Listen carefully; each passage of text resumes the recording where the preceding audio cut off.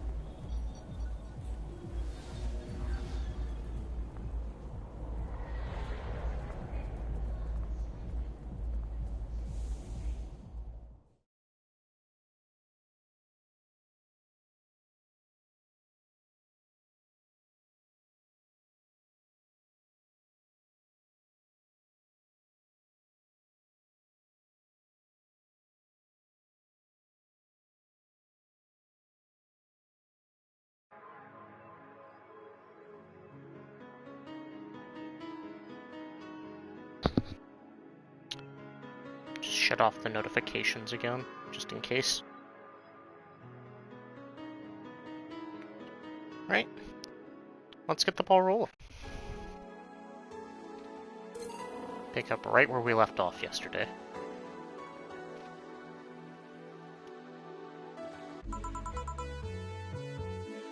I'm actually going to check settings real quick and just make sure, yeah, scanline's on. Wait.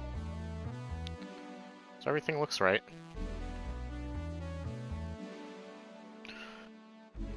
Rise and shine. Good morning. It's 11 a.m. though. That's morning for me on the weekends and any other day. How's everything outside? Actually, I'm gonna plug in my Christmas tree too. Hold on.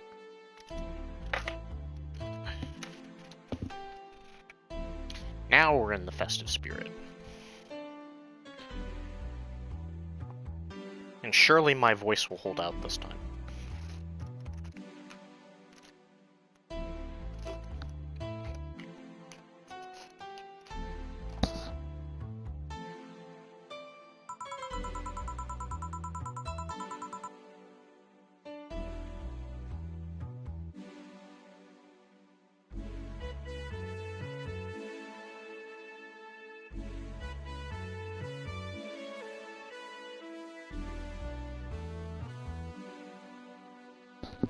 Still noisy, but forces have been deployed to take care of most of them at least. How so? Zaibatsu Corp's president is pleading with anyone to stop the rogue White Knights. Neighboring city forces were deployed quickly and have subdued most of the opposition. There have also been reports of White Knights just freezing, like they were petrified somehow. You make it sound like some god suddenly decided to put everything in place. Well, I'm just glad no bullets are flying in and out of the whole building. Sure, there's still some bad apples out, and it's not really safe yet, but it was worse last night. There also seems to be a civilian force lynching any White Knights they spot. So not only are the White Knights a problem, regular folks are on edge too. Wonder if Sei is okay. Should we be worried about Gil? That kid knows how to take care of himself. I'm sure that whatever it is he's doing, he's safe. Dare I say even safer wherever he is than here. I sure hope so. Are we gonna work today? Nah, things are too nasty right now. Let's take the Sunday off. Oh, alright. Say, do you want me to help you get to your apartment? Actually, yeah, I'd appreciate that. Okay then, let me lock things up and we'll go. We'll grab something for lunch on the way. Sounds good. And here we are. Home sweet home. Thanks a lot. Hey boss, wanna hang out for a bit? Yeah, grab a beer, chill out for a bit. Mostly to thank you for helping me. Well, I don't have much to do anyway, so yeah, sure. I did tell you should invite me to your apartment sometime, didn't I? Oh yeah, you did. What worries me a bit is that beer always leads to something else. To more beer. I was gonna say, to one of us going through the Spanish announcer's table. But I think we're safe here. Come on in then. Excuse me. Want one? Sorry, I don't smoke. Don't mind me though, smoke if you wanna. Thanks. Say, how is the chilly weather treating you? It gets cold from time to time, but nothing the kotatsu and the heater can't fix. Alright boss, you're not very good with the cold, are you? You know it. You didn't bring your jacket here either. Yeah, I left it at home when going to the bar yesterday. It wasn't that cold, and I didn't expect to spend the night at the bar. Would you like a sweater or something? Oh, don't mind me. I insist. I have this hoodie from some time ago, and it was too big for me. Why buy it then? It was dirt cheap. Right. Wait. Where did you get this one? Dunno, some flea market ages ago. Why? Nothing. It's just like one I had many years ago. What happened to it? Too much use, it just ripped. I see. You can keep it if you want. I never use it anyway. We'll see. Come to think of it, how old are you, boss? I'm eternally 17. Fair enough. 17 plus how much? 17 plus I'd have to cut your tongue if you knew. Alright.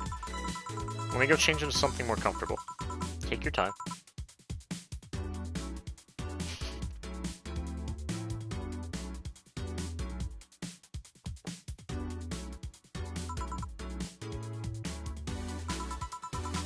Say Jill, there's a blue-eyed mass of black fur glaring in my general direction. Oh, that's just 4. He's just wary of any new visitors. Cats will be cats, I guess. Hey, Heel. How are you doing today? He'll warm up quickly, though. Just give him time. He's unusual looking. Blue eyes on a black cat. They usually have green. That's true. Yeah, weird, huh? At first I thought they were like that because he was small, but they never changed. Do you have any pets, boss? Back at home we had a bear. Ah, I see. What? Good old Bosco. He kept intruders away better than any dog. Yeah, I'll fucking bet. Right. This picture here isn't something you see every day. What? Me taking such a sappy pic? No, a framed picture on printed paper. It's so... vintage. Who are these? That's... The one on the right is Lenore, my ex-girlfriend. The one on the left is Gabrielle, her sister. Huh. Is this pic recent, or... Actually, that one's from 3 or 4 years ago. You look exactly the same. I'm only 27. What'd you expect? That's why they say kids are the ones that get old. I thought it was recent because you don't usually see people displaying pictures of their exes so openly. Let alone on printed and framed one. Did you two break up on good terms then? You even hesitated a bit when calling her your ex. Let's just say that everything ended with both of us saying mean things. And me storming out of her house, breaking a couple of things on the way out. We never broke up formally, and I guess I still have feelings for her. I just went away and haven't said a word since. Really? It's hard to picture you doing such a thing. And you look so happy in the pic. Why have her pic out like this then? I just couldn't get my mind off something that Alma said to me. About missing having the warmth of someone else pressed against your side. Using them as a pillow, mixing your perfume with theirs, putting your head in their chest, listening to their breathing as they pet your head. Dozing off knowing they're there, watching you, protecting you. I don't know, it felt nostalgic. Then miserable. I'll just put this away. I've been meaning to apologize, but I feel like it's too late now. Whenever I go out, there's this fear in the back of my head that I'll meet her in the street. I just don't know if I could face her again, let alone talk to her. I'd be a mess. It's never too late to apologize, Jill. Maybe. What's that on the table? Looks like an envelope. It's nothing. Nothing! Now, please give that to me. Hello? Alright. I saw nothing, don't worry. Anyway, let's grab some beers. Guide me. Damn, you have lots of beer. Well, the BTC gives me discounts and a point card I can use every time I buy their alcohol. With that, beer's actually the cheapest drink I can get. Is there any difference between the drinks at the bar and these? Excuse me. The drinks at the bar are more addictive, flavorful, and also stronger than the ones they sell in stores. And besides, the one in the bar is more of a double IPA. This one is more of a Pilsner. In English, please.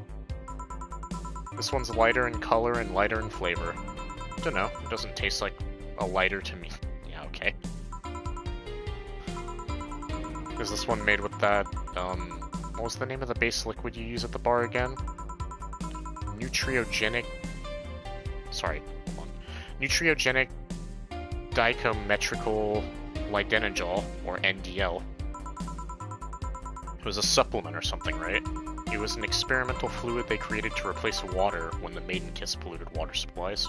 The effects of pollution turned out to be temporary, so NDL never went into mass production, but the BT still commissioned it for use in bars. And is this one made with it? Let's see. Yep, here it is, near the end. NDL and cornstarch. Cornstarch? It serves as a stabilizer, if I remember correctly. They need it for packaged drinks. I see. And I just realized something. What? You're a nerd, Jill. Guilty as charged. I still have that bottle of rum somewhere around. Do you want some of it? Will you have some too? Not really, no. Then leave it like that. I'm not letting you drink beer alone. That's not how drinking with friends works.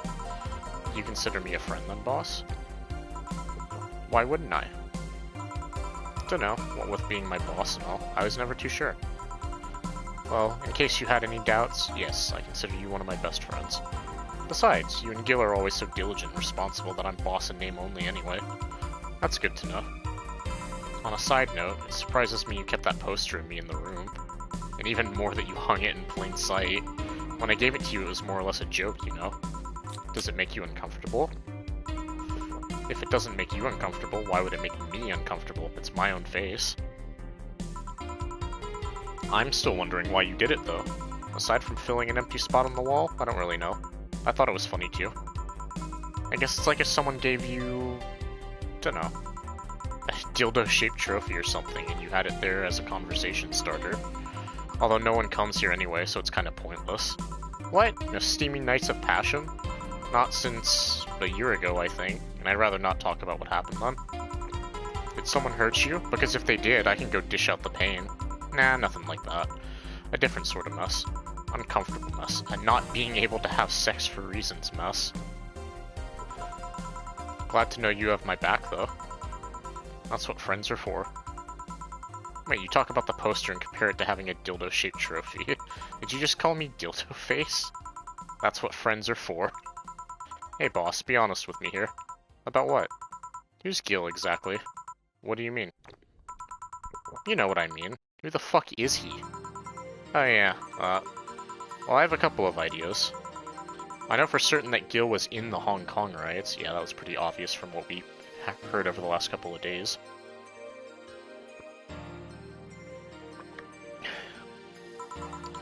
And he took part in the anti-riot force before defecting.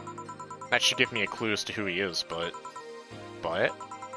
So far I've only found out about one such defector, and he didn't leave Hong Kong for at least 4 years. I also know for certain that Gil was in England and France during that time frame. And it's always like that. When I think I have a clue as to who he is, something else comes up that contradicts the evidence. That guy's troublesome. A bit, yeah. I wonder if Gil's alright. You worried about him? You make it sound like I'm some emotionless robot. You can be hard to read. I wouldn't worry about Gil so much, though. There's 3 things I know for certain about him. First, he can take care of himself. Second, you can sincerely trust him. And third, he absolutely hates bell pepper. He does. I've seen him even reject food that has been in contact with it. Man, what a baby. Unless he's allergic or something. He's not. Man, what a baby. How'd you meet such a guy? He showed up in the door of the bar. He... what? Well, it was shortly after the whole incident with Robert and the levitation potion. Right. Levitation potion. It was a slow day and he just showed up at the bar. I offered him a drink, but he said he didn't have money on him. I couldn't leave him alone, so I pretty much gave the drinks for free. And after a couple, he broke down crying. He... huh? I don't know what he did, but he was really, really regretting it. He wanted a second chance or whatever, and I told him if he could wash himself, I'd find him a job. And I'll be damned, he looked totally different the next day. Damn. I tried and failed to find out anything about him, so I decided to take him at face value. I judged him from what he did as an employee. And aside from the occasional sudden escapade, he's been loyal as loyal gets. I returned the favor in kind, covering his ass from time to time, sometimes literally. What surprises me is that you took him in so easily. I can take care of myself, and I always kept an eye on him. And besides, after the whole Robert thing, I couldn't ignore someone that desperate so easily. I see. You've made the bar more lively yourself, you know. How so? Well, with the regulars you've earned off, of course. Like that blonde titty hacker, I can't remember her name. Alma? I was gonna say Armitage. She's a nice girl, you know. I don't think she's young enough to be called a girl, says the girl who's eternally 17. In any case, she's really lovely. When you hear her speak of her family, she speaks with such love, her face just brightens up. It makes me kinda jealous that she has such a close relationship with them, to be honest. You have a bad relations with your family? Not bad, but I'm not exactly close to anyone aside from my mom, dad, and aunt. But back to Alma. I'm really hoping she finds a nice guy to settle with. I mean, she's so bent into finding one, I can't help but want her to succeed. Ah, I see. There's also that sex worker robot girl. Ah, Dorothy. She intrigues me, though. I've seen lots of sex workers over the year, and she seems pretty giddy. It's not that she likes her job, but rather she takes to it with such childish excitement. I've kinda noticed that too, but then again, Lilum can be pretty weird. Do you think? Lilum operate in some really foreign logic. I mean, they don't really share our fear of mortality. Even if their bodies are destroyed, their minds are already backed up in the collective source. If they lose an arm, they can reattach it or replace it. Depending on the circumstances, they might not even feel pain at all. It's not like they haven't attained human-like emotions like fear or love, but they're, you know, different. Like a different culture, if you must. I didn't see it that way. Aside from that, Dorothy's a DFC-72. It's a social interactions model or something. Lilum get positive reinforcement straight from their bodies if they're fulfilling their main purpose, so I'm guessing she gets a built-in push whenever she's in a meaningful or challenging social interaction. Interesting. The name Lilum is a bit weird though. It is. You'd expect them to be called bots or dolls, but Lilum doesn't convey the image of automatons. Just a tip, bots and dolls are considered slurs by them. Bot is akin to calling them retarded, and doll is like calling them fake. Thanks for the advice. That aside, do you know why they're called Lilum? As far as I know, because they all came from a bigger AI called Lilith. And Lilum are Lilith's offspring in Jewish folklore. Ooh, cool. Hey, speaking of names, why don't you like being called by your full name? I have no idea what you're talking about. Don't act stupid. Back when you first transferred, I called you Julianne and you almost tore me a new one with your glare. See? Like that. It's no big secret, but it's one of those things that feels silly when you say it out loud. Try me. Well, did you ever watch Model Warrior Julianne? Not all of it, but my little sister's a big fan of the reruns. Back when I was in elementary school, I was a huge fan of the show. I had everything, from the dolls to the costumes to the lunchboxes. Didn't help that it was one of those shows that got strapped literally everywhere. I saw a couple of episodes once. They were really nice. It was beyond nice. The show's about a model who can transform into an armor-clad magic knight. She fights demons born from greed and vanity. Excuse me.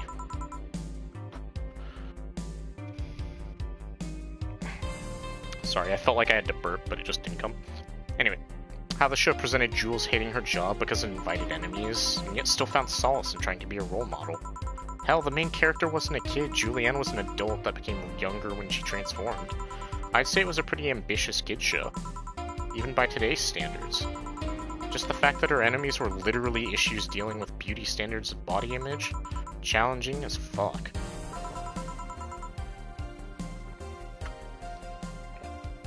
Alright, the first water's been consumed, so we're gonna have to refill after this segment. Whoa, you got excited there. And that's the problem. Back then, I was obsessed with Jules. I sang the songs, dressed like her. I can even recite full chapters. Something tells me you still can. That's besides the point. It was nice while I was in elementary school, but then I went to middle school. And what a surprise, tweens are jackasses. They went out of their way to tease me about the things I did back then. And I don't hold it against Jules. I always hold my grudge against those fuck jobs. Sounds rough. You know how most girls worry about their thighs at that age? I worried about jerkasses singing the theme tune of the show mocking me. Anyway, every time someone calls me Julianne or Jules, I instinctively react negatively. Pavlov would be proud of me. I never talk about it because I find the whole thing too silly in retrospect. And yet, it affects you even today. There's nothing wrong with it though. It's actually kinda reasonable. I sure hope so. Come to think of it, what kind of kid were you, boss? When I was a toddler, I was the kind to always fight with kids bigger than me. Then puberty happened, and I became the Merriam-Webster definition of shallow jerkwad. Around the time I turned 16, I realized what an idiot I was, and went on to become who I am today. And the less I talk about those years from 12 to 15, the better. Fair enough. So Jill, what kind of guy was your grandpa? He was rough around the edges, the kind of guy that means well even if he says otherwise. He seemed to have a soft spot for me though. One moment he was congratulating my dad by berating him a little, and then the next he was playing with me. My dad worked a lot, my mom was always traveling, so I spent most of my childhood with him. Can I ask how he died? Out of old age. My dad says his last words were something like, "Fucking scientists created talking mannequins, but they still can't let you upload your brain." Why the question? I'm curious about you. Really curious. I just realized that even though we see each other almost every day, I know very little about you. Oh. From what you tell me though, it seems like your grandpa's personality rubbed off on you a bit. I've heard that one since I was a kid, actually. You know, boss, I'm a bit curious about your circle of friends. What kind of people do you have in it? Keep in mind you're included in this circle too, so any insults you hurl will apply right back to you. Anyways, I have this friend I've known for a long time, a red-headed, glasses-wearing gun nut called Iris. The one you called for the helmet thing? That one. She's managing a BTC bar in Panama right now, if I remember correctly. She's managing a bar too? I got the idea from her, actually. Oh. It's called Nirvana, and if you thought this city was dangerous, you should see the people she has to deal with there. Someday, chat. It'll come out someday. Just gotta hold on longer. Piracy ain't nothing to fuck with. And means it's an don't say maybe, fuck off, Yield. And means it's in an annex to another business. What else does she do there? I think the bar was originally her hotel's bar. She moved the bar to its own building elsewhere and opened Nirvan B in the hotel instead. Weird decision. I believe she said she wanted a place away from the noisy, rich tourists that go to the hotel. So that bar is her woman cave. Woman cave. That aside, let's see, friends. I guess there's also my little sister, but that's a given. Oh, there's also my old partner from when I was with the Neo San Francisco Police Force. Good old Lexi. Should give her a call sometime. Wait, you were in the what? I've done lots of things, Jill. I spent a short time collaborating with the police force. I've been a wrestler, an MMA fighter, chimney sweep, lumberjack, pet shop attendant, corporate mascot. Corporate what? I still see my face on some old websites from time to time. Anyways, aside from you, Gil, my sis, Iris, and Lexi, I guess there are a lot of people that don't want... I'm sorry. I guess there are a lot of people that don't want to see me in harm's way. Mostly because they're the ones that want to hurt me. What about you? I guess I have acquaintances here and there. Back at home in college, I went out a lot, but it felt more like going out was the pleasure, rather than the people involved. Aside from you and Gil, my closest friend since moving here is Alma. Oh, and Dorothy. I mean, sure, there's always 4, but the cat's a hermit that refuses to go out. And you know, he's a cat. Hey, a cat's fine too, you know. Hey, boss. What'll you do when the bar closes? I don't know. Maybe I'll take a friend's offer of working with her. I was also thinking about going back home and helping with things there. Or maybe going traveling for a while. I see. Oh, but don't worry. Bureaucracy's slow as fuck, so they won't close the bar for quite a while. Better enjoy being there while you can. Yeah, maybe. Will you be visiting me in whatever bar I end up working in? I have a bone to pick with the guy that supervises the bar I'm planning to get you transferred to. I go there even though I have virtually no reason to. With you there, I'd have something pleasant to look forward to. You're sending me to someone you have problems with? If I have to trust another bar owner, it's certainly him. He's actually a pleasant boss from what I've seen. The fact that he and I have a tendency to go at each other's throats is an unrelated matter. I'll trust you on that one, then. Don't worry, maybe I can get you a bracelet made out of wood pieces from the bar's counter or something. We'll see. Hey, I'll tell you what. When the bar closes, let's both take a vacation. Go on a trip. That'll clear your mind a bit. Yeah, maybe.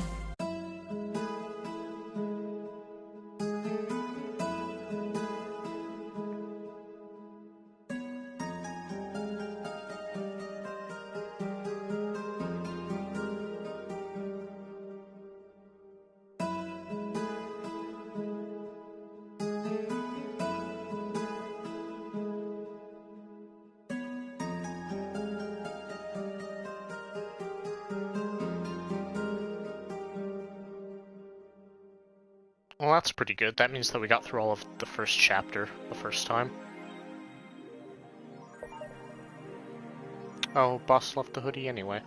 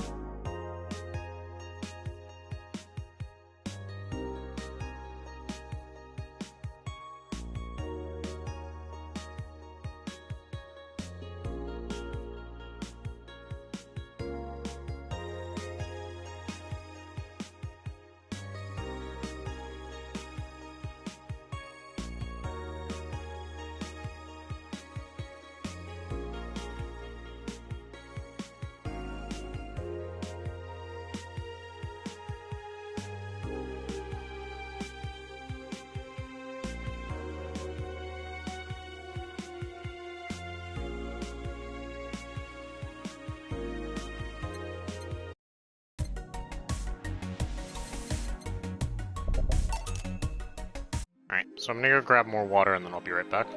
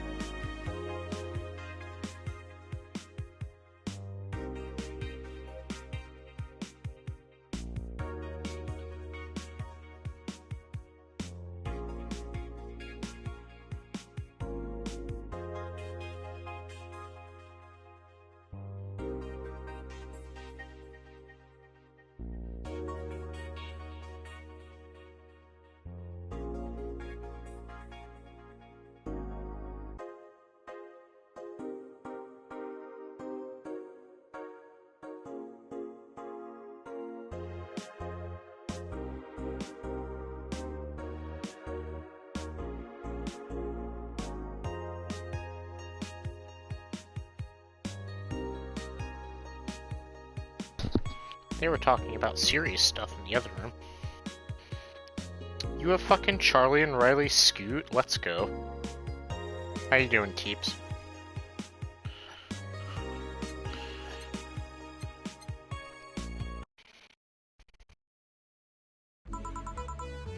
Good evening. Gil? Oh, hey guys. How the hell did you get in? I have a copy of the key, remember? Wait, that's how you greet me after so many days? I never doubted you'd be fine. If anything, I'd have to cut your paycheck for leaving for so many days without notice. Eating crystals. That's fair. Crystal's pretty good, though. I don't remember. Is it Crystal or White Castle? I always get them confused. I've had one, but I haven't had the other.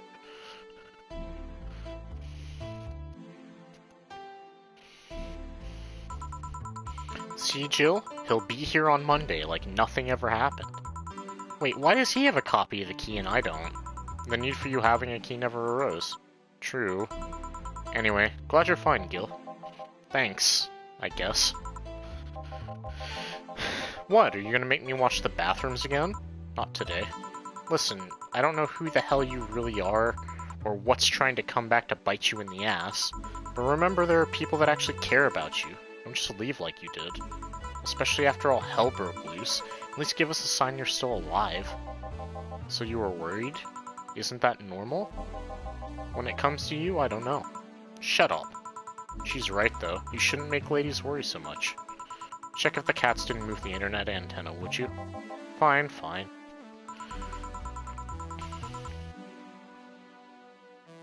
I mean, I've seen both of them. Like, I've seen, chain stores for both of them here in Florida. Yeah. Hey boss, why did you leave the hoodie at my place? Because it's yours? But I told you you could keep it. Sorry, I couldn't find it in myself to take it. Why? Partly because I didn't feel right taking it, but mostly because I thought you'd totally look cute with it. I see. Don't think I'm rejecting a gift of yours, it's just...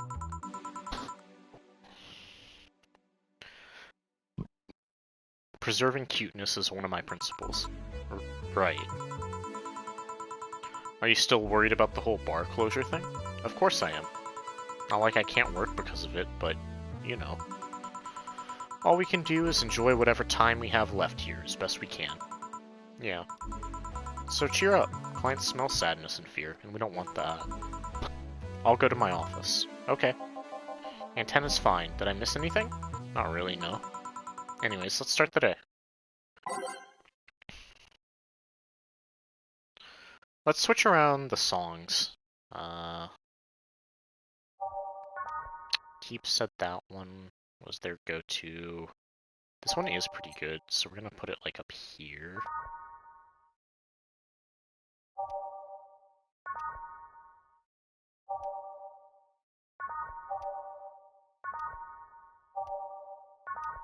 Yeah.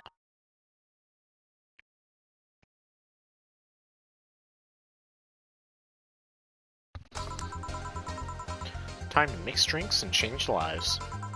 Oh yeah, Gil? Glad to see you're fine. I mean it. Thanks. Excuse me, I'm looking for Dana Zane.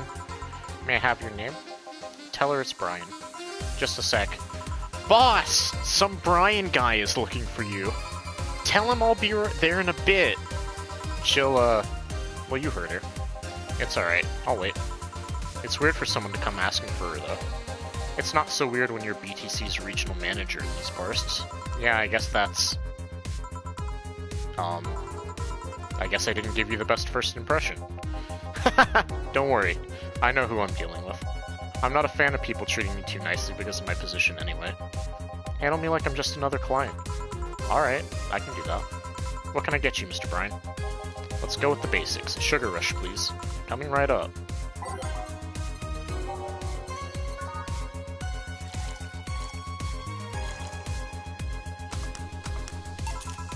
Here. Yeah, this one's nice. Back in training, they made a big deal out of sugar rushes. Why? Your love is a drug 11 times with one every day's night in the middle. Yo, how did you get my playlist when I do it normally? They're like the fried eggs of mixing drinks. They're the most basic thing, but people can still mess them up. Sugar rushes are simple enough that you only need to follow instructions. If you can't even do that, your future as a bartender is not bright. Huh. They never told me that. You're Jill, right? Yep, that's me. Dana has talked quite a bit about you. Really? And I guess you must have a few questions for me, am I right? Mostly concerning the closure warning Va11-Hall-A got? Can you disclose any information? I shouldn't, but you have the right to know. Thanks. Don't mention it. Now, where to start? You saw the news on the information leak during the Apollo Trust Bank incident, right? About the White Knights having lots of members from criminal organizations in their ranks? Turns out the White Knights weren't the only ones with shady people. Some of those same folks have been trying to elude legal problems using BTC-certified bars. The BTC bars have their own protocols, meaning the White Knights can't dig too deeply. At least, not without going through a ton of paperwork first, giving the criminals time to cover their tracks.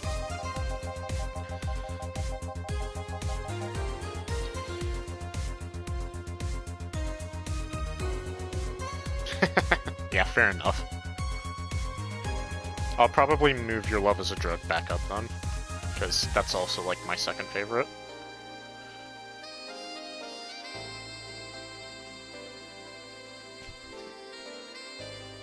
I can't remember if you get the Shine Spark song, but I think you do, and I think that's my favorite. I like both of her songs. Anyway.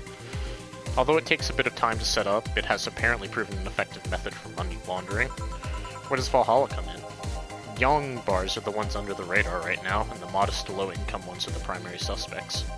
It's not just Va11-Hall-A. Any small bar with small income is being investigated heavily right now, so the closure notice is due to low sales. Among the reasons a bar can get axed, low sales is the rarest one. If low sales were a problem, lots of bars would close every year. You'll find out soon enough, huh? Sorry? Oh, nothing. Don't mind me. Seems your guess was spot on, Gil. If it helps, I'm doing my best to appeal in your place. Really? Why? Most of Glitch City's bars are a pain in the ass. They constantly give reports of chemical damage or shady drinks.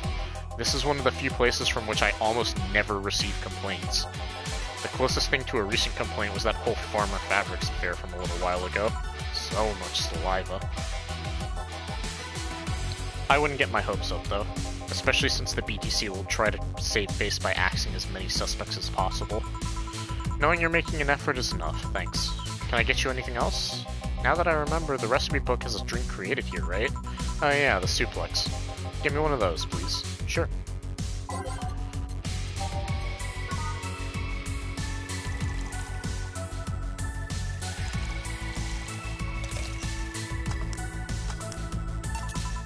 Here. The registry form said this was an accident while making a pile driver. You can ask the creator of the drink just over there. Ah, so you're Robert. Yes, that's my name. I'm Robert, the one and only.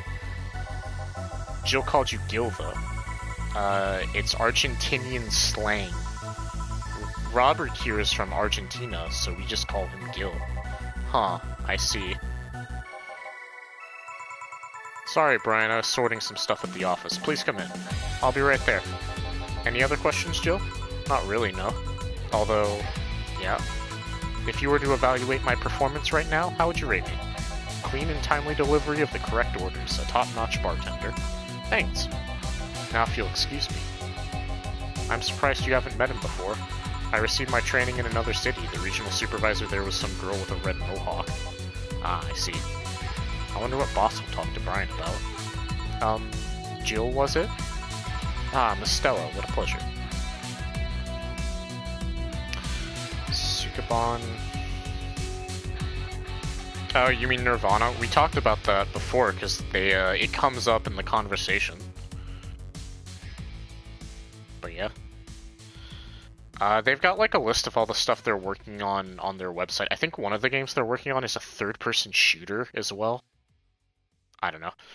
But yeah, I would also really like Nirvana to be out soon. Are you okay? Yeah, just call me Stella and get me a big beer, please.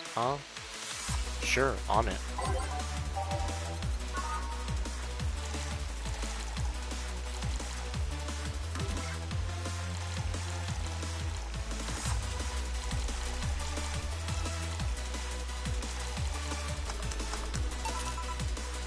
Nirvana is the Silk Song of Sukeban games.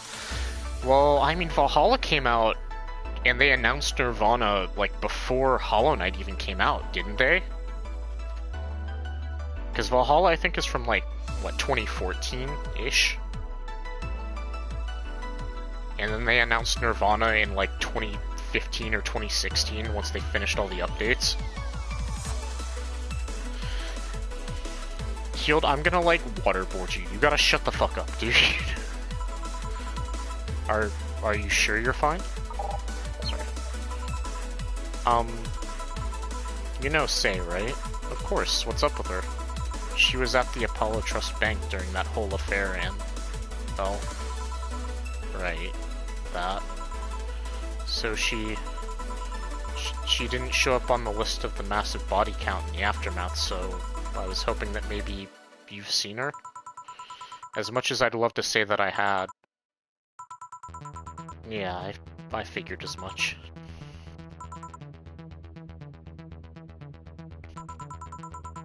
Man, the air's suddenly a lot heavier. I mean, I could tell her everything will be alright, but that would sound a bit condescending. What does one do in this kind of situation? Maybe a joke? Nah, that'd be tasteless. Okay, just try and say anything. At the very least, you'll break the tension. Maybe distracting her will be enough. I don't think clearly went under this kind of pressure, do I? There was a private eye here the other day. Eye? Sorry, I'm a bit on edge. A private detective, I take it. Yeah. Maybe you'll want his services? What's his name? I believe it was Art. Von Delay. Oh, that Art guy. Yeah, I actually hired him yesterday to look for Say. So you still have hope. I'm somewhere between bargaining and depression right now, and I'm terrified, and I'm afraid to let go of bargaining. I see. Is he any good? He doesn't look like it, but he's quite skilled at gathering intel. I believe he'll give me answers about, say, whatever they might be. Sometimes I wish I had a magic wand so I could solve all my problems with a swing, you know? Sorry if I'm making you uncomfortable. Oh, sorry. No, it's not about feeling uncomfortable. It's just weird. I usually try to say something to my clients when I see them down. And right now I can't find any words that don't sound hypocritical, useless, or tasteless. I'm glad to know you have that much common sense, at least. All I can do is get you drinks. Can I get you anything else? Something sweet. That'll help me calm down a bit. Gladly.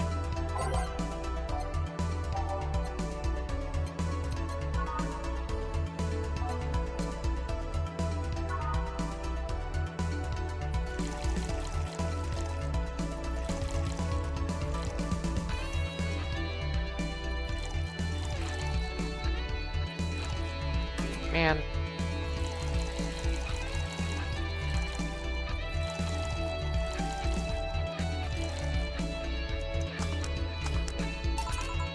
Here. Thanks. Seems you really like Say. I don't have brothers or sisters, and my social interactions are usually strictly business. So Say's more of than a friend to me. She's... Sorry, I brought that topic up at a bad time. Don't worry about it. As I was saying, she's more than a friend. She's my emotional support. She's someone I can trust wholeheartedly. I'd say she's like my sister, but siblings usually lack that level of trust. I have to deal with high-class pricks of every race and upbringing on a daily basis. They use a business mask to hide anything they don't want others to know, and I do the same. But with Say, I can be myself. I can do whatever I want and vent all my frustrations. She's always been there for me, and now she might need me. But here I am, sitting in a bar, making other people do that job because I'm a useless pile of flesh.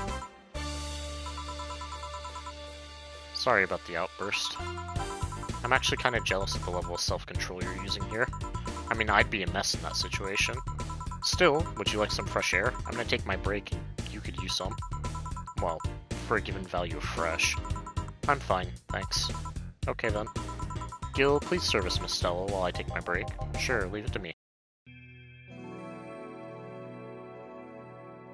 Depression over a funky beat, you know?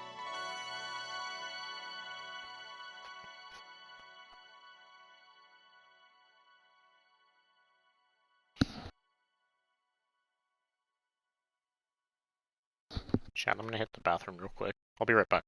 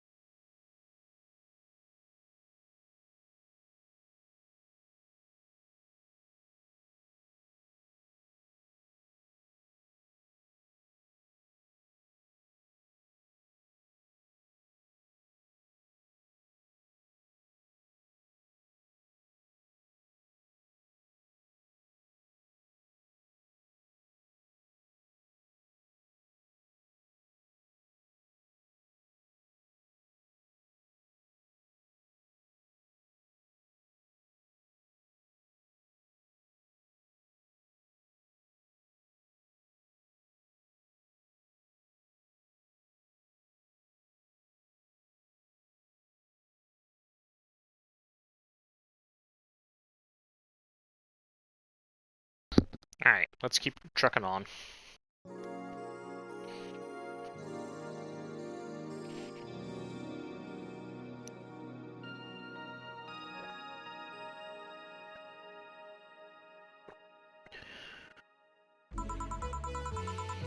God damn, is it chilly outside.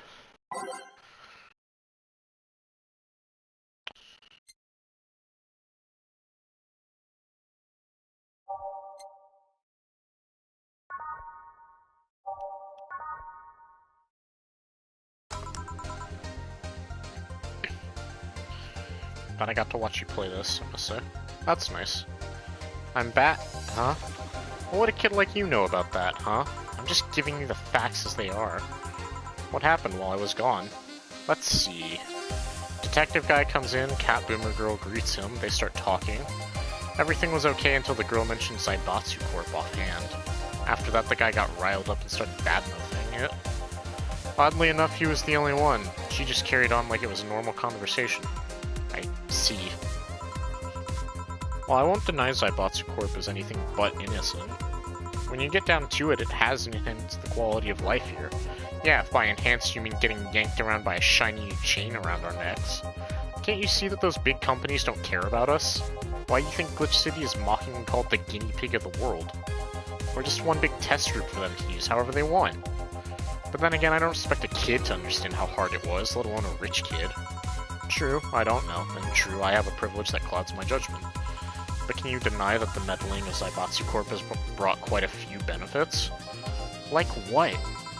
The AI integration program they started is making huge advances in the AI department. Every day, more and more countries are seeing the benefits of recognizing AIs as citizens. Yes, but we also hold the AI Reformation program, meaning that we're also the world's Lilim prison. AI went rogue, transfer it to a delivery drone, or ship it to Glitch City. That murderer is now delivering your pizza. Fair point, although that program has proven to have many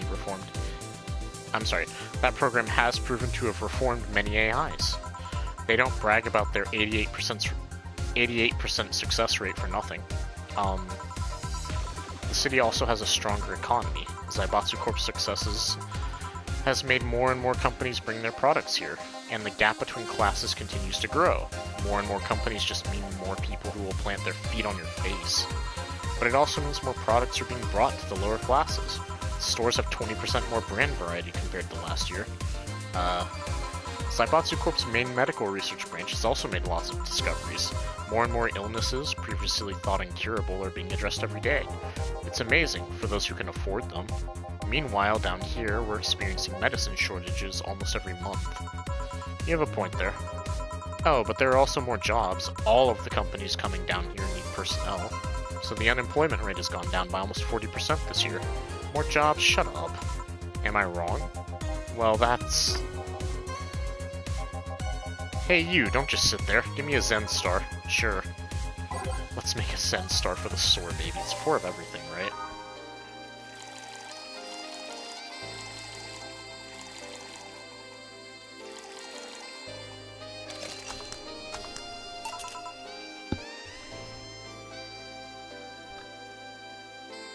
Yeah, it's George Costanza. Or as he goes, when he's lying to people, he calls himself Art Vandelay, which is where this guy's name comes from. They just substituted the A for an O.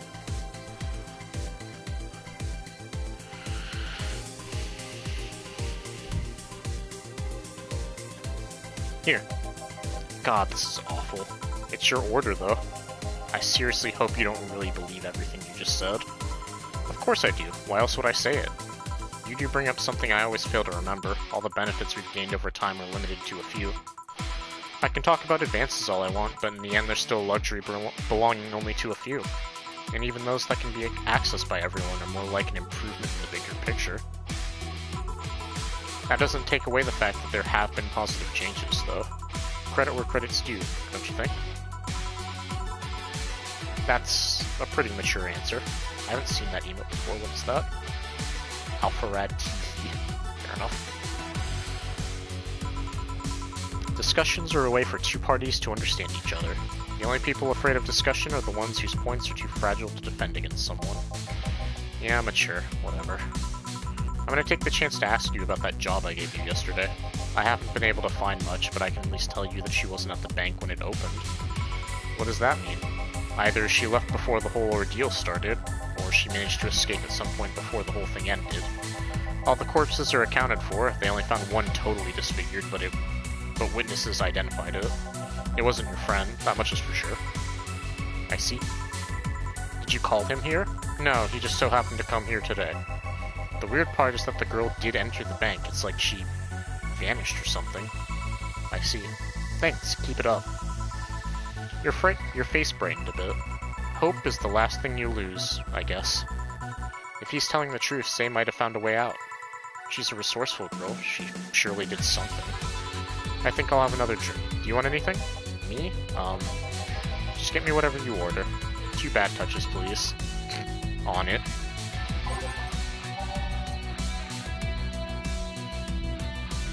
Ah, Lindis emo. Let's go.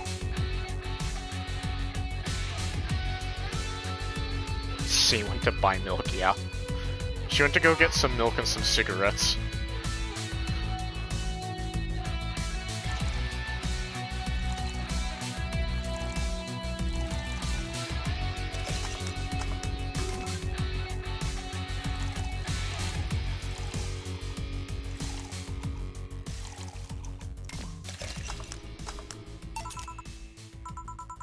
I remember this one party I went to. The guy that came up with the name of this drink showed up. After people found that one out, they lined up to slap him for whatever reason. They didn't seem offended to me, though. Imagine a guy shows up and tells you, I made a classy bad touch. Wouldn't you line up to slap him? Are you okay, Jill? I'm... fine. Now that I think of it, did you find that girl you were looking for a week ago, Mr. Va11-Hall-A? Turns out she was at the Apollo Trust Bank all this time. No wonder I couldn't get in touch with her. Girl? Someone paid me to look for Crimson Rose, and she happened to be at the... What? I'm trying to avoid mentioning that a dangerous assassin got stuck in the same bank as the girl you were looking for. Oh, don't worry. Besides, the last thing I'm worried about with Sei is people. Why is that? Her attitude is usually so laid back and gentle, she has no problem getting people on her side. And on the off chance she has to defend herself, well. I once saw her take care of a warbot gone haywire by herself. She did need medical help afterwards, but she recovered in no time and managed to take care of the bot. Is she really that good? She's not only really physically fit, she's also really good with Krav Maga and... Something wrong? No, nothing. I just realized I forgot about all that. Sei's not invincible, but she knows how to take care of herself. And like I said, she's resourceful. She surely found a way out. I just hope she's well, wherever the hell she is. She owes me an ice cream.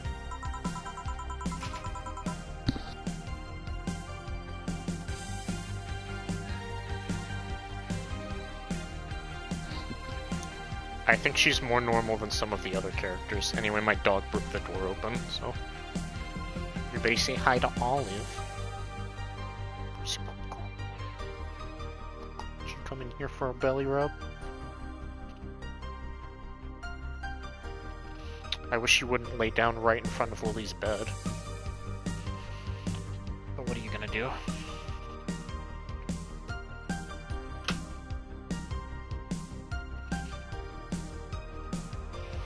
You want another drink, Mr. Va11-Hall-A? It's on me. Are you sure? Yeah, order away. Okay then, I'll have a Piano Man. And you, Miss Stella? I'm fine. Get his order.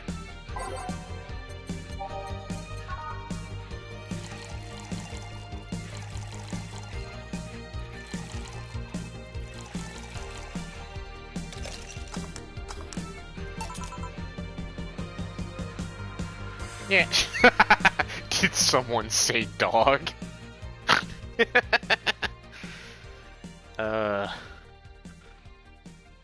Man.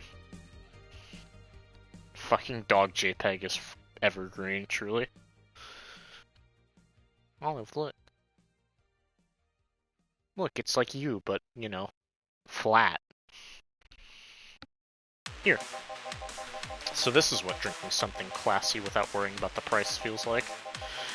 Alright, I should get going. My contact will arrive at the rendezvous point soon. I'll let you know if I find out anything else, Miss Hoshi. Please do. Right then. You've been generous today. He made my night with his discoveries on Sei's situation. I'm not totally over it, but at least I got distracted for a bit. Well, that's it for me. Good night, Miss Hoshi. Thanks again. Please come again. You don't mind if I stay a bit longer, right? Why would I? It's not like you're here asleep. Thanks. This place is soothing. I'll just go sit over there near the arcade. Alright then. That'll be all, Dana. Quite a mess, the situation with, Robert. Brian, you have a meeting in an hour with... MI6-Hall-C.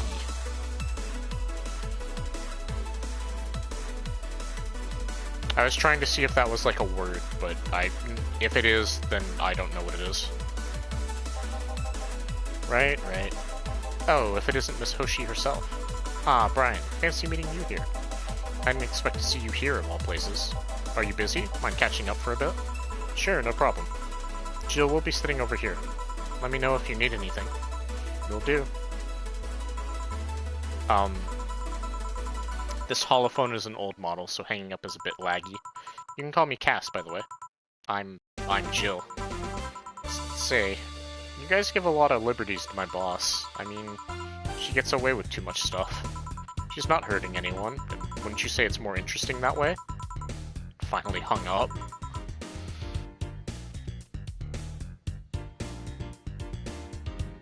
Well, that's where he's getting a meeting, so one would assume he is. But all of our drinks are shaken, not stirred. That's why we have the shaker. Phew, it's been quite the day. At least the streets are calm today. I have arrived yet again at the... oh god. At the majestic Hall of Heroes. Calm until now. We meet again, bartender. You look winded, Virgilio. It's pronounced Virgilio. I'm sorry, Virgilio. Virgilio. Okay. Dinner's not that hot. Okay, healed. Well, you see, when you stir a drink, you put like a spoon or a stirring rod into it, and you stir it by, you know, moving that around the upper part. When you shake a drink, you put it into a shaker, which is what the silver, like, bottle on the right-hand side is, and you shake it.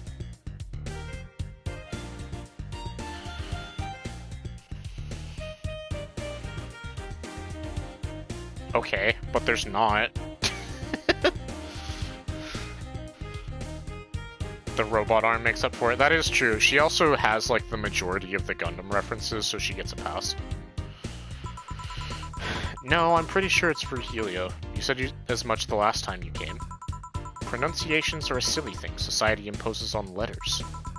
They want to be free. They want to be pronounced however they want. You look winded, Virgilio. We are all little toys winded by the cruel hand of fate. I'm sorry, winded. My bad. Just stumbling until it decides not to wind us anymore. And yet, you're the only one in the vicinity hyperventilating. That's, I was jogging. Just like that? I can jog however I want. Yes, you can. What can I get you? Something fake. Of course.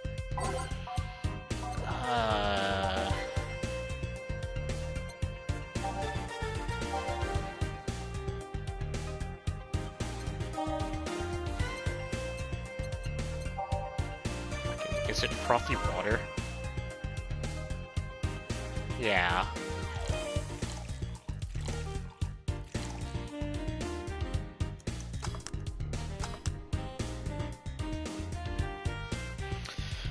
Fun fact, you can put as much Camotrine as you want in a drink because it's tasteless but makes it mega alcoholic. Yeah, I know that.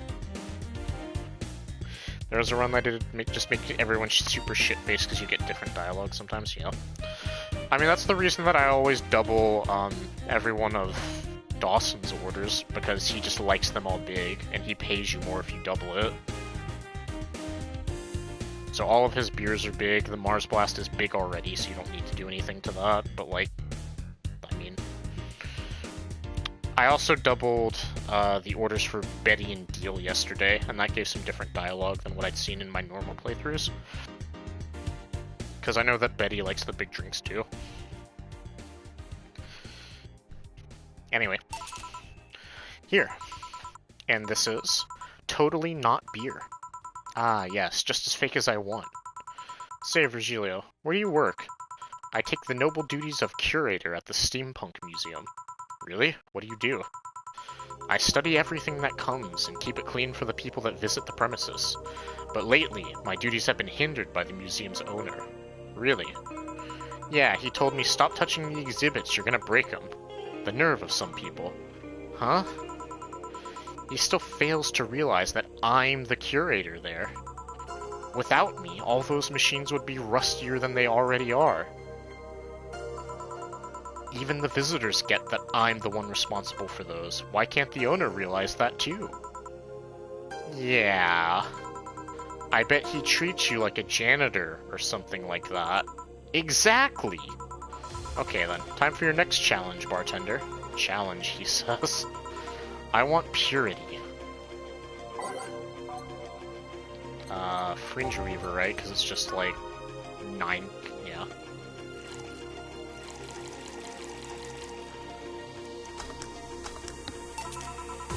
How is this pure? It's a drink. It's free from any human sin. It can do no harm consciously. Ah, yes. Beautiful.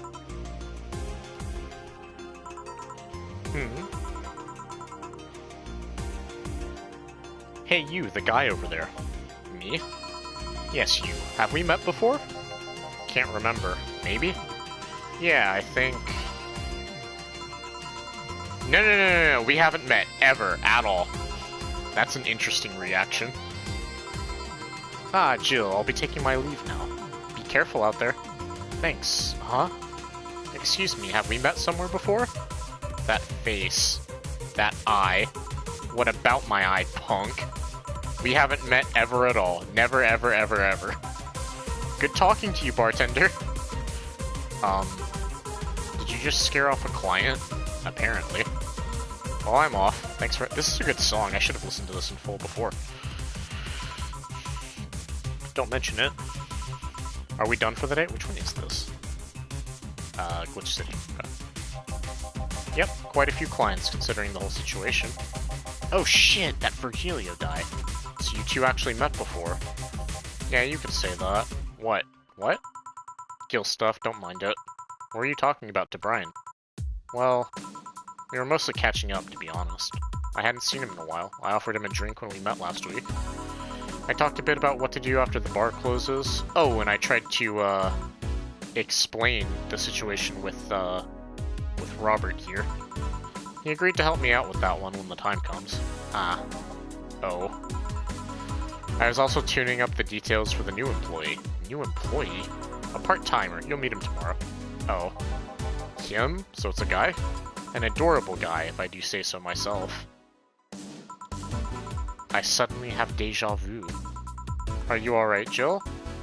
Yeah. It must be nothing. Yeah, it's almost time. Yo, Healed, how many of you does it take to change a light bulb? Got 'em. Hashtag own. Hashtag destroyed. Also, come on. The best character. You're killing me here. I'll be honest, I missed what it said for her to buy.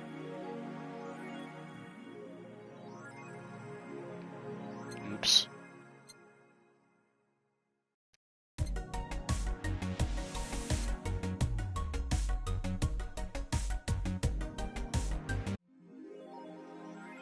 Shoulder massager. Okay.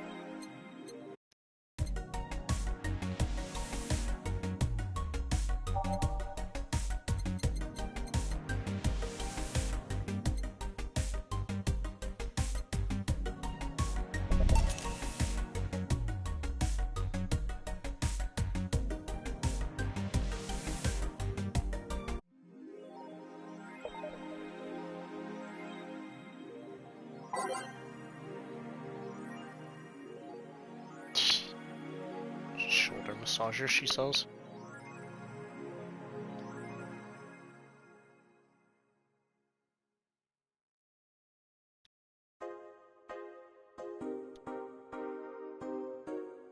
Hey, how many of you did it take to change the light bulb?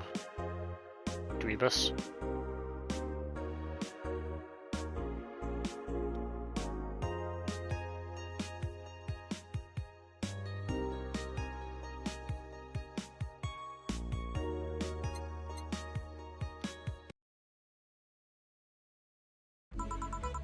Good evening. Ah, hello, Jill. In that cage, I, brought my cat.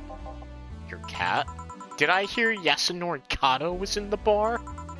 Bring me that bastard. I'll give him the fist of justice. I'll make him eat the Kanto earthquake. I'll borrow his cap. Wait. There are no evil Onmyoji here. Boss. What the fuck? Didn't you say you brought Kato to the bar? My cat. Cat. Well, that's even better. Hey, 4. So cute. Why'd you bring him? I heard some apartments in my building were being raided. I don't have anything suspicious, but you never know. So I'd rather have him here, at least today. Well, I'd say something about the health regulations. But we already had a pack of corgis in here. Do you want me to take care of him in my office, please? Sure. But he's a bit shy, so... Alright, 4, let's go to my office. And I think she didn't hear me. Olive, you want to go out?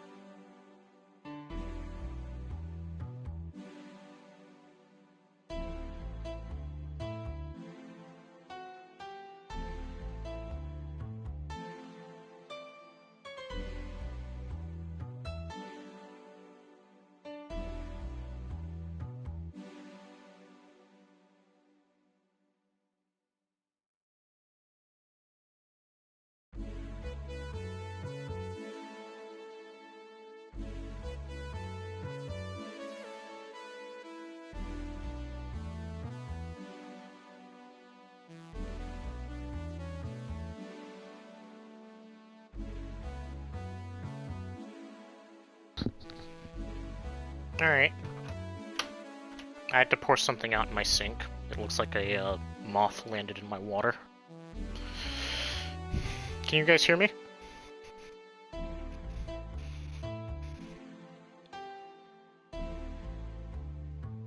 Nice.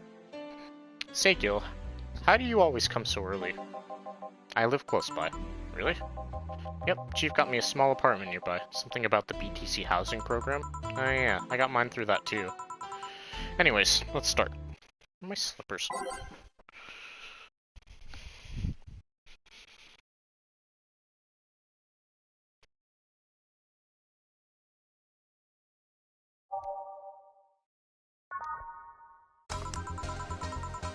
Time to mix drinks and change lives. I am too good for the moth water, if you can believe it. Yo, what's up? Lady, did you hear me? A dog. Another dog. Hey, I'm not just another dog. I came here as a part-timer. So you're the part-timer? Yeah. Boss, I'm taking my break. It's too early. Shit. The part-timer is here. Huh, he came early. Why a dog? Why? Because, look at him. He has a Hawaiian shirt and sunglasses. And he's a Shiba, not a Corgi. I don't know what you're complaining about. They all look the same to me. Granted, Shibas could be seen as Japanese counterparts to Corgis. They're both funny-looking and dogs used by royalty. Anyways, starting today, this dog will help out around here. My name is... It doesn't matter what your name is. Boss, please don't shout. Sorry. Just call him Rad Shiba. Why Rad Shiba? What part of Hawaiian shirt and sunglasses don't you get? He's the raddest thing here. Thanks. Anyway, he will mostly help getting orders, bringing clients in, and cleaning. But he ought to know how things work. Cleaning? That'd be a change of pace. He'll act like a client and see how you work. Right. What can I get you? I'll have a grizzly temple. Are you okay? Yeah, just a couple of post-traumatic flashbacks. Coming right up.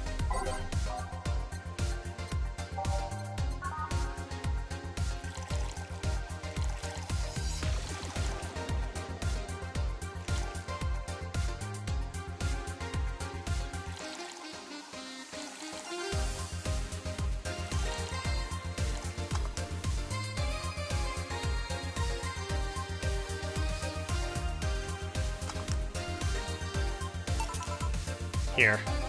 Wow, this is awful. People actually pay for this shit? Hard to believe, I know. So, what brings a dog like you to taking a part-time job here?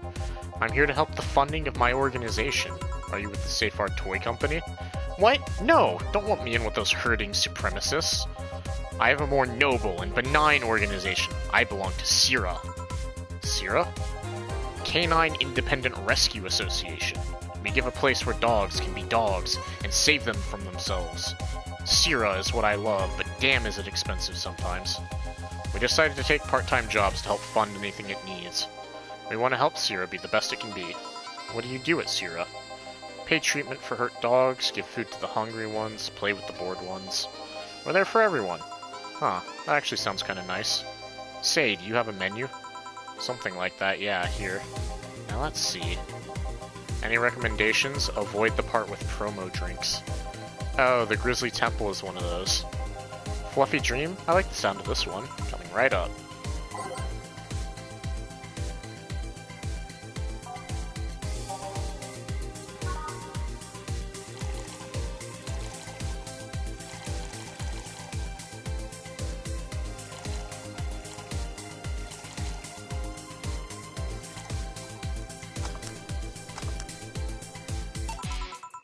Fluffy Dream.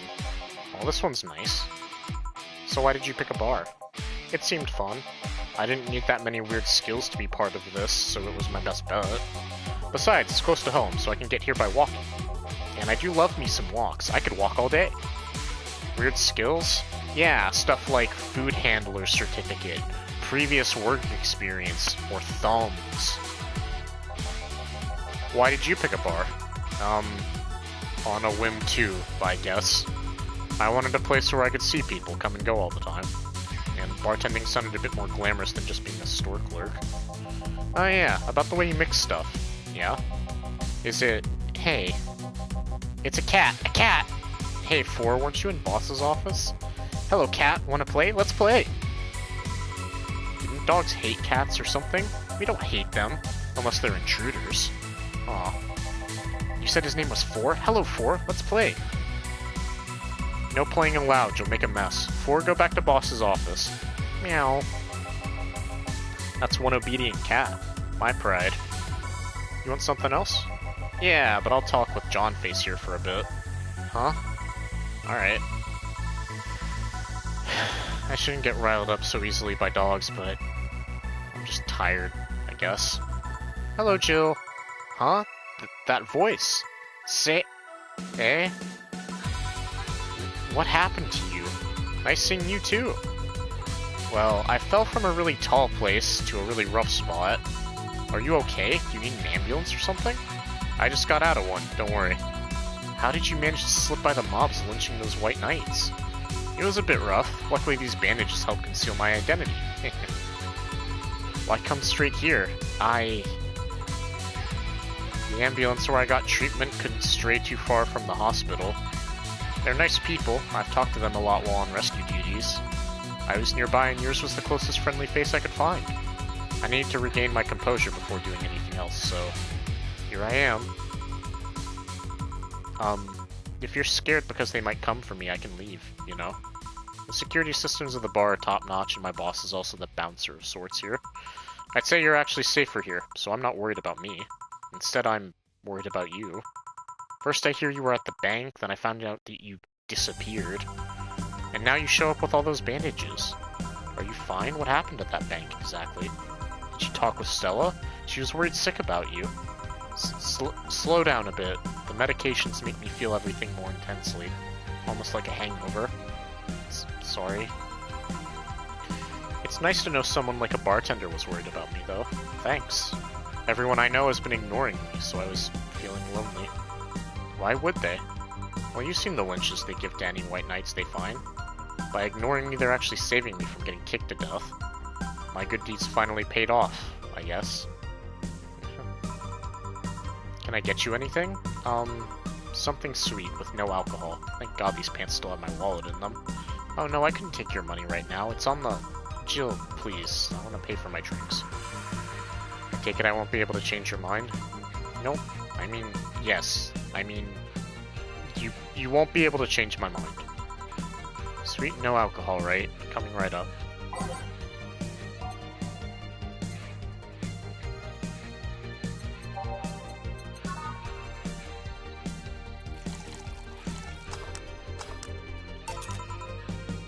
Careful. Yay, this'll help me calm down a bit. So what happened to you? Where did you fall from? I was escaping the place near the end of the whole thing, and I had to make a leap of faith. I've jumped from higher places, but I landed badly here. Most of my injuries are actually from some debris that fell on me. Oh, but my broken arm is actually from the fall. Ow. I rolled to mitigate the fall, but I made a bad move and broke it. Good thing I drink lots of milk. I was under rubble for quite a bit, but luckily somebody found me. Someone? I woke up in the hospital. They told me some guy brought me there. I don't know who he was, but I owe him my life. What? Nothing. You just sound, cheerful.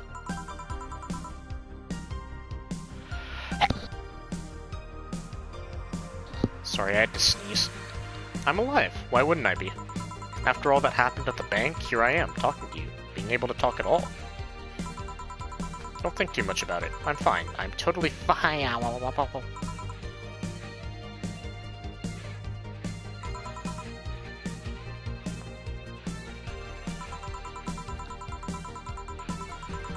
How are things around here? I heard there was a huge commotion when the whole thing happened.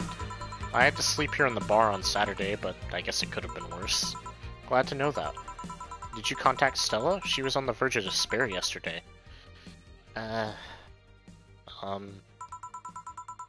Hey Jill, I want another drink. A Bleeding Jane.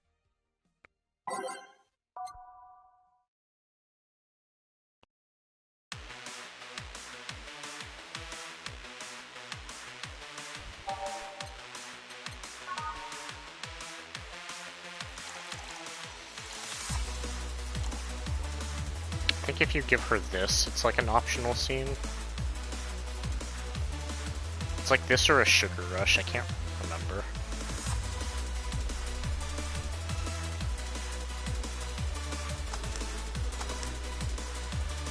Oh, I didn't age it.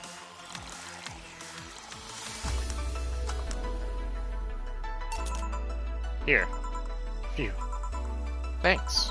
Yeah. So, how were things inside the bank? Come again? What happened inside the bank? How did you manage to get through it? I was with this nice bunch of people. Well, they were apparently nice at the very least. We tried our best to find a way out of the whole thing, cracking through the security, finding safe spots. But then, sorry for asking all that. It was obviously over the line. No, don't worry about it. It's just the analgesics are still numbing me. I'll take my leave now. Thank you for everything, Jill. Are you alright? I'm fine. I'm fine.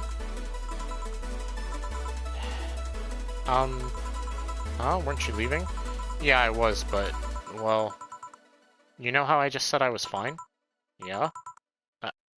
I'm not. So I wanted to know if you could lend me your ear for a bit. Well, I was gonna take my break. Oh, sorry. No, what I mean is that I could lend you an ear if you don't mind going to the back alley for a bit. Yeah, please. So chat, this is your trophy guide. That's how you get one of them, by getting this optional conversation with Say and, Jill. I'm pretty sure. Unless I just got it wrong, which is also possible.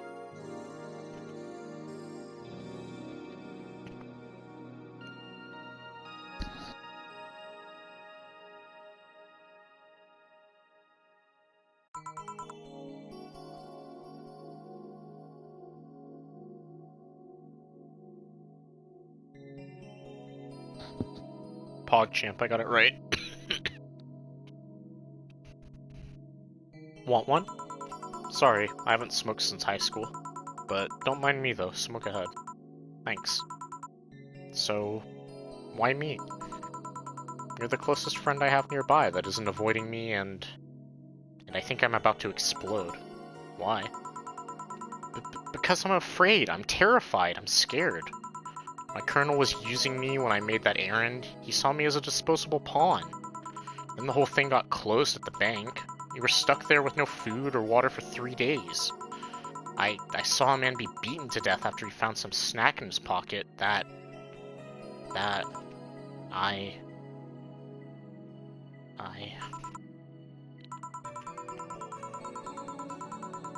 When I was in rescue duties, I usually dealt with collapsing buildings, fire, that kind of stuff.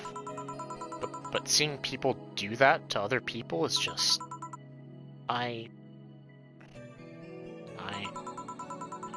Calm down. Nobody will hurt you here. You sure? I'll make sure of it. Just take deep breaths. I can't even imagine what happened there. And truth be told, I don't want to imagine it. But it's easy to tell you bottled up everything while you were there. Is it obvious? Kinda. Well, I had to get out of there. Fear would have only gotten in the way. And besides, I made a promise to come back to... Alright, what's the deal with Stella?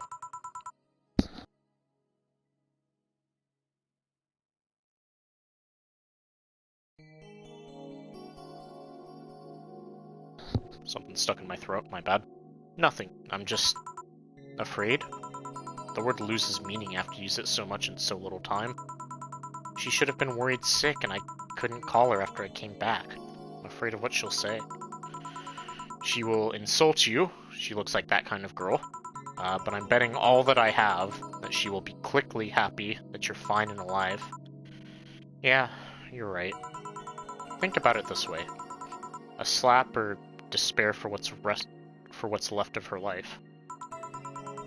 I wouldn't pretend to disappear, I mean. Besides, from what you tell me, you've pretty much only coming to your senses today, right? Yeah. It's weird how everything can change in such a short notice, you know? On Thursday, I was a girl doing her duties, minding only her own business. Now I'm injured and woke up to find out I can't go back to those duties.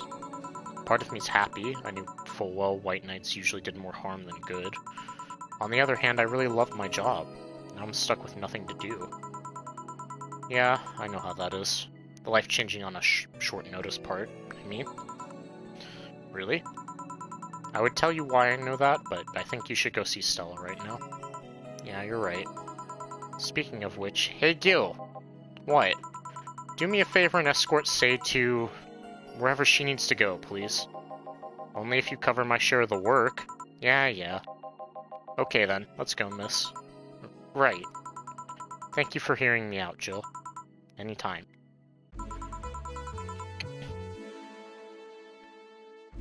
Too much heavy stuff lately. Whew.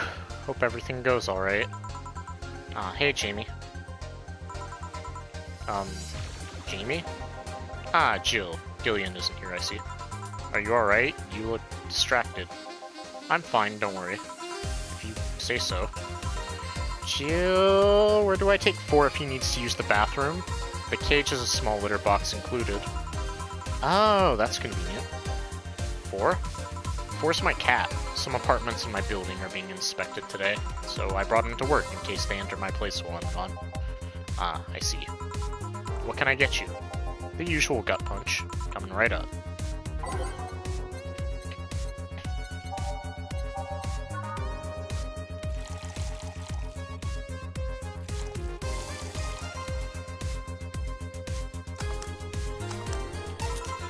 Here. I thought when someone ordered a gun punch, you had to make a joke. About giving the client a punch to the stomach or something. That, in theory, yeah. Gil's the only one who pays attention to that, though. Really? You didn't receive proper training? You read an old manual my boss had. There was some sort of stipulation mentioning the need to say puns, but it seems like it was some sort of anti-counterfeit measure. I mean, if they copied such a silly stipulation, they'd be caught in the act. Like when the dictionaries added fake words to spot if someone else just copied all of it? Yeah. Why not tell him that? It's too amusing, to be honest. So what's on your mind that's distracting you so much? Nothing you should think about too much. It's like those times you just feel uneasy for no good reason. You might have actual reasons to feel that way, though. Come to think of it, mercenary is quite the uncommon occupation, wouldn't you say?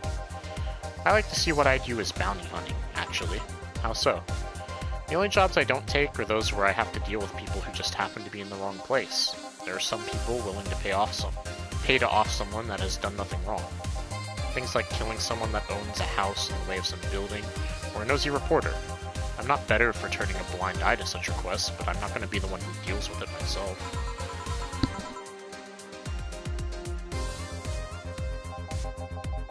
The bounty hunter part comes where? If I'm sent to kill someone that has done something like stealing or killing and I get paid for it, you could see it as bounty hunting.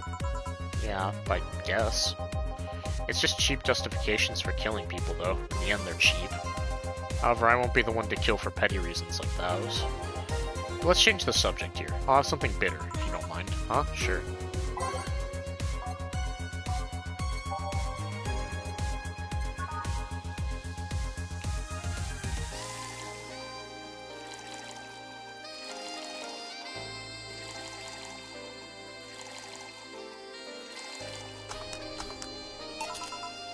Here. Ah, yes. You just reminded me of my grandpa. He used to eat Bronson roots every afternoon. He said they made him stronger. Bronson roots have more nutrients per gram than most vitamin supplements. Your grandpa knew what he was doing. It seems I always manage to make you uncomfortable, Jill. I'm sorry. No, don't worry. Although I guess it's mostly because I can't wrap my mind around the whole taking a human life thing. Knowing you've killed people and are now talking to me here, it's weird. It reminds me of when I first took sex ed classes. I couldn't wrap my mind around people doing that stuff and living normally. Unlike with sex ed, it's better that you stay that way, mind you. Taking lives is not something you should get used to. Ah yes, I know a good way to change the subject a bit. Would you like to hear about the most dangerous bounty hunter in the city? The way you said that was like offering a tale to a bored kid, but sure, I'd like to hear that one. You see, there was actually a bounty hunter organization in the city not too long ago. Law enforcement would put a price on a dangerous person's head and pay for the proof of that person's death. There was a guy everyone called Jet Black James. He got the nickname because he always wore black clothes. The interesting thing was that the black clothes were there to hide bloodstains he got from his contracts. His tracking skills were top-notch, his information network was the best. Some even joked he would finish the bounty within half an hour or he wouldn't take the reward. He was too good, in fact. At one point, he took all bounties and didn't take a single reward. He was just crazy by then. The last bounty that the organization ever posted was on James's head. The police had him cornered. His last words were, "Send it all to my account," before shooting himself. Damn. Why hasn't that been made into a movie? So, there were no more bounties after that?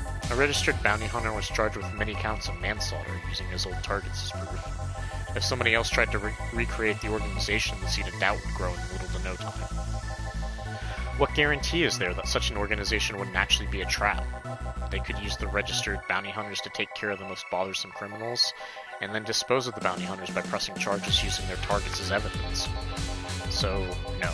Jet Black James made sure that no law enforcement organization is able to set up bounty hunting of any kind. Ever since then, anyone crazy enough to be a bounty hunter works independently.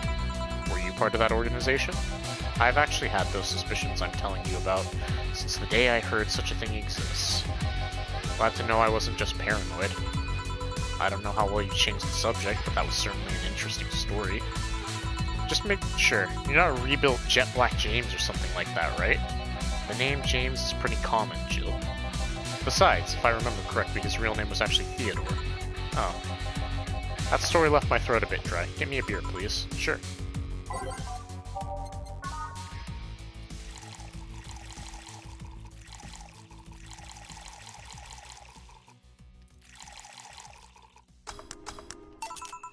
Here. One of mankind's oldest friends. Cheers. One obvious thing I see is that you don't take the use of the word kill in your stride the way Gillian does. I'm not good with violence. That's good. It's interesting though. When I compare you two, it's obvious Gillian has seen quite the share of traumatic stuff. That guy's a handful because of that sometimes. Still, he's one of the most reliable people I've ever met. Where is he, by the way? I asked him to keep an eye on a girl that came here earlier. I feel that if something happened, he could resolve the situation. His nose must be itching after talking so much about him. Yeah, maybe. Well, I've gotta go. Send my regards to your boss and Gillian. Will do. Man, today's been quite heavy. Everyone... Wait. If I say it out loud, I feel like it'll just tempt fate. Well, let's try it anyways. Everyone has just been gloomy face after gloomy face, and that dog. I sure hope the next client changes that. So you still work here? I knew it! I mean... Quite the surprise to see you here again, Mr. Ingram. Got out of my job, I needed a drink badly, and remember this crack house was nearby. What can I get you then? I'll have a bleeding Jane. On it.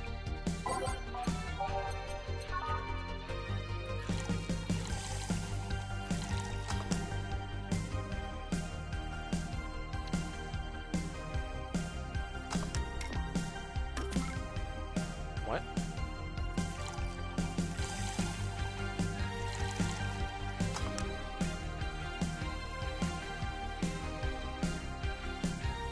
Did I not hit the button enough times or something? Whatever. Here. Tastes just like the pasta sauce my mom used to make. Watered down, artificial, and nasty. So where do you work, Mr. Ingram? I don't have a specific job, but there's this, well, network of engineers in need of assistance. I have no idea what they do there, but I can follow instructions, and that's all they need. Recently, I've been working with this Celia girl, working on some experimental powered suits. My only duty is to give them maintenance once a day. What's that about a network? All those nerds know each other and they recommend me. I don't ask questions and quickly learn to do whatever they need. Huh, sounds nice. It's pretty monotonous at times though. Why are you giving me that look? You're just more cheerful than the last time you came. We all have good days and bad days. Today just so happens to be a not bad day.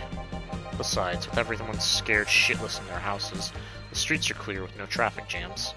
That's always a plus, I guess. It almost became a bad day though, thanks to some teens on the way here. What did they do?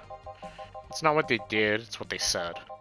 They were talking about how they should just go to Zaibatsu Corp's HQ and blow it up.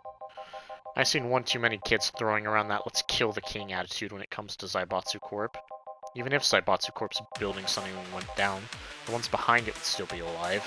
Killing the head honcho just means his or her duties go to the next rim jobber on the totem. Hell, I bet they're plotting to kill each other anyways. Kids these days see too many action films where the rebels save the day by killing the evil corporation. Don't let it get to you. I don't, I just hate teenagers.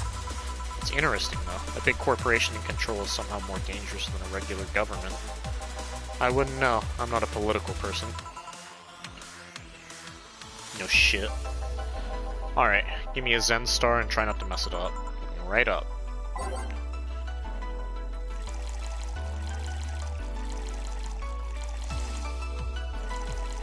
Is it aged?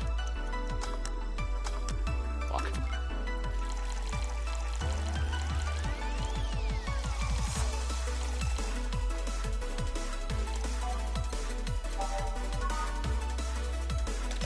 It's iced, another one.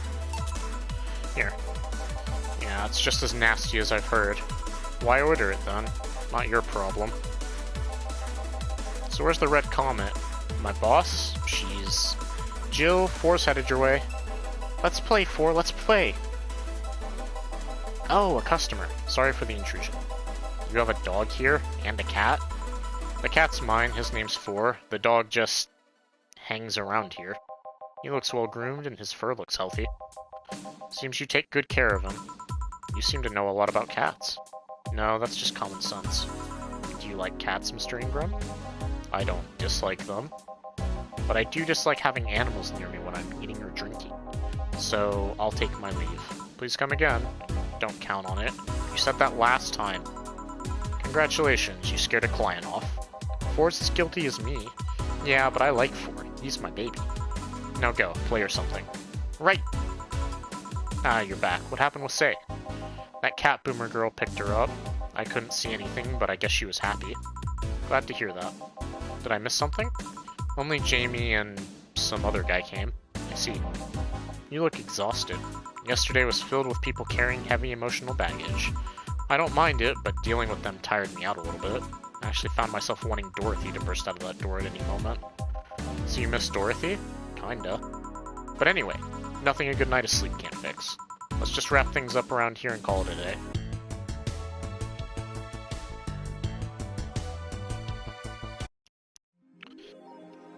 Alright, so chat, I'm gonna go run to the bathroom again and refill my water, because I drink it all.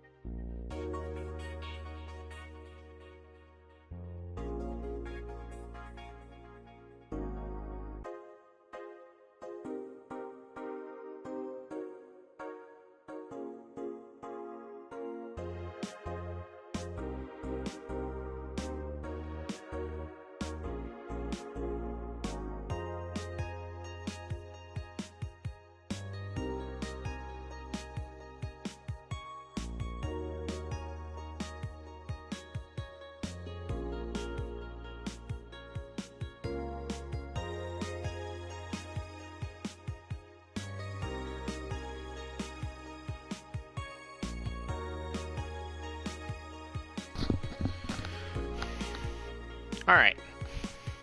Let's keep rolling.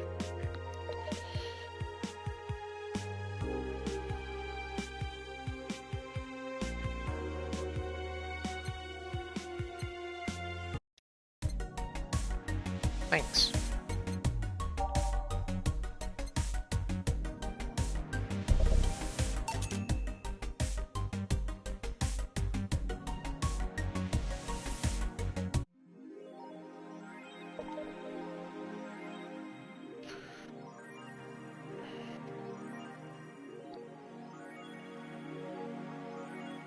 Alright.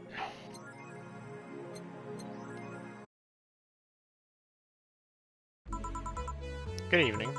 Ah, Jill, good timing. Is it? You two always make me feel like I'm late. If it helps, that dog isn't coming until sometime later. Anyway, do you have something planned for Sunday? Watch silly Mega Christmas specials with 1,000 grams of black fur on my lap? Why? I was thinking about holding a small Mega Christmas party here this Sunday. You in? Sure, why not? Alright. Invite any client you're acquainted with, the more the merrier. You didn't bring your cat today? The raid stopped, they found whoever they were looking for. Huh. Anyways, we better start working. Yeah, you better.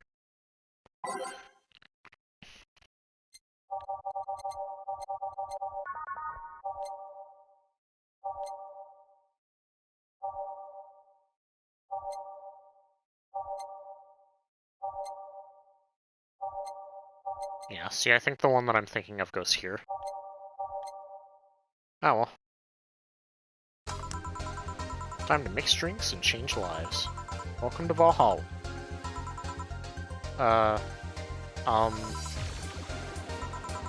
I want, Fluffy Dream. May I see your ID, please? I don't have an ID because, I'm the ghost of Mega Christmas Past. I'll haunt you constantly unless you give me a fluffy dream. Do you have money to pay for the drinks? Well, do you? Yes, I have money.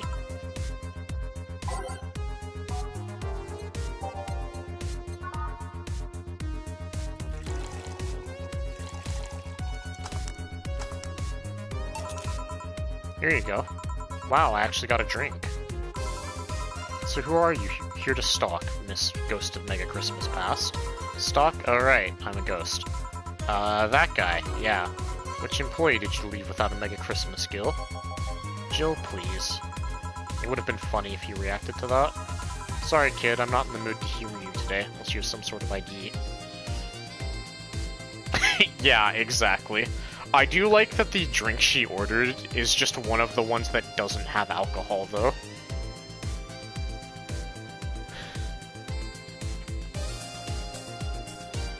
It's like going to a bar and it's like, hey, I'll have a Sprite on the rocks. Like, are you for real? Sorry, kid, I'm not in the mood to humor you today unless you have some sort of ID. Here. Well, in a year or so, I would gladly serve you a drink, but until then, this is no place for you. But I already got a drink, a non-alcoholic one. You didn't expect me to really give you a drink, right? So if you would please leave. I can't leave, not after trying so hard to even get here. Alright, let's start from the beginning, Miss Norma. How'd you know my name? I saw your ID. It could have been a fake ID. I don't think you're stupid enough to make a fake ID that doesn't put you at 18, at the very least.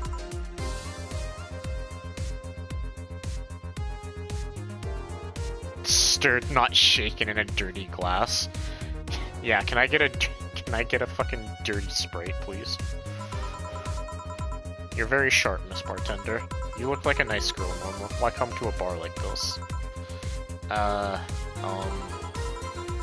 You seem like you're in a bad mood, Miss Bartender. Nah, she's just like that all the time. Shut up. Sorry if I've been harsh. These last couple of days have been heavy. And having someone underage here reminds me of a certain incident from last week. Incident? Well... Don't change the subject, young lady. Why'd you come here? What do you care? I can do whatever I want. Unless it's illegal, in which case anyone can, should, and probably will stop you. I just wanted to be more wild, you know?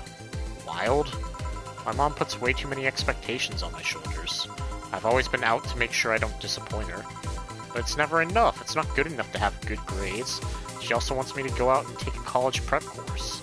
And I'm tired. I don't want to do things for her anymore. So you came to a bar. Maybe if I came back home smelling like alcohol, she would leave me alone. If I'm not good enough for her, I might as well not kill any hope she has in me. It's funny. I have a friend who's also being pressured by her mother. Really? Yeah, but in her case it's being pressured to settle down and form a family. Oh. So let me get this straight. You came here to make your mother disappointed. Yes. Do you like alcohol? Actually, I think it's nasty. Then you're doing things wrong. What? If you're gonna disappoint your mom, at least do it with something you like. Like, become a belly dancer because you want to be a belly dancer. Otherwise you're just trying to hurt her for the sake of hurting her. Let's start with something. What do you like doing? I don't know. I've been so focused on trying to be good enough that I haven't been able to think about what I want to do. Don't you think you should start there? Huh? Well, what good is doing something just for the sake of hurting someone? If she gets disappointed in you over something you like doing, you have the right to protest. But if you're hurting her by hurting her... but if you're hurting her by hurting yourself over something you don't even enjoy... Sounds silly, huh? Very. Go home. Do some self-discovery before hurting your mom, would you? Or at the very least, humor her until you're old enough to move out. Yeah, you're right. Thanks, Miss Bartender. Call me Jill. Jill? Alright. Careful out there. In the end, you did humor her for a bit. Shut up. Oh, a doggy. Hello, little girl. Ah, shit. G and J, how are you doing? You're late. Missed me, Jay? You're too early. Ah, good to see you here. Boss, will he be any... I'm sorry, will he be any good around here? I'm right here. I know. Of course, I spent lots of time training him. Why do you think he didn't show up last week? Because how the hell would I know you'd bring a part-timer dog? Here, let me show you. Sit. Sir, yes, sir. Roll. Sir, yes, sir. Paw. Sir, yes, sir. Training. Of course. He's only shouting sir, yes, sir, and not doing anything else, though. I never said I did a perfect job. Huh? Is that a motorcycle? Oh, shit. Hey, not in my office. In the end, he's just a dog, I guess. Hey guys, Akira's here.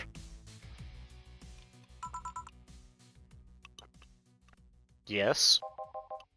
Bathroom. Oh, sorry, it's only for clients. Oh, promise me you'll buy something afterwards. It's that door over there. Who the hell are you? The other one. Sheesh. I said get out of my desk, but the world's ending. It was just a motorcycle. They're the four riders then. Those are horsemen and it already stopped. Thanks. Don't mention it. I need to buy something now, right? Oh, no, you don't have to. Sorry if it looked like I meant to inconvenience you. No, I'll order something. I need a rest anyway. What can I get you? A piano woman would be nice. Sorry, didn't hear you. I'll have a Mars blast. Sure. Anyway.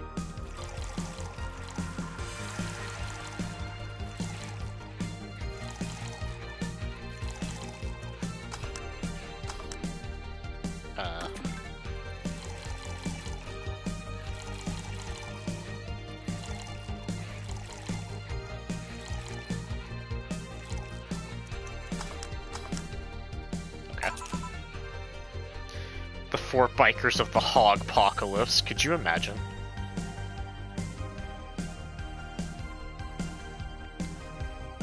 I think that's a game that they should make with Jack Black voicing War. Here. You look happy. Shut up. Is that motorcycle out there yours, Mr... Call me Mario. And yeah, it's mine. Sorry for the noise. Don't worry, it's not like you stayed outside too long or anything. So what do you work as, Mario? I live to paint the roads black with my wheels, leaving the trail of my engine sounds wherever I go. I'm a rebel. Fuck the red lights, fuck the speed limits, fuck the helmet laws. The roads are mine, and mine only. I am... Guys, I'm going outside with the dog. We'll advertise the bar. Hello, doggy. Hello, shady guy. Shady? I'll be back before too long, don't worry. Alright.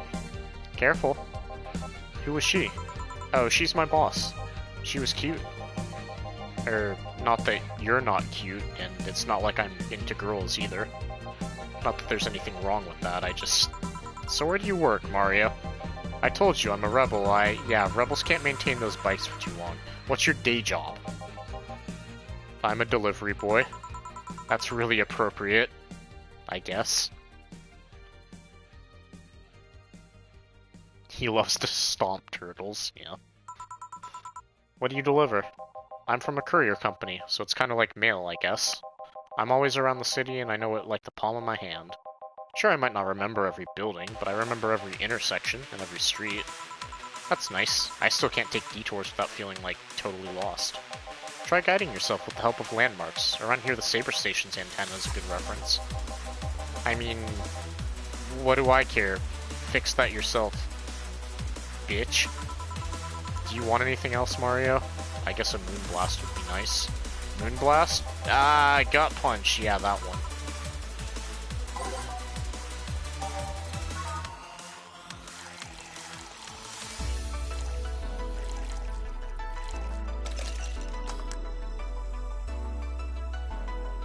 It's me, Mario. Here. Yeah, this is good. It's a Moonblast.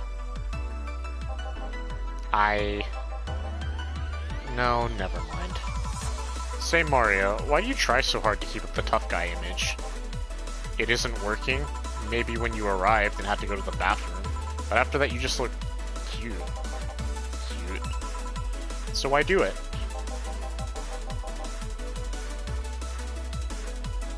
Yeah, that's the other guy.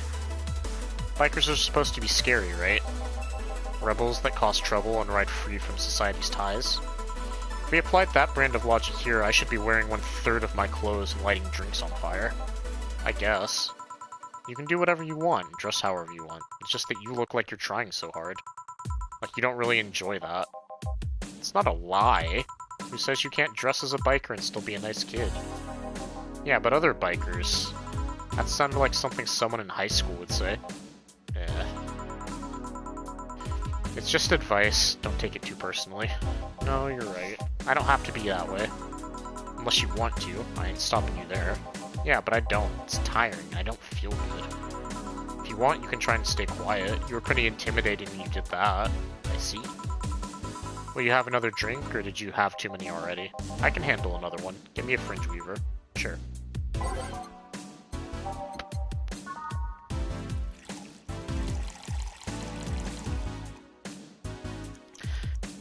Yeah, I haven't had enough to be drunk driving yet, so please order 1 alcohol with a piece of sugar in it.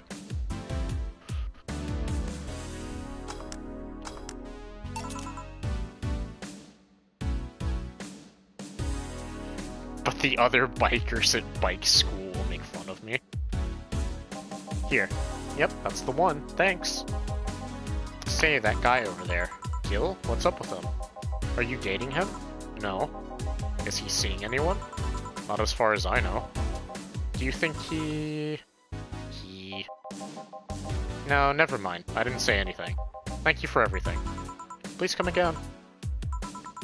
Ah, Gil, you heartbreaking fuckboy. Huh? What? Nothing. I'll be taking my break now, Gil. Okay, careful.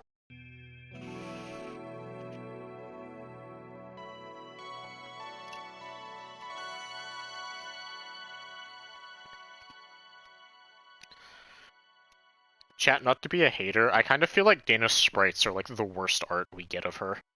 Like, all of the other art for Dana is, like, insane.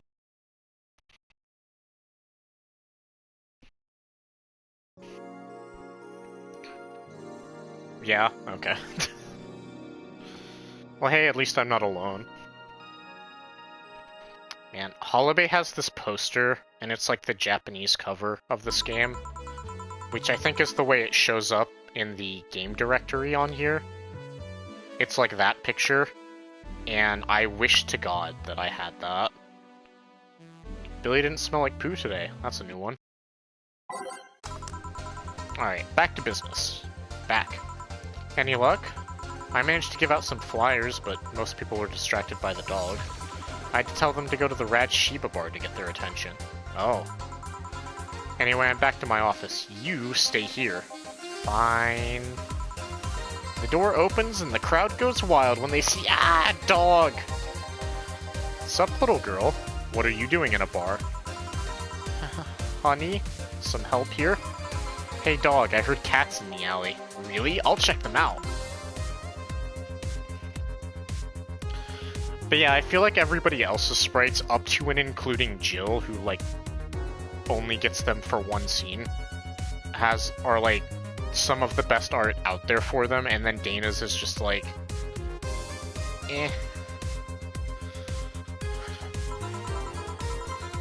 Wow, you really are bad with dogs, huh? Did I make it too obvious? Why, though? I don't know. Oh, hey, John. Hey. I think it's because I just got that trait at random. When AIs are created, they're given fears or tastes completely at random.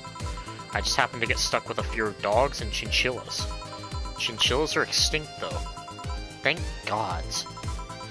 What will you have? Well, it's that time of the month, so I'll just have a Bleeding Jane. Coming right, up.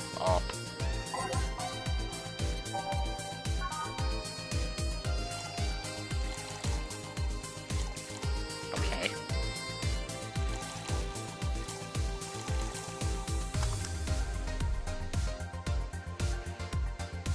I think it would be funny if you could also shake it by doing the motion with the controller, like in Fist of the North Star.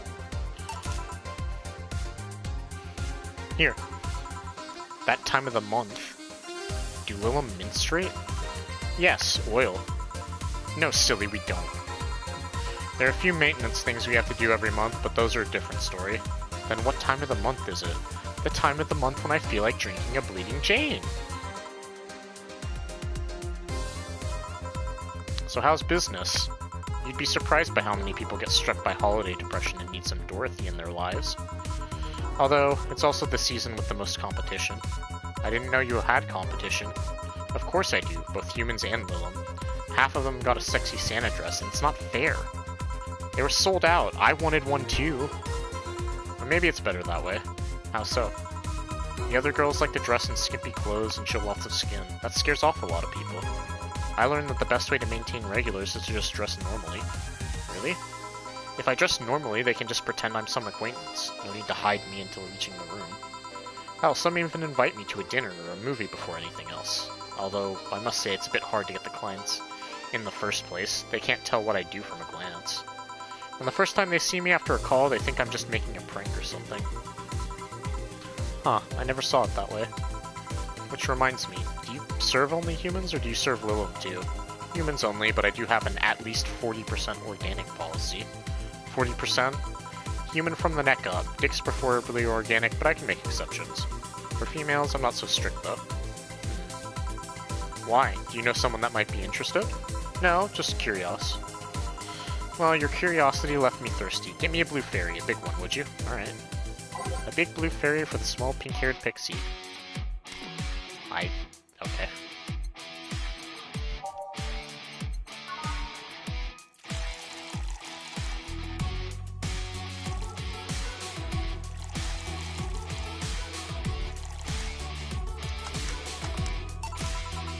There you go.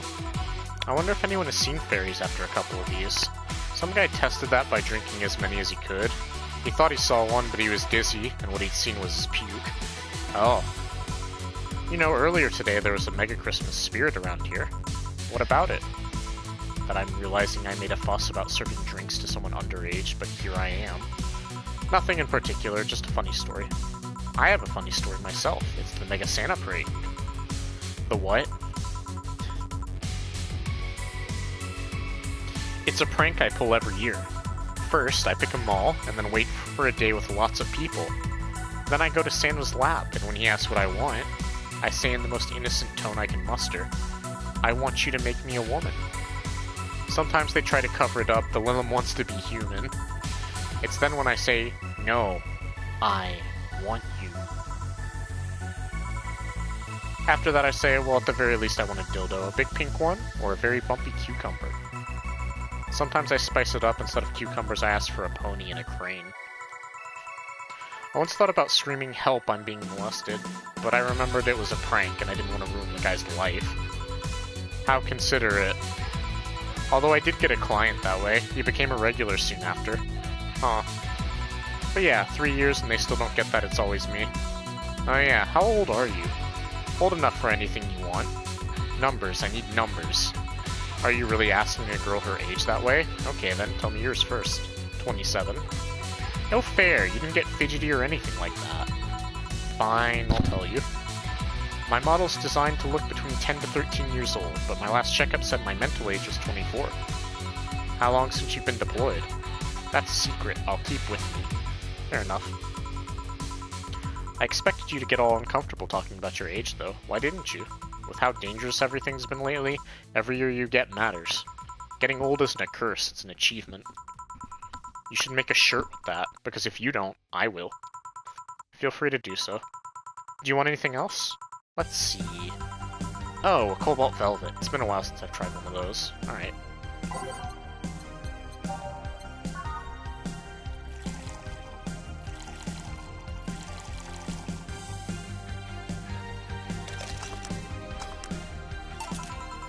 Cobalt Velvet. Yep, this is the one. Do you like it? I don't dislike it. I guess I'm not mature enough for these drinks. Hey honey, have you ever seen a Megas? I don't want to read that. What? That Mega Santa that became a regular of mine, he once invited like 8 of his friends. Gangbangs are funny because with that many guys, no one knows what to do. They think about using you too, but they don't want to touch the other guys. Well, you should have thought about that before getting naked in front of other guys. 8 guys, and in the end, only 2 got into it, while the others left. Even my regular left. I'll regret asking this, but were all the other guys? Yep, they were Mega Santas that worked with him. Of course they were. I've been in many, but I still don't get the charm of those. Orgies I can see, though. Well, either remembering that got me turned on, or the alcohol is kicking in. Either way, I'm leaving. Bye, honey. That girl has seen some shit. Now I can't see Mega Santas with the same eyes. Why didn't you tell her you missed her yesterday? Forgot about it? I didn't find any cats. Why not look again? Good idea! Huh, another kid? Maybe the bar got popular at some middle school? That would be a hassle. Oh god, so maybe Alma's right. Right about what? Well, the other day I was asking her opinion on the whole Alice Rabbit thing, before the whole massive transmission hack. And at some point she talked about hacking becoming a fad and said, imagine if suddenly a group of tweens broke into the bar and started asking for drinks. And today there have been 2 kids already. How would bartending become a fad? Maybe a cartoon? Kids' cartoons don't show any alcohol. True. Excuse me, miss. This is no place for kids, so you should... Gil, she's staring too much, and she's not saying anything. She's not ordering anything either. She's not causing trouble, and there's nothing inappropriate here. I mean, nothing inappropriate aside from alcohol, but alcohol is everywhere, anyway. So what do you suggest? Let her be? Maybe she's just curious about the bar. She's saying nothing. Maybe she's curious and shy. Also, it's rude to speak about people you have in front of you like they can't hear you. Yeah. Jill. Blah! How the hell did I startle you? What do you want? Can you help me out here with a beer? Right.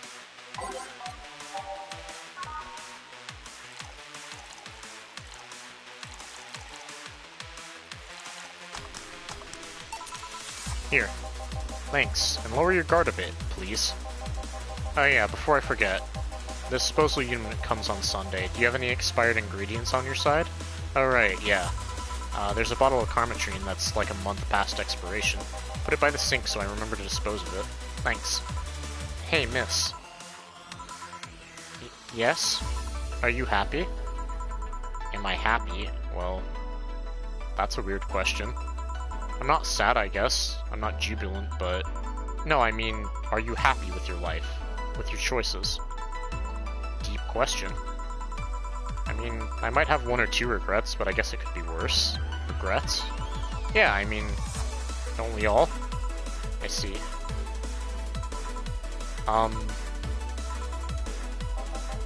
Hey, Jill. Wah! Again? Aren't you a bit on edge? Maybe. What do you want? Didn't you borrow the screwdriver the other day? I did. Why? I forgot to take the coins from the arcades in the corner last week, so I needed to take them out. Oh, let's see. Here. It's not like they see much action these days anyway. Chump change is still money. Pocket change has saved my ass many times. What? Did you throw it in someone's face while escaping? That only happened once, and the old lady started it. Right. Why does an arcade still use coins why does an arcade still use coins nowadays? Or physical money at all, when you get down to it? For the reason arcades still exist? Nostalgia? Maybe. Hey, miss. Yeah? Do you recognize me? Recognize you? I want to say I do, but... sorry. Really? You can't remember your own sister's face? Sister? Sorry, but I don't have any sister? Not even a sister-in-law? No way. Gabby, is that really you? God, I'm so sorry, but you've just grown so much since the last time I saw you. How long has it been? 3 years? Right. So you know her? Yeah, she's actually my my ex's sister. So how have you been doing? I actually had to transfer schools, and I managed to skip a grade thanks to the admission tests. I'll be out of middle school next year. You've always been a smart one, so it's not really surprising. Have you thought about what you want to study in college? You always said you wanted to be a scientist. I don't know yet. I guess I still have a couple of years to think about that. Well, don't feel pressured about that. Maybe you'll need a sabbatical year. So, how's Lenore? Wait, who's Lenore? Her sister. She was my girlfriend. So you actually had a relationship with something that's not a cat? Color me surprised. Hey, don't talk shit about my baby. So how's Lenore doing? She's dead. Sorry, I don't think I heard right. My sister is dead, Jill. She died last Saturday. I came all the way to tell you the news. Come on, Gabby, stop fooling around. No, you stop fooling around. I mean, wow. My sister was left to suffer her disease alone while you were all merry here, mixing drinks and chatting. Wait, Lenore was sick? From what? Since when? Localized nanomachine rejection. It gave her a heart attack. She started complaining about chest pains not long after you left. Was all the talk about getting your freedom worth it, Jill? Was your right to be merry worth the life of my sister? Why are you lashing out at me like that? Did I infect her with the disease that killed her? No, but it's too much of a coincidence that she started getting worse and worse right after you left. She got visibly sick after your fight. It'd be no surprise if that fight played a key role in killing her. But that's just speculation. You can't expect. And all of that because you wanted freedom? What kind of freedom is so enticing that it makes you hurt a nice 3-year-old relationship? Was this freedom so important you cut all contact with us? Was this freedom so good you left everything behind? Was this freedom worth the life of my— Shut up!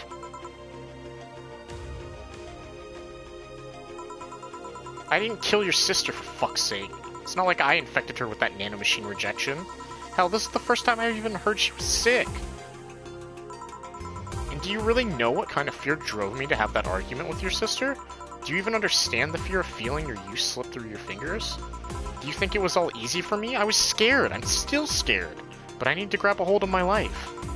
But it has nothing to do with your sister. I loved her. Do you think that fight didn't hurt me too?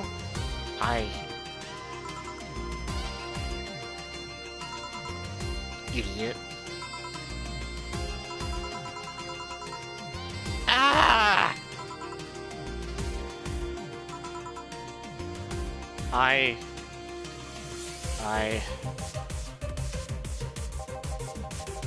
I'll make sure that girl gets to wherever she wants to go safely. Meanwhile, Chief, I know. Come on, Jill, let's take you home. Home sweet home. Hey Jill, you want to grab something to eat? I'm not hungry. Want me to come in? Keep you company? I'm fine, I just need to be alone for a bit. Jill. You can tell me what you're feeling. It's okay. It's not okay! It's not. Come here, Jill. Come here. It's just... I feel like part of me is crumbling right now. My old girlfriend was sick, and I didn't know anything about it. Her sister came to deliver the news, and she held nothing but animosity for me. Not only that, but I lashed out at her too. History fucking repeats itself. Maybe if I hadn't cowered back then and apologized. Maybe if I wasn't such a selfish little shit. Maybe. Maybe.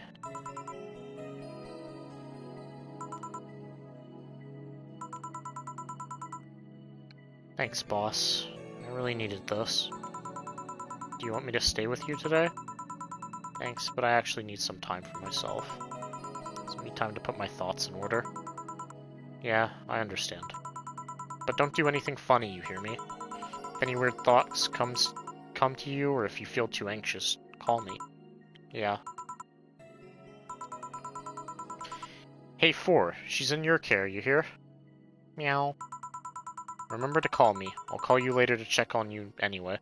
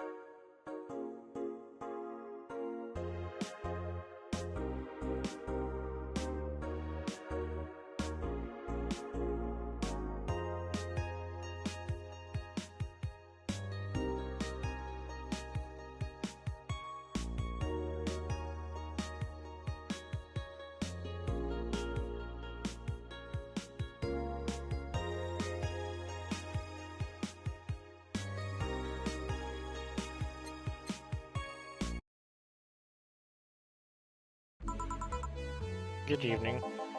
Are you okay? I feel like shit. You sure you should have come then? You're in all the right to stay at home. I have to come. I threw away everything I had in my life to be here. People I love were pushed aside just so I could enjoy my freedom of being here. My stupid, stupid freedom.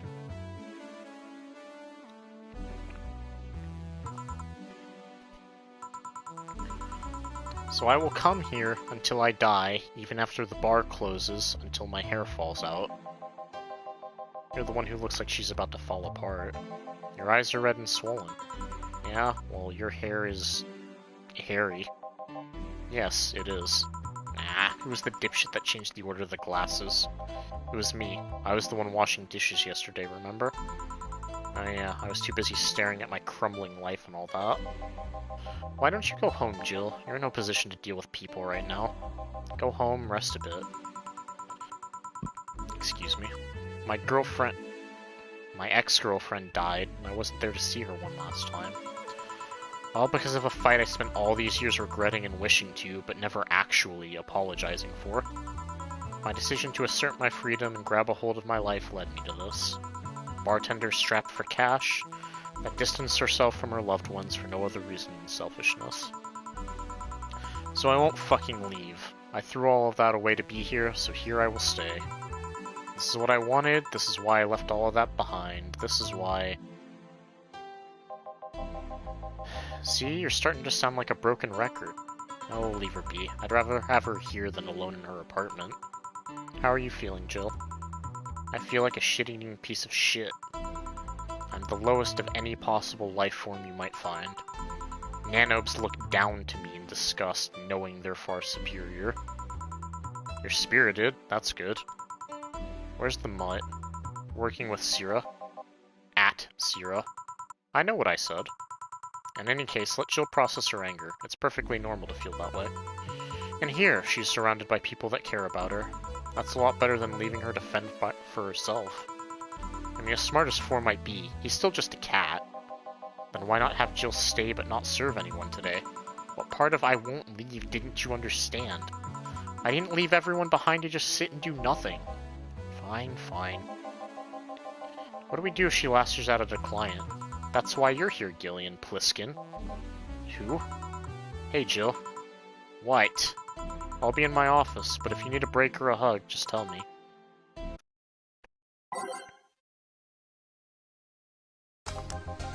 Oh, you already put on music. This is gonna be an interesting day. The Hall of Heroes keeps shining, brimming with the... Do I tacos? Wait, it's outside. Never mind. Oh, hell no. We meet again, bartender. Virgilio, what can I get you? Today, the luminous pollution on the streets makes it seem almost like a starry sky.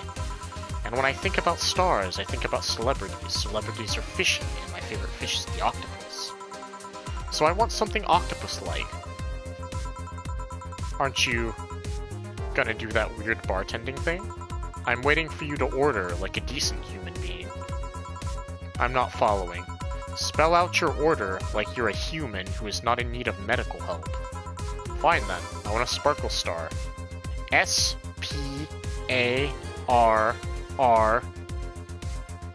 star.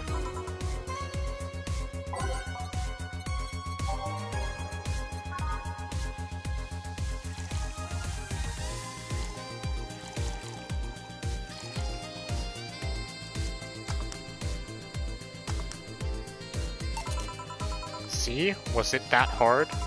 Have you tried to spell under pressure? You look angry spelling bartender. Are you having that time of the month or something? No, I'm just filled with ridiculous amounts of anger, pain, and self-hate, and... On second thought, you're not that far from the truth, I guess. I get those too, you know, periods. You do? Yes, last month I finally got over my renaissance and moved on to my enlightenment.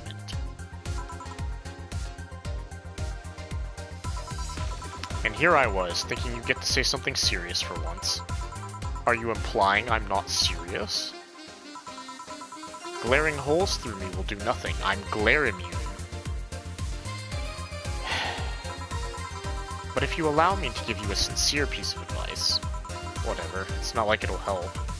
You shouldn't kick yourself so much. If you keep it up, any chance of finally forgiving yourself will someday be gone. Self-hate will leave you with a hole that will never heal. So please take measures against it instead of sulking so much. I'll be damned, that actually sounded half sensible. And here I was thinking you were just a pompous lunatic. Hey, pompous lunatics have stories too. Really? What story? I would rather not tell. Figures. You want anything else? Have you ever seen how the... bad touch.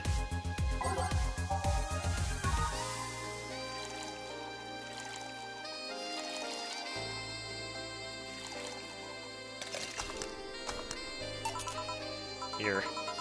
Yeah, I guess this is the one. Maybe he's right and I shouldn't be so hard on myself. Even though I deserve every second of it. If only I had apologized earlier, I might not be feeling this way right now. If only I...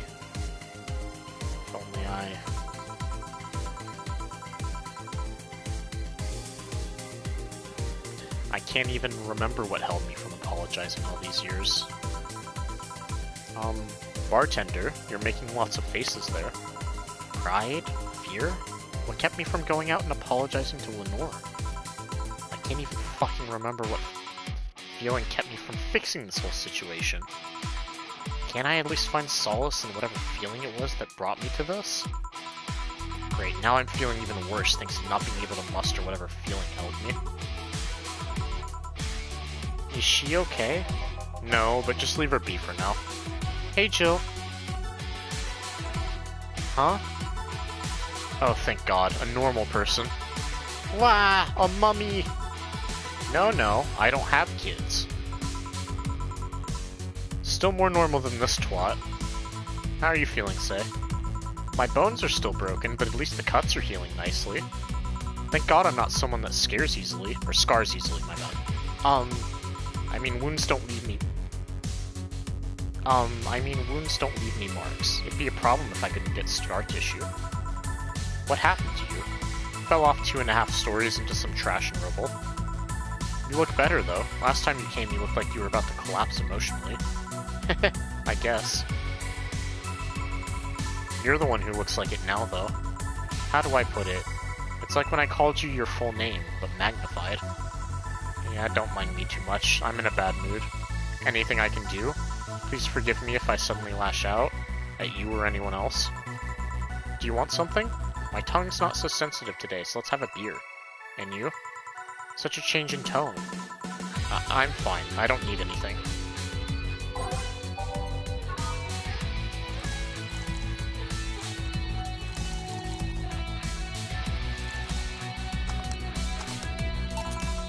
Here. Yay, let's see if there are any differences from the canned ones. And this one tastes less watered down. So did something happen to you? I'm fine. Nothing's happened to me. People who are fine don't act like that. Oh, I get it. You're in those days. When it's that time of the month, I get a bit sulky. No, I'm not on my period. No? I'm dealing with the loss of someone, okay? Oh. Sorry. Don't worry. Maybe I shouldn't have come today after all.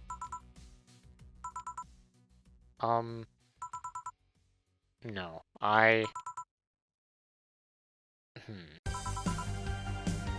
Maybe... Are you alright? I'm trying to find something to say. Making a joke would be tasteless, and I can't say everything will be alright without it sounding cheap. I'm at a loss as to what to do here. Sorry. Want to hear something weird? I was exactly like that when Stella came here on Monday talking about you. Oh. Well, ladies, I'm leaving. Virgilio. Yeah? You were just sitting with a Valkyrie. Really? Splendid! This'll make a good entry in my poems blog. I'd feel bad about the way I treated him today. Not for the fact that he was being cryptic with his orders for no reason. Like Stella when she first came? Yes. No! I mean... You could have given him a free beer or something and apologized. Yeah, I just keep messing things up with people. But you know, he seemed familiar. Familiar? Yeah. I can't put my finger on it though. I just feel like I've seen him before. Ah well, it might just be that he looks like someone from an ad or something. So what brings you here? I wanted to come with Stella, so I'm waiting for her. Why here? To be with you, of course. That reminds me, how did Stella react when you arrived? She slapped me. Real hard. It hurt. She said, that's for making me worried and not listening to me. And then she got happy. Huh? Can I ask whose loss you're dealing with? You shouldn't be bothered with it. Just pretend I'm in a bad mood and call it a day. Oh, okay.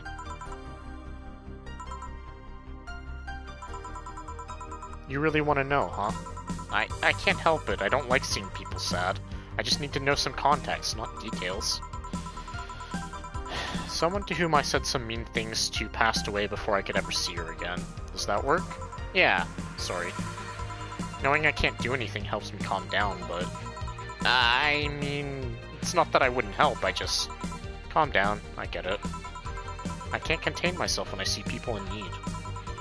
But I've learned that there are times when you just can't do anything, and that's kinda fine. Thank God I learned that, otherwise I would have gone insane ages ago. You're a good person, Say. Nah, I'm just an annoying girl. Still, if there's anything I can do to help, let me know. I have broken bones, but that doesn't mean I can't offer emotional support. You could always order another drink. Oh yeah, that. Let's do that. Give me something cold, please. Blue fairies have ice, don't they? That's aged.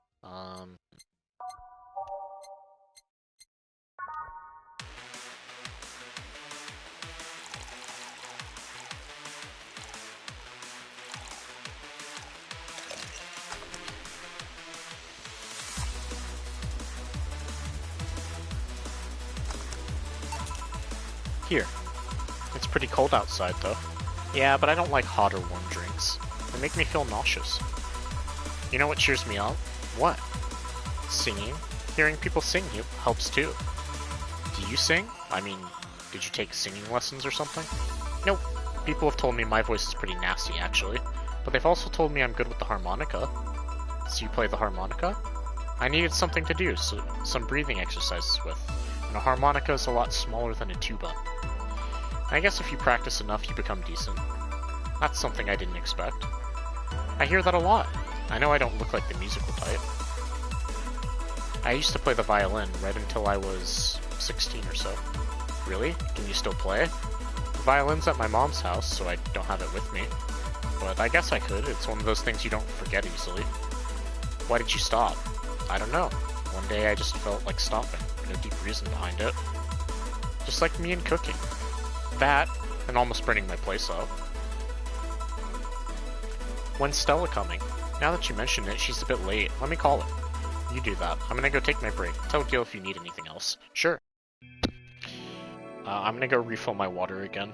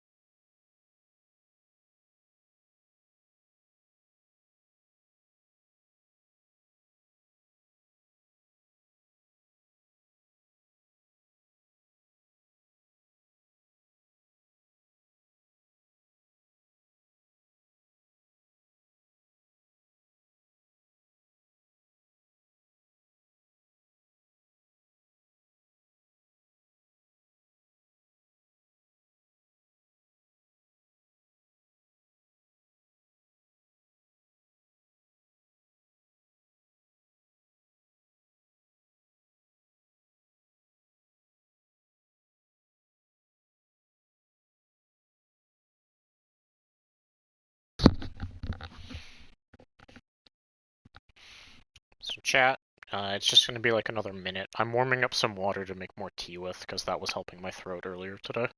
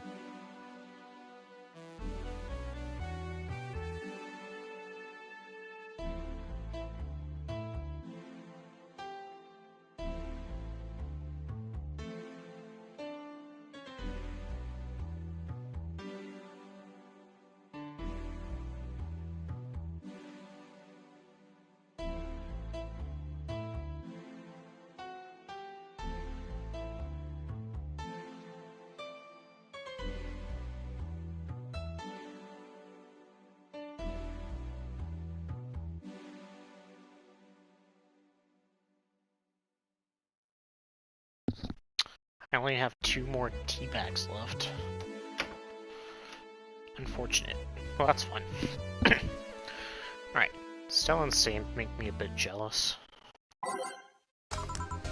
Back! Looks like you've calmed down. I still feel like kicking myself, make no mistake. But I guess I cooled down a bit. Say helped me a lot with that one, though. I just can't stay mad when I see her. Speaking of which, where is she? Actually, what time is it? 7:40? 7:45 is when I want to take this out. I believe she went outside to look for that Stella girl or something. The way you are right now, it feels like I should be protecting you. Hey, the only thing hindering me is the broken arm. I've gone into burning buildings with a 2-centimeter deep cut. Yeah, I remember that one. 1 millimeter more and you would have lost the motor function in your arm. Welcome. Ah, hello, Jill. What's this about protecting who? Yeah, I'm sort of like Stella's unofficial bodyguard, but I'm not really fit for such duties right now. My father insists I go everywhere with protection, so most of the time I only ask Say if she feels like going out. She's trained to deal with the kind of things that bodyguards deal with anyway, and she's more fun to hang around with too. So I'm assuming that gorilla outside is a bodyguard? That's Buster. Pretty cool guy. He played football professionally until he lost his leg in a demolition derby. We've offered him an implant surgery for all his years of service, but he rejects it every time. Well, he got used to the replacement he's using, so maybe it's for the best. It's a thick oak branch on a metal bowl tied to his stump, and yet he can still run faster than me with it. True. Do you want something? I'm fine right now. A brandini, a big one. I'm in a good mood.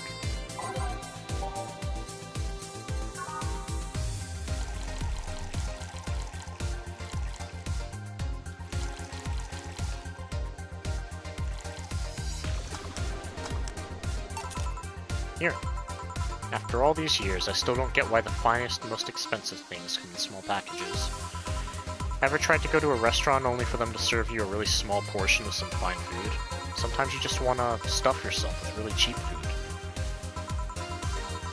Say, let's go for some hamburgers later. I'm not taking no for an answer. I know what you mean when you say some, you know? You might as well call the place and tell them to prepare everything in advance. Can I ask you two something? Sure. I guess. How did you two meet? Stella showed up in the park I used to play at when I was a kid. We played a couple of times. She started showing up more and more after, and that was it. My father told me that when I was 5, I kept insisting on going to a real kids park. We drove for some time, and the park I liked was the one Say happened to be at. Have you ever seen a girl in a dress go to a muddy park? She learned her lesson and started showing up with more fitting clothes. But man, that's a scene I can't forget. So you two have known each other for most of your lives? I've known her longer than I've known my own father. Why the question? No reason. You two just look so comfortable with each other. Any other person could have sworn you were an item. An item? What kind of item? A couple, Say. Oh, yeah, I get it now. It's funny because we actually earned a mock prize of sorts for best couple at Stella's high school. 3 years in a row. So you two didn't go to the same high school? Nope. Oh. Don't you have any childhood friends, Jill? Childhood friends. Can't think of any. My grandpa, I guess. What kind of man was he? Rough. The time to eat raw Bronson roots every morning. Yeah. But around me, he was different. I have memories of him barking orders to my dad, only to turn around and play with me gently. It's interesting, though. He was my mom's dad, but after my mom and dad separated, he stayed with my dad. But yeah, he's the one that comes to mind when I think about childhood friends. Hey Jill, what's this? Bloom Light? A spicy drink. Tastes nice the first time, but it gets samey after a while. It's also brown for some reason. Give me one of those. I'll have one too.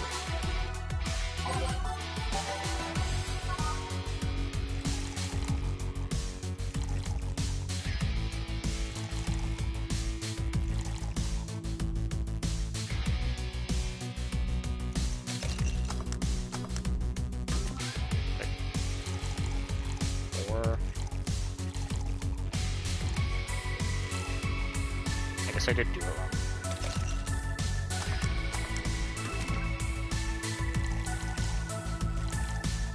That's what it is.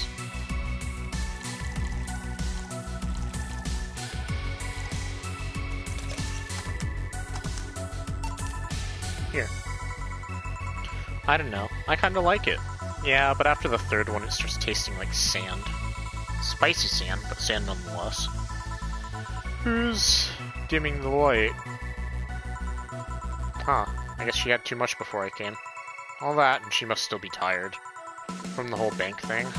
She told me about everything that happened in there. To be honest, I don't think I would have made it in her place.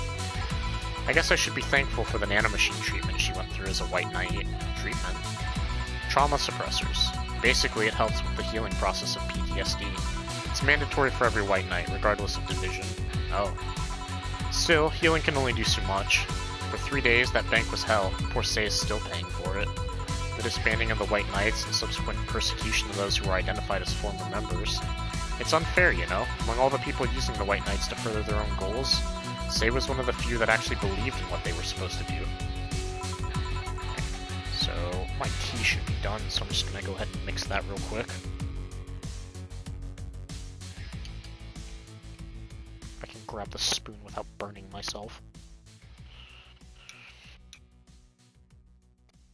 Okay.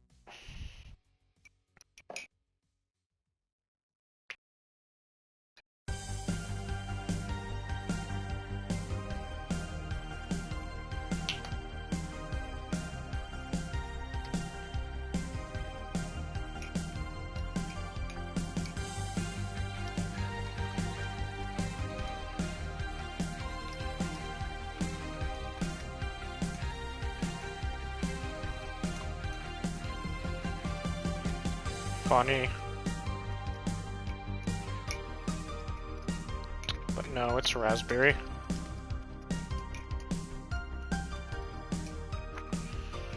I just need to find somewhere to put the spoon. Guess I can probably, well, no, because I think I tried that before.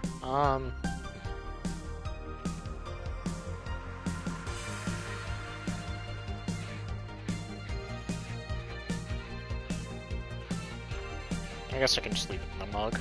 Oh. It's to cool off a little bit more, and we'll be all set to go. It paid off, though. The doctor who treated her wounds was the same one she's always assisted with accidents and emergencies. He treated her at no cost whatsoever. Well, good karma and all that. She's earned the god's favor, I think. But you know, all of that made me realize I might be a bad person. How? When I saw Sei wounded and asking for help, part of me was happy. After all this time needing her, she finally needed me. I felt truly useful to her for the first time. How sad is that? Sometimes the best help one can provide is to stay alive. Who knows, maybe it was the idea of coming back to you that helped her. And I guess you wouldn't be human without thoughts like those once in a while. Maybe. Can I get you anything else? I'm good. I should be leaving, actually. Come on, Sei, let's get hamburgers and go home. Yeah. We'll be leaving now. Thank you. Please come again. Feeling better? No, I just don't reek of rage. But I still feel like a piece of shit. Little steps, I guess. Hello? Ah, Kim. Welcome. I was afraid I'd mix up the directions and end up in someone's house or something. What can I get you? I'll have a sunshine clown, please.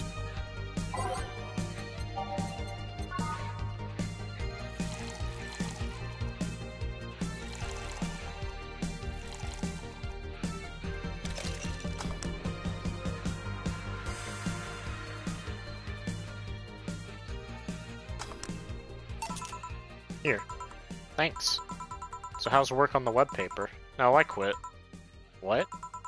Yep, I went to the office of that chauvinistic horseblower and told him I quit. Why'd you do that? I arrived early to my meeting and got some assignment. I spent hours doing it only for the other bitches to come and ruin it. After that, I didn't have time left, so my supervisor scolded me, so I snapped and quit on a whim. Oh. Don't you have any second thoughts? Regret anything? I guess you'll always have second thoughts. Even if you do what you want, you still think, what if? Even so, I was getting physically sick there. I dread the arrival of every morning. I even almost... What I'm saying is, I don't know what I'll do, but it's certainly better than being there. I feel free. Free. It's a wonderful feeling, you know? I feel like now I can find something I care about. I won't return to the augmented eye, but I can still pursue journalism with another outlet. I haven't felt like this in... well, never. She still has the augmented eye clipboard, though. Which I always thought was kind of interesting.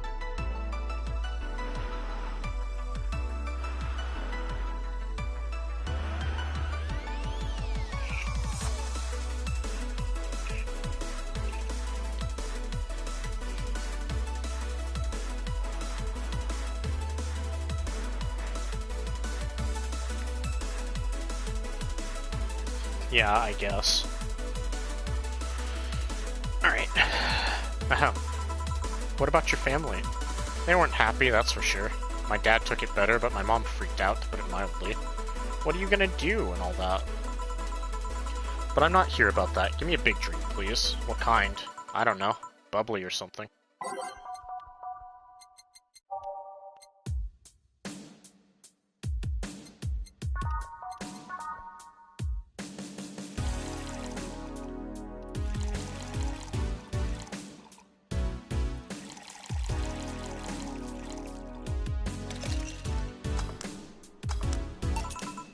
Here. If detergent commercials are to be believed, this will clean out my insides. It'll also kill things inside you. I gotta ask though, how did you end up working there? No deep reason. That's what I did when I got out of high school. Taking a year off was out of the question, so I went for the first thing I thought about. But I couldn't get into the robotics course, so I settled for journalism. To be honest, I got tired of the job midway through it, but I couldn't bring myself to leave. Too much pressure from my family. It's a really common tale, I guess. Did you have troubles like those? Same story as you, I just went through the motions. From high school to college, I never stopped to think about what I was doing, and then at some point I just felt like my life slipped through my fingers. Suddenly all I wanted was freedom, a little pause, to stop and take a breather. And my life went to hell for that fucking breather. Give me, something.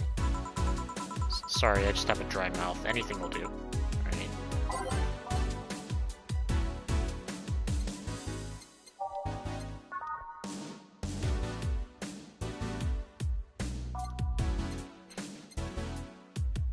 Lily wants in, I think. Come on, baby.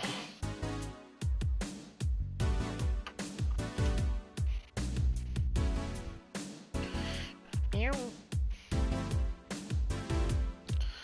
Alright. Let's see. No. Maybe this.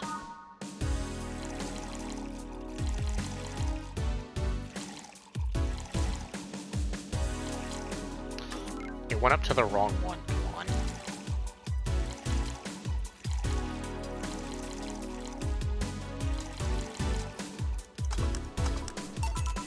Here. Thanks. I feel like I asked something I shouldn't have. Don't worry about it. I'm just in a rough spot right now. What are you gonna do now? Honestly, I don't know. I do feel liberated, however. Like, I can do whatever I want, study whatever I like, work wherever I want. I know it's not that way and it won't be easy, but I feel a lot more confident than when I was out of high school.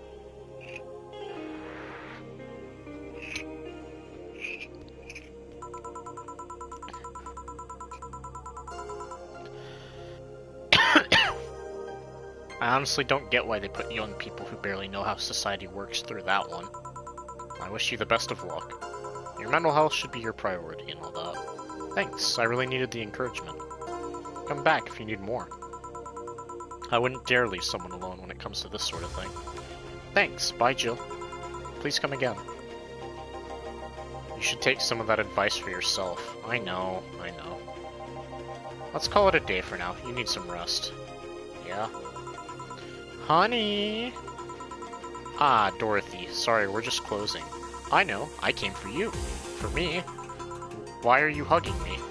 I paid her to do that. All night long. Come again? To put it simply, Dorothy will go home with you and she won't leave your side. What do you hope to accomplish with that?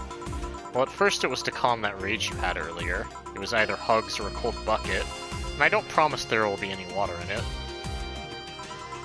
You calm down a bit, but honestly I know better than to leave you alone for another night. At the very least all the cuddling will give you an epiphany or something. That's some alien reasoning right there. It's not. You need hugs. Many. You need some human, or humanoid contact right now. You had your alone time, now we're playing by my rules. Please take care of me.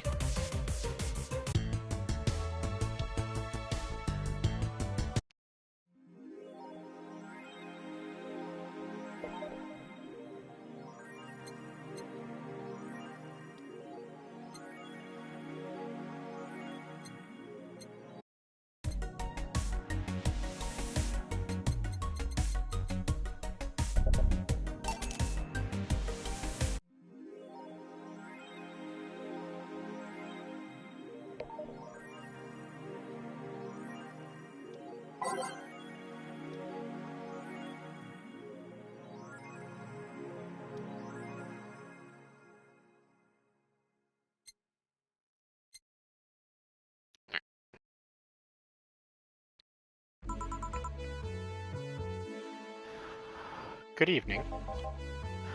Ah, hey. How are you feeling? A little more soft and warm.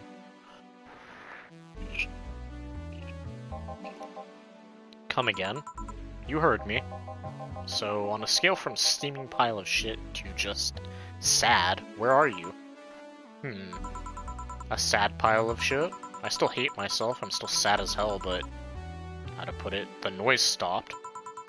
I don't know if I explained myself. Sorta, kinda. So how were things last night? Cozy, I must admit. I can't believe you paid Dorothy for that. Well, if you want to call that payment, I guess. Huh? I called Dorothy to tell her what happened to you and she was really concerned. She stuttered for a second saying that she had the whole night to go and she couldn't just leave for free. I asked her how much and she said enough to pay me for the soda I'm having is fine. How did you get her number? I have contacts. Right. Anyways, Jill, if you need a second break, a drink, or a hug, just let me know, you hear? Thanks. I'd make you the same offer, but I'm guessing hugs from me are the last thing you want. If you need a bartender, let me know, though.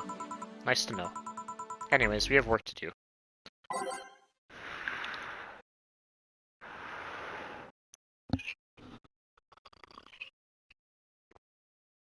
Sorry about the ASMR chat. Lily, what do you want?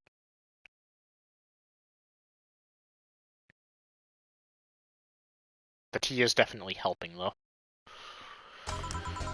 Alright, time to mix drinks and change lives. Oh, actually, before you lay down, Lily, let me spread that out a little bit. Oh, that's what happened. My Joy-Cons fell off the desk. Okay. There's too much crap on my desk. Oh. Here.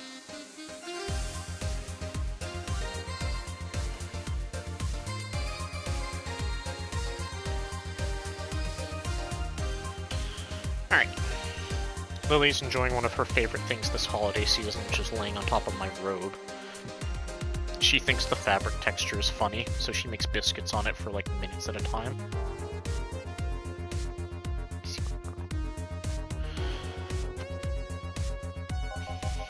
Yeah, it's nice to hear that again.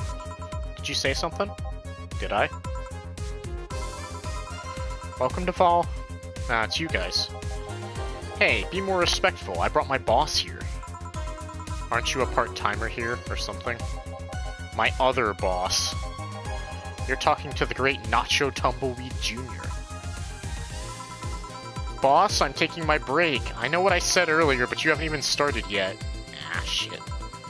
So what brings you here today? I wanted to see the place my best soldier is working at. Soldier? Wait, aren't you the dog I served last Monday? Oh, it's you, Dana. Soldier, why didn't you tell me you were working for Dana? No, that's not Dana, that's just Jay. So I'm guessing you're part of this whole Syrah thing.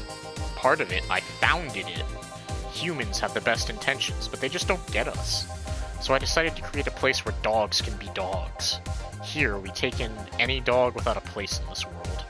We created our own heaven on earth. And do you take corgis only? Do I look like one of those Safar bitches? Of course not. I'd included other animals, but sadly I can only take care of those who are of the same species as I. Sad thing is, I take him more seriously, but it's a talking corgi with an eye patch. Will you get anything? I'm fine. What about you, boss? Manly stuff. You sure? Did I stutter? Alright.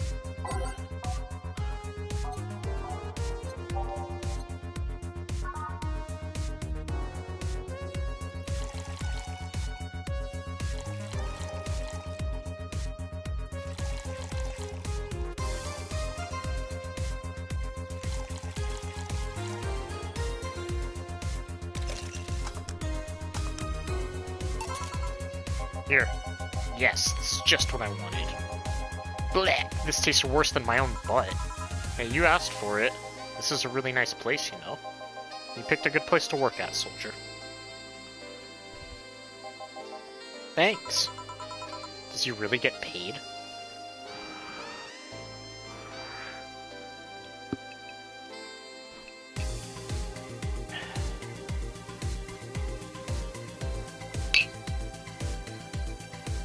I'm again sorry for the spoon noise.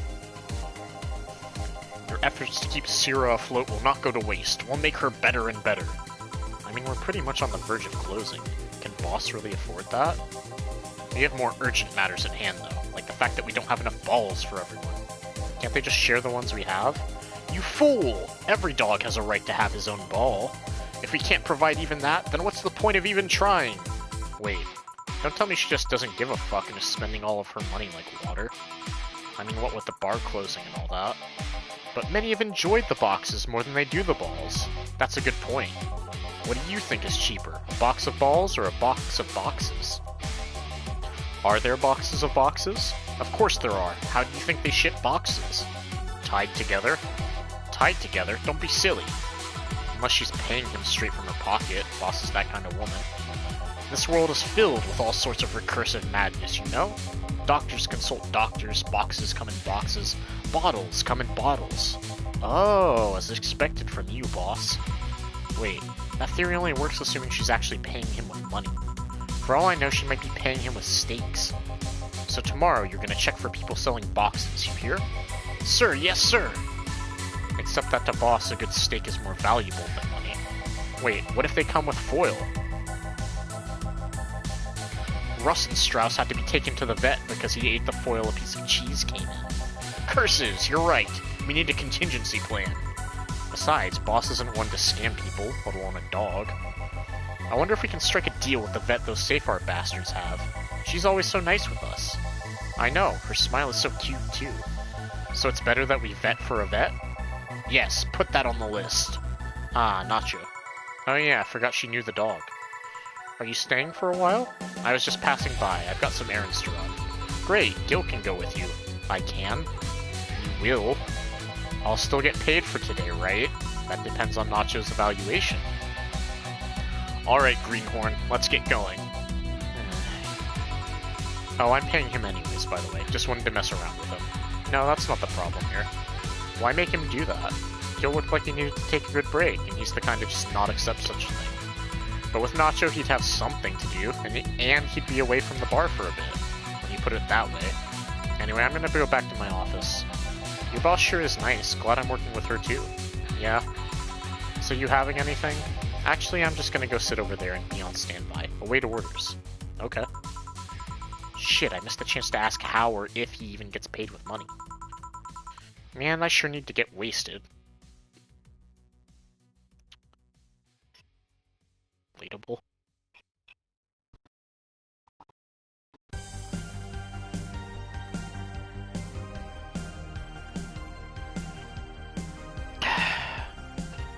That feels much better. Alright. I fail to see how getting wasted will make you feel better. Sheba! For fuck's sake, you piece of scrap. We just got out of a building full of dogs. But this one has a Hawaiian shirt. And sunglasses. Hey there, robot. And he talks. Welcome to Valhalla. Hey, Jill. Get me a beer, will you? Gotcha. Does Deal want anything? Okay, roll. Sir, yes, sir! So cute. He's fine. Just a beer, then. Friday after work isn't just a beer, though. It's the beer. That's true. Can't argue with that.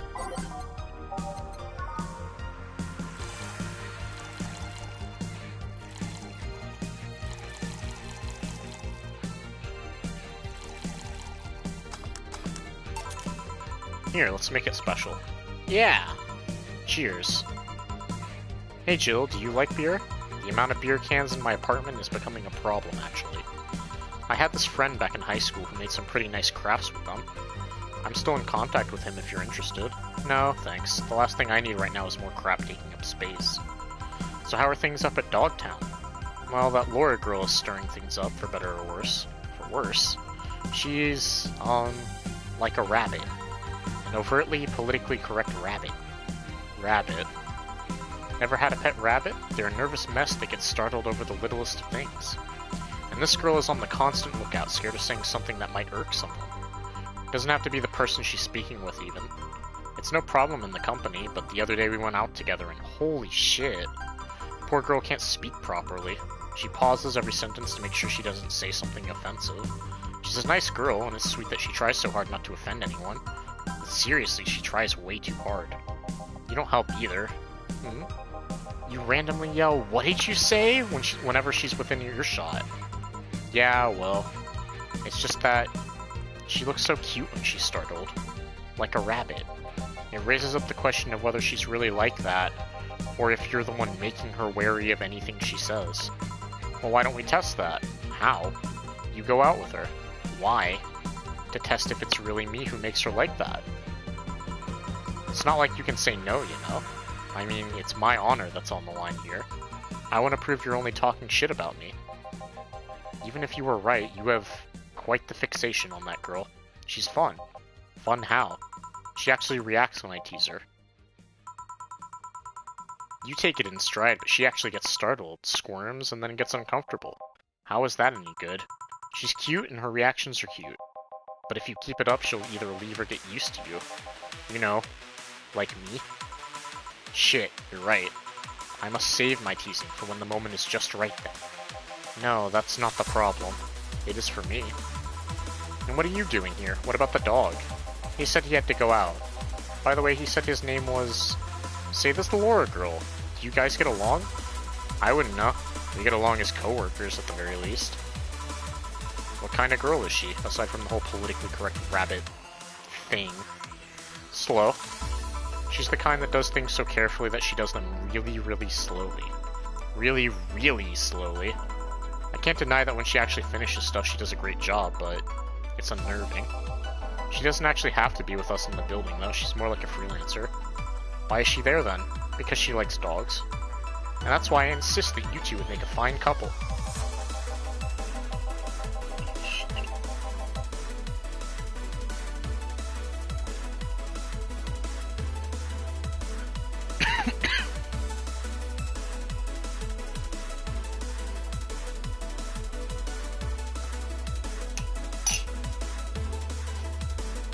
Alright, well that's all the tea, at least for now.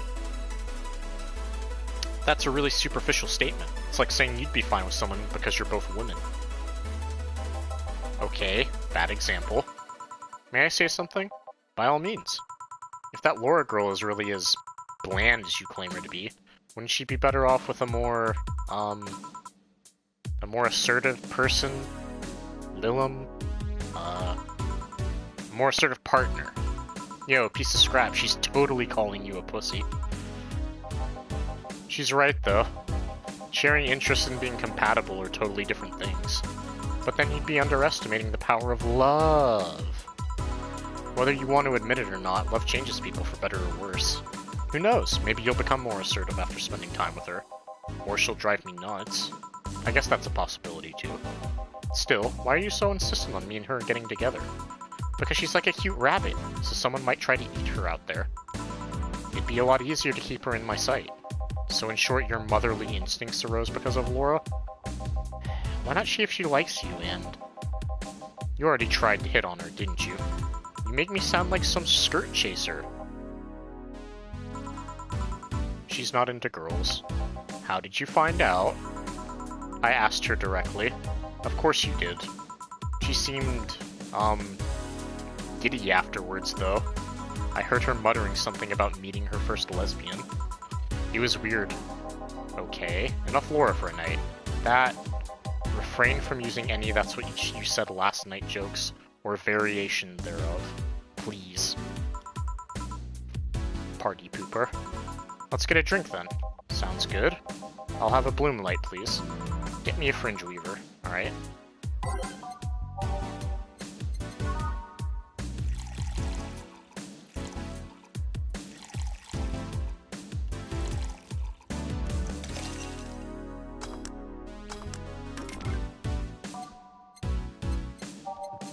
Excuse me.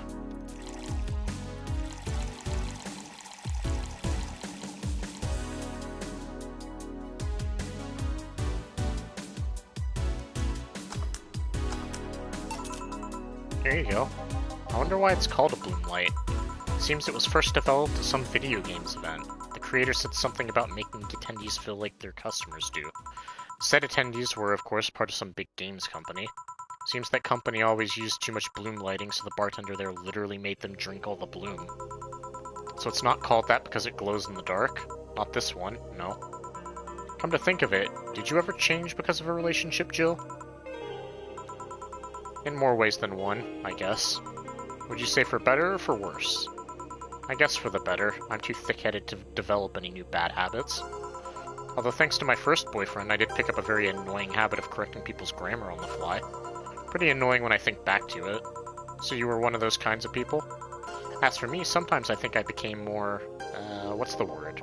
Cynical, jaded, bitter, tired of the crap this world and everyone in it throws on a daily basis? Hey, I'm just quoting you. But yeah, I think I became all of that because of this one girlfriend I had in college.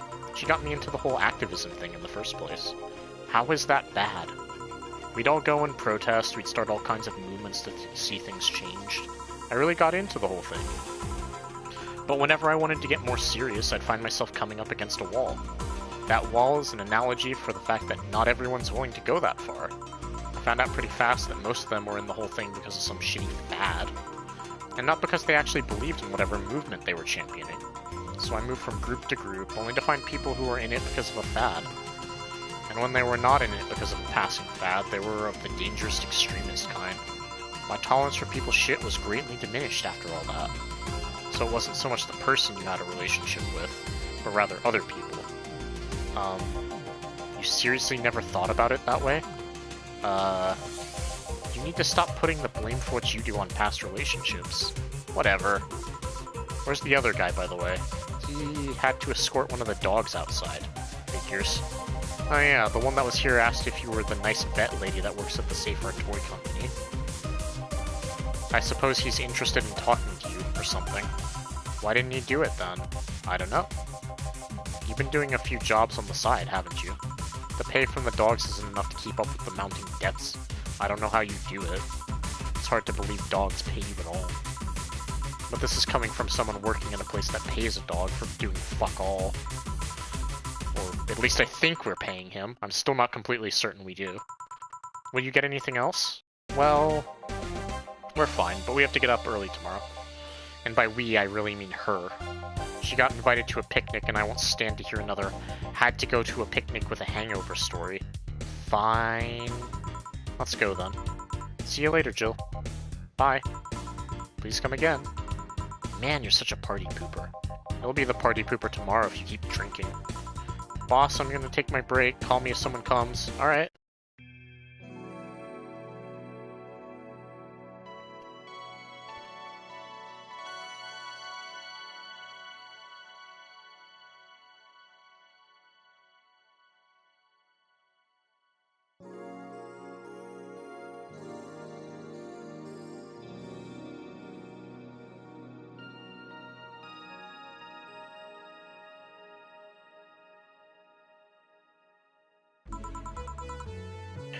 No dogs in sight.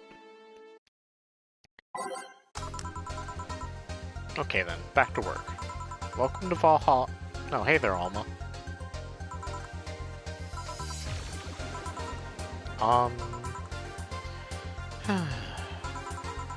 She seems down.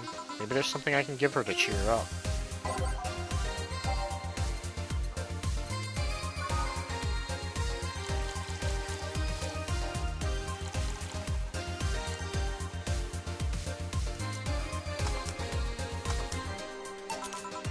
Hey.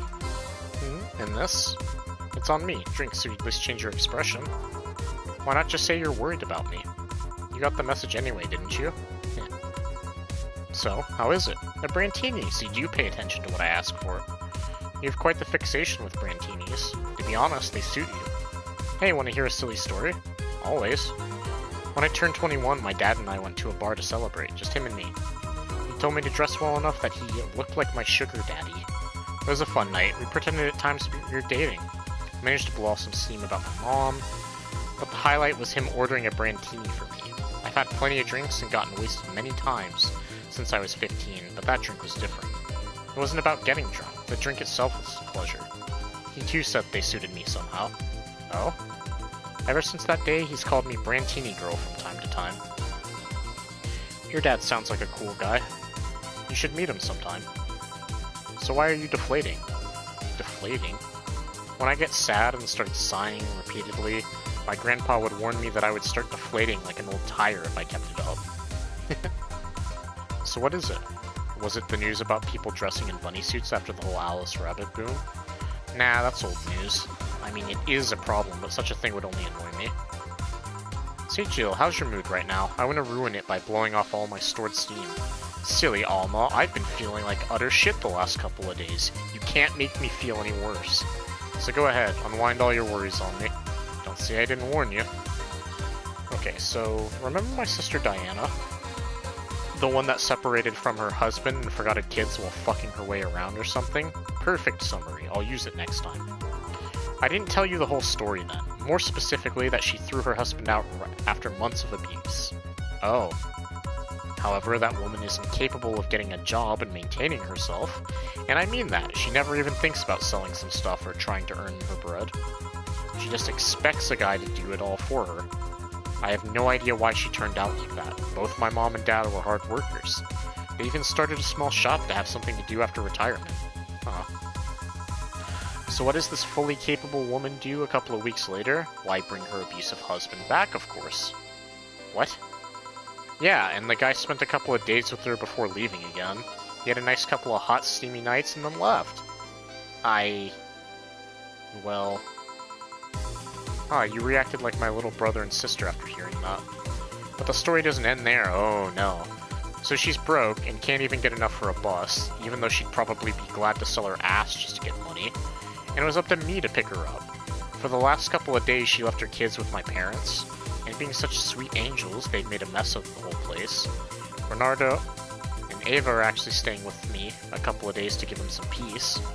It doesn't help that I never got along with Diana, so we're in the car and she asks how her kids are, and of course, after all the built-up tension, I just exploded. First I started ranting about how her kids are growing up seeing some messed up stuff. I start scolding her about not taking responsibility, about not taking proper care of her children. I tell her that she's in no place to have all those escapades. And after all that, she just says, "What the hell do you know? You don't have any kids." Yeah, you slutty skank, I don't have kids, but I'm not broke just because I refuse to take a job. I don't have kids, but I'm not leaving them in the first barely familiar house I find. I don't have kids, but I'm not letting the guy that hit me on a regular basis back into my bed. I don't have kids, but I pretty much raised Ava and Bernardo, and they turned out pretty damn well. I don't have any kids, but I'm not a cheap whore. Ah! Damn. I don't know what to say. There's nothing to say. I love my family, and I put them above all else. But Diana is seriously pushing the boundaries of what I can allow. Any way I could help? You just did. Huh? I know who I'm dealing with. I'm not the one to let stuff like that get to me. I'm still angry as hell though, and I couldn't just discuss that with any of my family members. I can't tell my mom, your daughter is a slut. I just need to get all this off my chest, you know? Well, from what I see, there's still a lot more to get off your chest. It's swollen as fuck. Now, all you see here is filled with love and dreams. Is everyone in your family as busty as you? The worst offender is my dad, actually. Kidding. I guess the only one that didn't get the big boobs gene was Ava. She insists on getting surgery or genetic treatment, but I tell her she's fine the way she is. These can actually be more of a hassle than a blessing. Poor Bernardo. His breasts actually started growing when he was 8. I just hope I don't take too much from my mother's side of the family. My father's sister's still quite young, but when menopause hit, my mom lost her looks really quickly. Any good genes you get from your family, Jill? Good enough skin and hair, I guess. There's a thing about a shrimp allergy, but so far I haven't had problems with that. Oh, I see. Hey, you know what worries me the most about the whole Diana situation? How your nephews are turning out? If she leaves them with my mom, they'll turn out better than her, somehow. Actually, what worries me is, what if I end up like that too? How so? If I find a good man and I settle down, what if he turns out shitty? What if I have a sudden burst where I want to live my life and end up like that? What if I have kids and I end up neglecting them because of all that? If you ask me, the fact that you're even worried about it is indication enough you'll be fine. You think? I'm pretty sure. You said before that she pretty much married the guy after a couple of months, right? Yeah. No offense, but those are the kind of people who wouldn't even think about all that. Besides, if any guy ends up marrying you, it's because he passed your irrational standards. Hey! Am I lying? No. But there are things best kept as unspoken truths. I wonder if I'll ever find a good guy. You will. You'll know when the time comes. I sure hope so. For now, the time has come to get another drink. What can I get you? Get me something with ice, but alcoholic, please. Alright?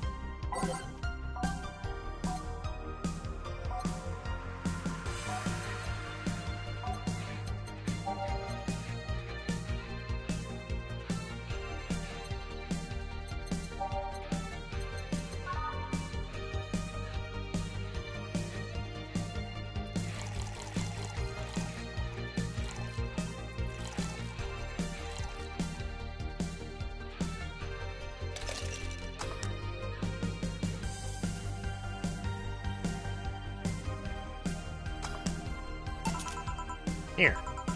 Thanks, I need to cool down a bit. That's why I'm here. So you said you felt shitty the last couple of days? Why? Don't think too much about it. Oh, come on, you heard my problems, I want to help you too. Don't worry too much. Right, I almost forgot to tell you something. What is it? My boss is throwing a mega Christmas party this Sunday. Do you want to come? Sure. Something tells me this mega Christmas is going to be a mess at my parents' home, so I'd rather avoid it. Are you guys getting chicken? I can get one. To be honest, I wouldn't know. You can bring it if you want. It won't go to waste. Gotcha. Say, Jill, what's your favorite part of the chicken? Favorite part? I guess I like legs the most. Really? I like breast better. Breast is a bit too simple, don't you think? Legs have better texture. Maybe, but simple is usually better. Breast is easier to enjoy than legs, and a lot less messy. You silly girls. Boss? You're there talking about breasts and legs when everyone knows the best parts are the wings. Boss, what's that? Spicy chicken wings. Where did you get spicy chicken wings? From a spicy chicken. You know, spicy chicken that shopped 2 blocks from here. Sorry, let me rephrase that. Why are you carrying a bucket of spicy chicken wings? Why aren't you carrying a bucket of spicy chicken wings? Well, because... Thought as much. Yo, Armitage. Alma. I know what I said. Will the chicken you're talking about be cooked already? You might need to heat it up, but it'd be cooked otherwise. Great. I expect you here Sunday at 8 p.m. Thanks. Anyway, I'll be back to my office. She left the bucket. Want some? Don't mind if I do. Oh, mild spice. Nice. Weird. Maybe she got a mixed up order and that's why she left them here. She usually orders stronger stuff. I found buckets that make my throat itch just from being near them. Oh. Say, Jill, what kind of guys do you like? That's a sudden question. I'm not too picky with guys, to be honest. I want them to be decent enough. Not jealous, not aggressive, responsible enough to keep a job. That's no good. Do you like them buff? What about tall? No tattoos or piercings, I guess. Never liked either. What about you? I like them well dressed. If they go out in iron shirts and well-coordinated clothes, they're sure to catch my eye. Some muscle is always fine too, but sharply dressed males catch my attention faster. And yet you're still single. That's how I like my man. My potential husband, on the other hand, is another matter entirely, completely. I see. So can you get me a drink here? The spicy wings turned out to be spicy. What do I get you? Anything, as long as it helps me with the spiciness in my mouth. Okay.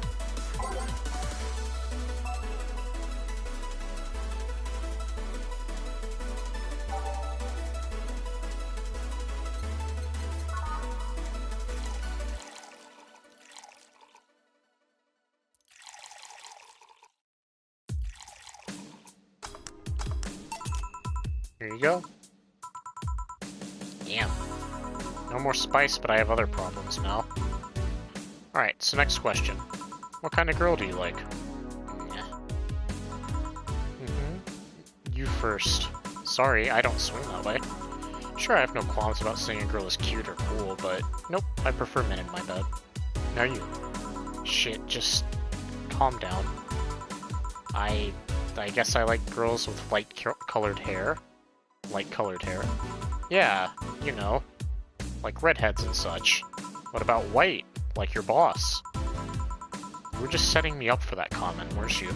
Sorry, it's just that when she got here with the bucket of wings, your eyes pretty much started sparkling. Your whole behavior transformed. You became giddy and cheerful all of a sudden.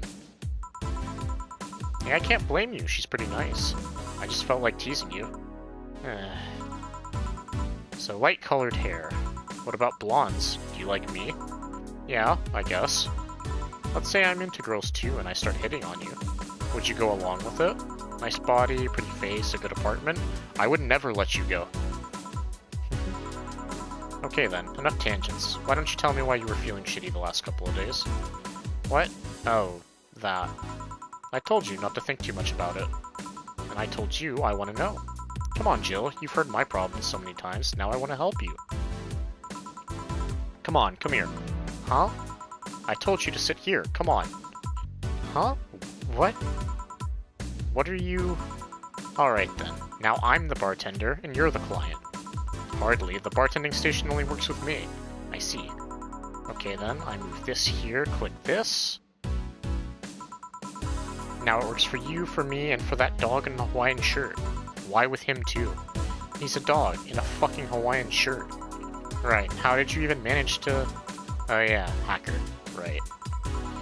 Now we've changed roles. You've been feeling shitty. Mind telling me why? It's a long story. I don't even know where to start.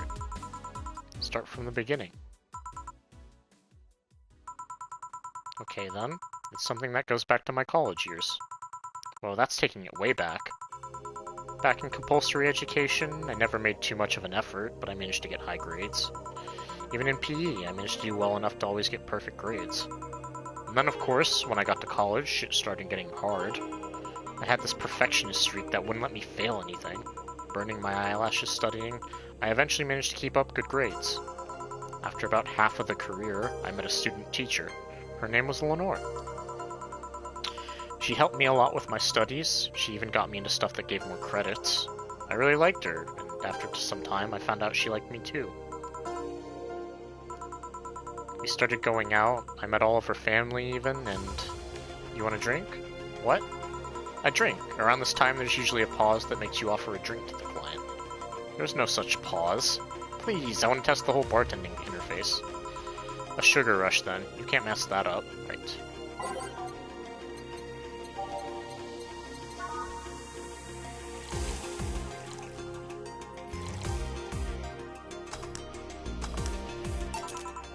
Here. Thanks. How is it? Like I said, you can't mess up a sugar rush. I have this gut feeling that with your body, you'd make a better bartender than me. You're selling yourself too short. You're cute, you know? People don't go to bars for cuteness, though. You've obviously never been to a cat bar, then. Besides, my boobs can be a hassle when trying to move around this kind of stuff. So keep telling the story. Well, as the career went on, it got harder and harder. The last year and a half of it became nothing but study session after study session, investigations, my thesis. When the graduation ceremony came, I had to make a speech, and suddenly, while reading said speech, I almost had a panic attack. Fear of public speaking. I realized I lost about a year and a half of my life. I tried to remember if I did anything fun at all, but all I could remember was studying and investigating new topics. I didn't even enjoy doing all of that, so I was just standing there, and the satisfaction of graduating was minimal. I realized I had only gone through the motions day after day, from high school to graduating. I felt like whole years of my life had slipped through my fingers. I never stopped to think if I enjoyed what I was doing, and in fact I just never stopped. But at that point I stopped, and I realized I needed a breather or something. Did I even like that career? It was all terrifying as hell. I needed all of my strength not to start running like a panicked mess.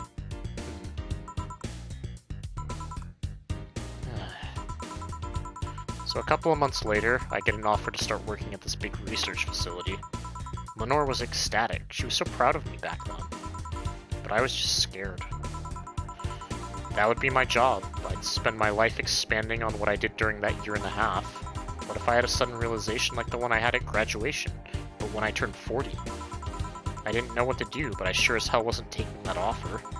I told Lenore and she freaked out. She confessed she was jealous because she never got such a chance. Things devolved pretty quickly. She said one too many things, I said one too many things. In the end, I just stormed out of her house and I broke a vase in the process. After that, I never spoke to her again. Damn. I'm sorry, I suddenly feel bad for pushing you to tell me all that. Why are you feeling shitty about that after all this time, though? Unless you've been feeling shitty for years. I have, but it's not just because of that. Huh? The other day, Lenore's sister, Gabrielle, came to this bar.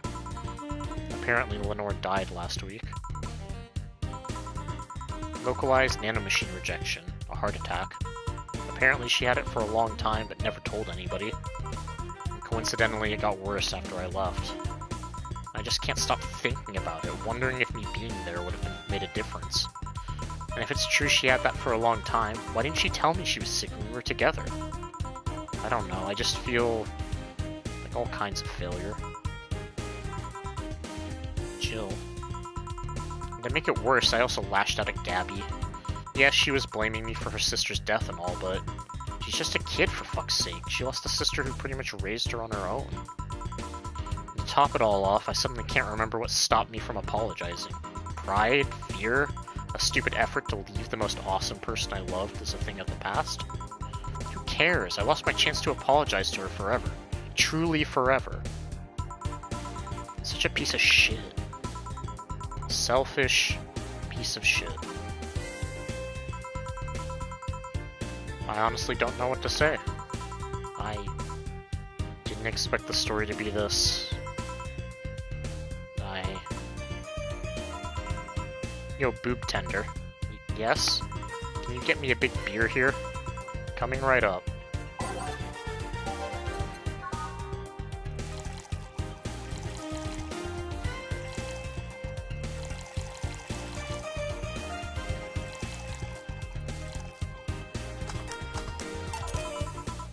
Big beer for Jill. Thanks. I need to remember to take care of the cans in my apartment. Do you drink lots of beer? One of the perks of the BTC-issued liver implant is that I can drink lots of beer without getting too wasted. Oh. Hey Jill, what kind of girl was Lenore? Well, she was calm and smart. Back in college, I was too thick-headed and got riled up easy. Stress was my default state. So just like you're behaving right now? Shut up, I was worse. Can't picture that. Don't. It's embarrassing. Anyway, she was always there, finding a way to cool me down. She was also able to hold conversations about pretty much any topic. One time, I saw her go from talking about video games to talking about sports. All of that variety while still being a hardcore scientist. She would always push me into social interactions. If she saw me by myself, she would drag me with her. Watching people is fine, but talking to them is better, she would say. Lenore would always present me to her many acquaintances as the girl I don't mind cuddling with for hours. Man, I'm gonna miss her. After a point, I didn't even think about getting back into a relationship with her, but she was such an awesome person. I just wanted to apologize. And now... You know, in a cruel twist of irony, she's the one who made me pick up bartending. Oh? Back when I was thinking, what the hell... One sec.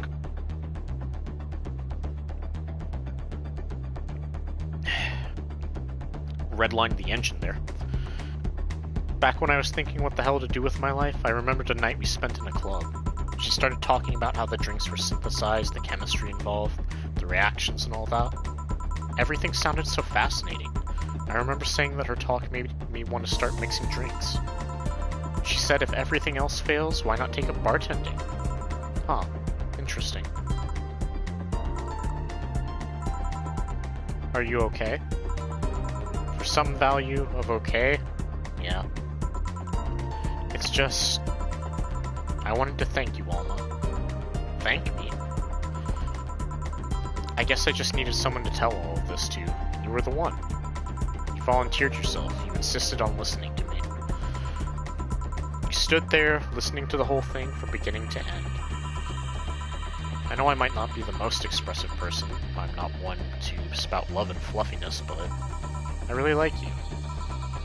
Maybe I'm just a bartender, and you're just a client, but I really appreciate your friendship, or at the very least your patronage. I really enjoy working for you. Jill, are you dying? Shut up! I'm trying to have a heart-to-heart here. Sorry, it's weird for you to get so sappy. Well, I just realized the saddest thing is how I'll never be able to make amends. And it hurts like fucking hell, you know? I never, and I mean never, want to feel that way again.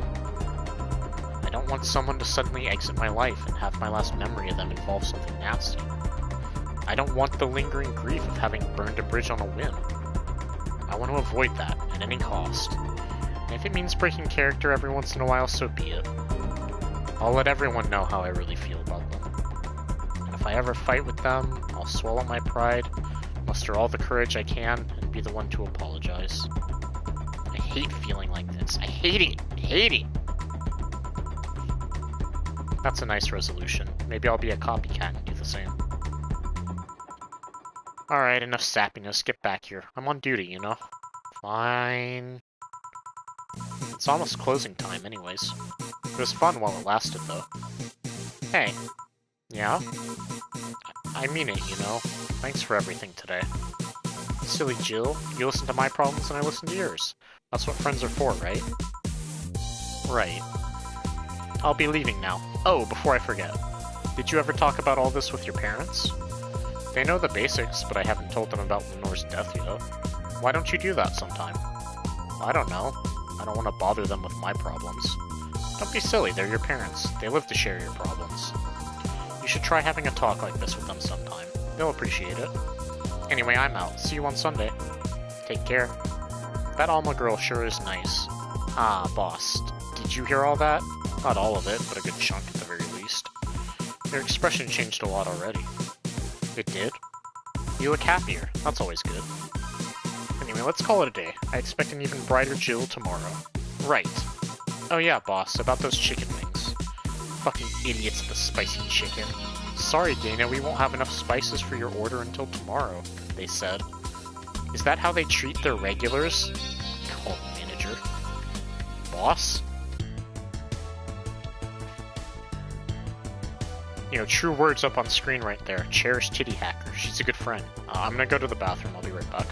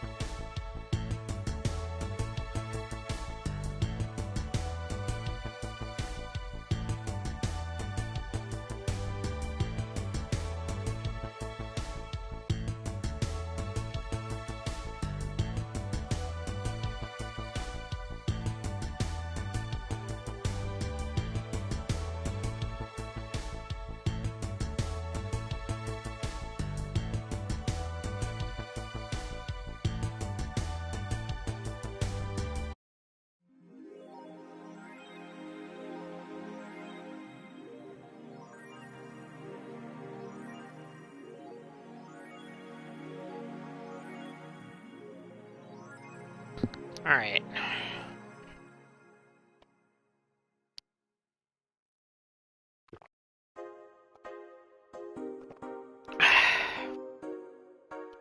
let's keep rolling.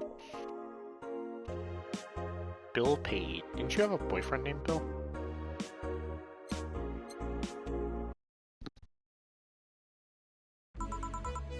Good evening. Hey Jill. How are you feeling? I won't say good, but not that bad, I guess. That's nice to hear. Where's Gil? Did he run away again? Nah, I have him on errand duty, buying the drinks for tomorrow. This game is pure gold. What's up, 123? How are you doing today?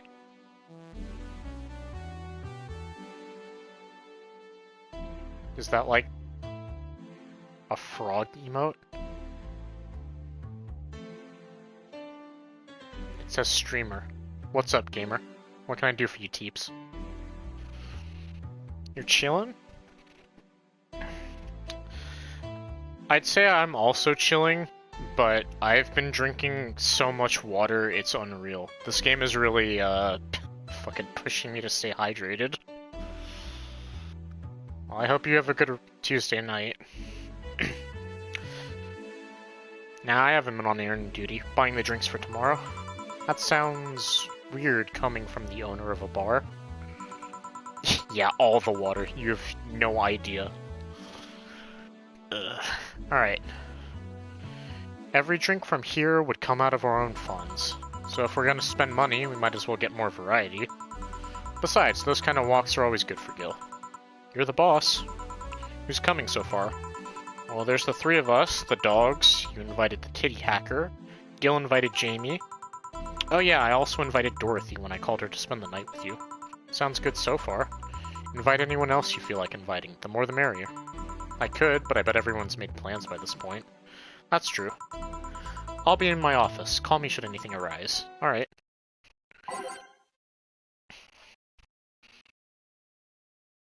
I have an idea, after all I can count. Yeah, Dorothy's pretty great. Oh, are there any songs you want me to put on the jukebox? I've been asking everybody who comes in here and talks. I'll move it up to like the second one after Every Day is Night. All the chill ones, I mean... I think most of them are pretty chill. Heart of the City's kind of intense, but Teeps requested that, so we're leaving that one in there. Basement theme modded in. I wish. Yeah, no worries. Let me see if I can find another chill. Well, Capturing Dream's pretty chill. We'll just move that up. Switch this with this one. Yeah. Time to mix drinks and change lives. I think it would be funny if it was just like 11 basement themes with one pizza time from Spider-Man 2 thrown in the middle. I think that's the ideal rotation. Wait here, I'll check inside. Welcome to Valhalla. Oh, a BTC bar. Excuse me, do you know where the Athena Convention Center is? Why does that place make people get lost so easily? They should have called it the Minotaur Center. Hold on, let me scribble the directions on paper. Thanks. To the right, you see a building filled with hobos. This should be it. Thanks a lot. Anything else I can help you with? Now what the hell, I'll have a drink. What about you? A Brandtini, please. Right.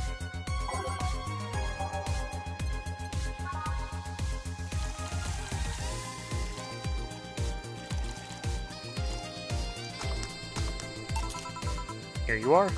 Thanks. That's an interesting outfit in this cold season, miss. Well, I'm actually cosplaying, so call me Vela for the time being. And your Lilim friend is Essentia. I get it. You're cosplaying too? Sure, let's go with that. Have you heard of a game called Y2K Bartender? That cult classic game that has seen like 3 remastered versions made by 6 different companies this year? That one. We're in a cosplay group dedicated to it and got lost on the way. I heard you talking to someone outside. Oh yeah, a friend is cosplaying as Alex. I told him to wait outside. Yeah, no, this game crossed over with Y2K, but it's okay because that game was not out when this came out. Go on, Olive.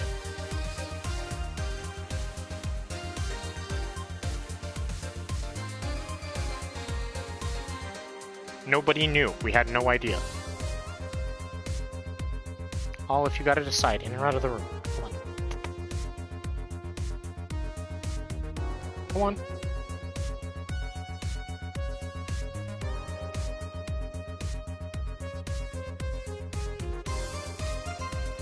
Alright.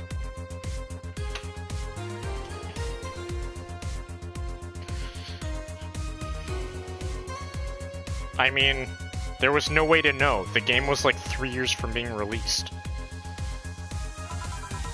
Shouldn't he enter? He'll be fine. Something amiss? There's a girl behind you. Short hair, black sailor uniform, missing an arm. Wearing jeans under a skirt. Now, don't spook the bartender. Spook? Ahem. Anything else? I'll get a fluffy dream and be on my way. And you? I'm fine.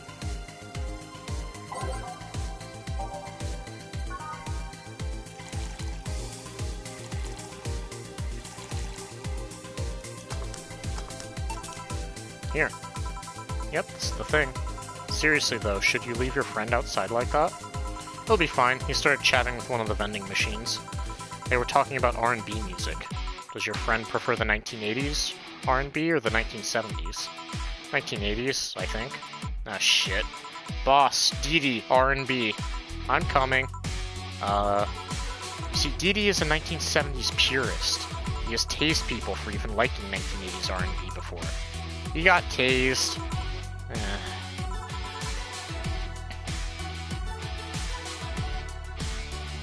Oh god.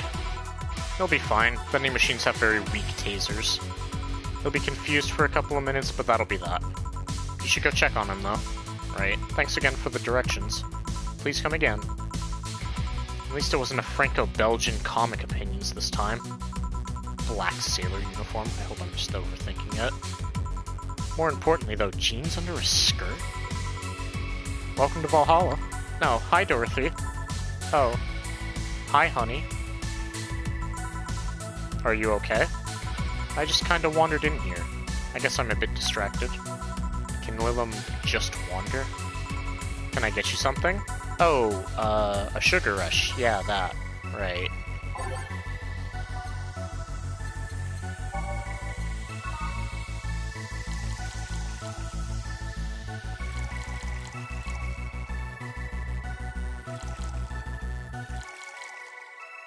I think this is the right one, maybe. Here you go. This is... Didn't you say you liked having a piano woman whenever you felt like celebrating? Or were feeling down? I did? Wait, I did! You actually remember such a thing.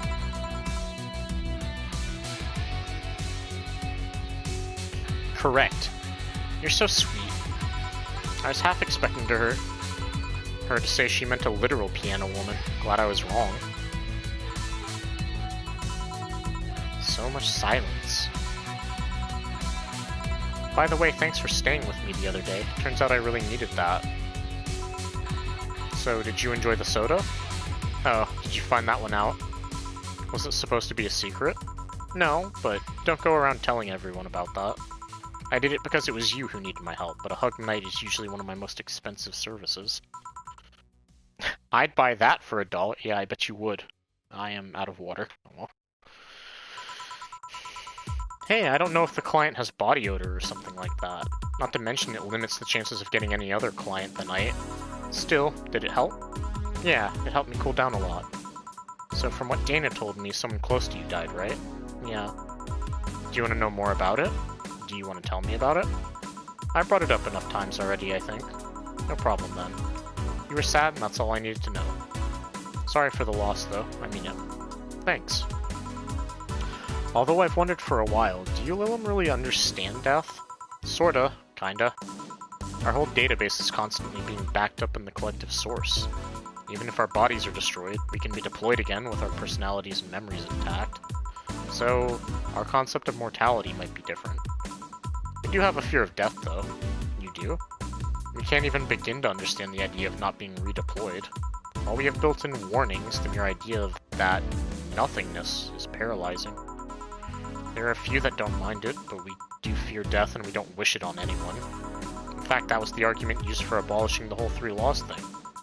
You seem quite knowledgeable about robot history. Seeing what others have done to make sure I can live like I do helps me not take things for granted.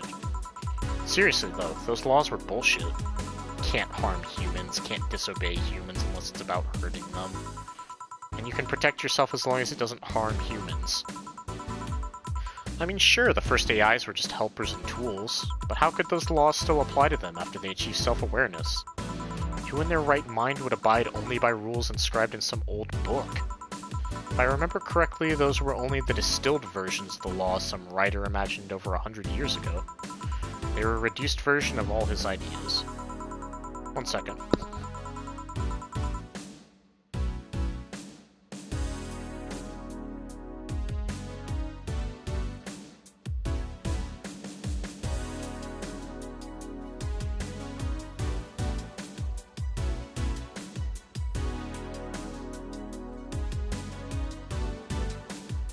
Sorry chat, just getting reminded about something. It's recycling day tomorrow, so I just need to make sure it all goes out. Recycle. I mean... She's woken up from her nap, but she hasn't moved from her spot. Alright.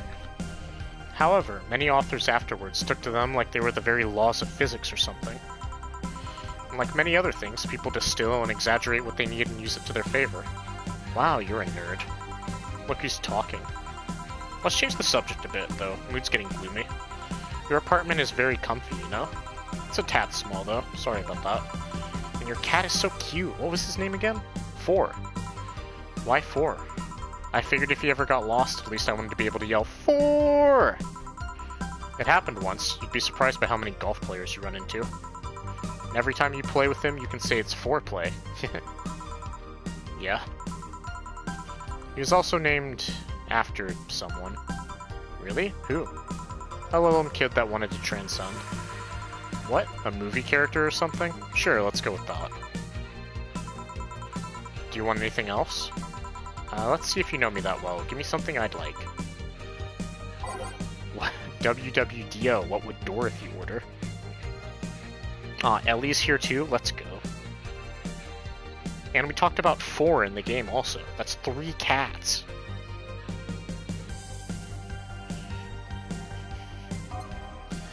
Alright, so let's see. Dorothy, she likes girly drinks, like sweet ones. And she really likes sugar rushes. Blue Fairy, maybe? Order this.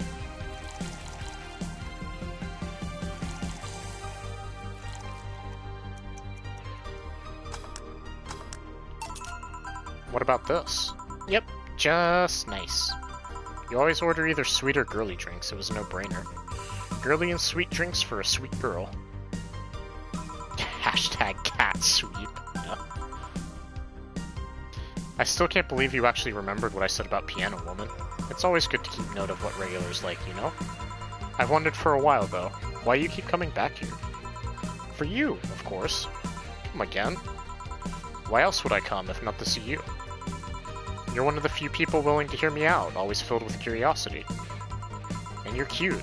Talking to cute people is always nice. There's also the bar, the way it's insulated from the noise of the city. It's really comfortable.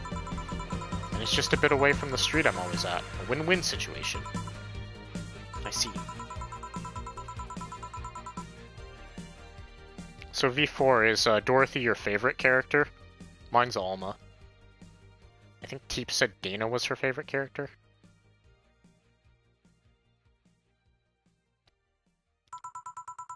Well, I wasn't down, really. I was just thinking about a lot of things. Like what? Well, my mom, or guardian, asked me to come home on Monday for a bit. And as much as I love her, being with her is usually tiring. Guardian. You like Dorothy, but you don't have favorites? That's fair. All of the characters in this are really good. Excuse me. That whole thing about someone taking care of a Lilum after they're deployed until they reach maturity, right? Jill is pretty great. Jill is my second favorite after Alma. It's very close, though.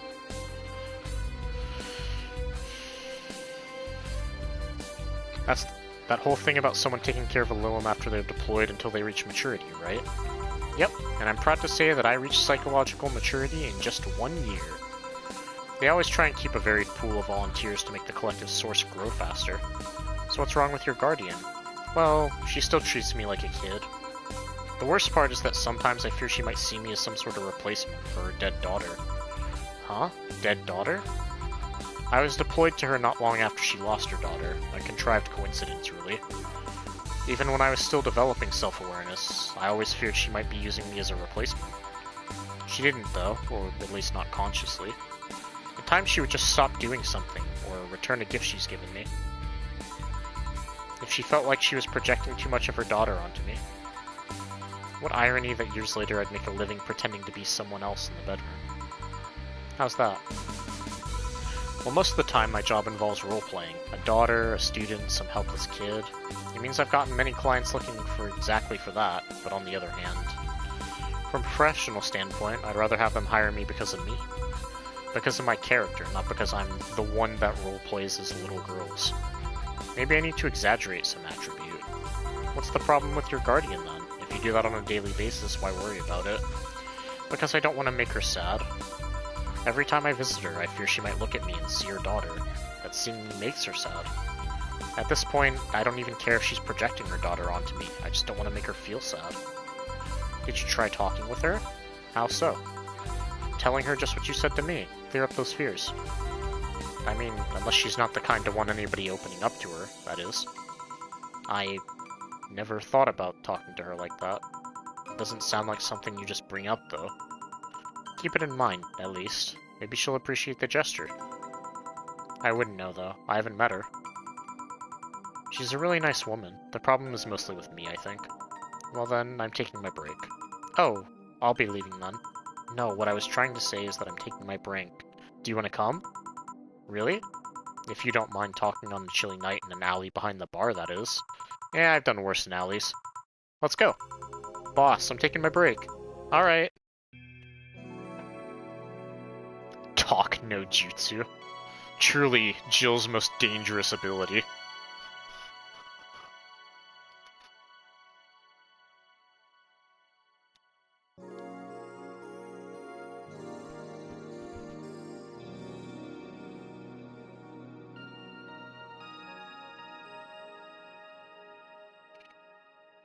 Alright, chat. So, this is gonna be the last day that we play, because it's 9, which is about wrap-up time. I'll also have yesterday's part up on YouTube. I would have had it up already, but I turned off my computer without clicking OK on the upload, basically. So I have to do it again, which is very cool. I'm not doing it now, though, because, like, obviously we don't want to mess up the stream quality. But anyway, back to the game. Her forbidden bloodline technique. Yep.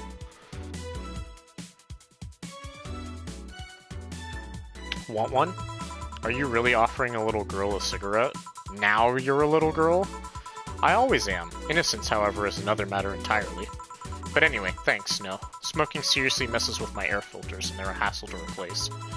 Don't mind me, though. Smoke to your heart's content. Thanks. So why don't you tell me about this guardian of yours? I want to know what kind of woman she is. Sure. Well, her name is Sophia Graham. Graham? Graham? Graham? I'm gonna say Graham. She's a retired PE teacher. Nowadays she works at a gym during the morning shift. She's pretty fit, if I do say so myself. She had a daughter. Apparently she suffered from nanomachine rejection all of her life. And when she finally healed, she was hit by a truck. What was her daughter's name? I don't know. I never asked, really. Are you okay? I'm reading fear, or is that surprise? It's hard to tell. I'm fine, yeah. Wait, read? Well, I don't see emotions like you do. I have to make do with a combination of body heat readings, facial recognition, and context. I'm still a bit confused about some, but I've gotten better with time. Anyway, you sure you're fine? Yeah. Scared or surprised? She's not wrong, though. Wait, does that mean your last name isn't really Hayes? Hayes is just my artistic name. Sounds more exotic than... And that's what people like... Sounds more exotic, and that's what people usually look for in this business. I tried other names, though. Dolores Hayes, Genesis Graham. I tried Dorothy Warrior once, but a legal team came out of nowhere and stopped me cold. So what's your legal name, then? Rebecca Dorothy Willow Graham. A bit of a mouthful, if you ask me. So Dorothy's actually your second name. Should I call you something like Becky, then? People have always called me Dorothy rather than Rebecca for some reason. That's why I chose it. It's useful, too. People have tried to falsify stuff using my name, and they always get caught. Because they use Dorothy Hayes as their name. Yep. Only my mom, or guardian, calls me Rebecca, so it's weird to hear it from others. What about Willow? Willow's my first surname, actually. When I got registered, my guardian was married to a guy who had Willow as a last name. Shortly after I joined their household, they separated, so I was left with his family name first. Hold on, so your real name in short would be Rebecca Willow? Doesn't have the same pizzazz to it, if you ask me. Whatever you say, Becky. Stop it! It'd be like if I called you Julianne all of a sudden. Ugh. Whoa, that was anger I read just now. Lots of anger. I think it's weird enough already if you call me Jill instead of Honey. Weird, huh? How you can end up feeling associated with a name that's not yours. I have an uncle that always called me Tina. He just kept calling my cousin Tina Jill for some reason. Neither of us mind it, though, because he's calling us what he thinks we're called instead of mixing us up. That, and it's completely useless to try and correct him. But you know, maybe that effect is true for your clients, too. How so? Well, you're worried about your clients not hiring you because you're you, right? But think about what happens when it's announced that a character will be played by a different actor. Sure, it's a character, but people are also going for the actor playing the character. So you're saying they go for my roleplay instead of just mere roleplay? Sounds too far-fetched? Sounds plausible, actually. Okay, honey, I'll take my leave now. Don't want to take up all of your break. Thanks for the chat. See you at the party tomorrow. Bye! I need to remember to buy more cigars.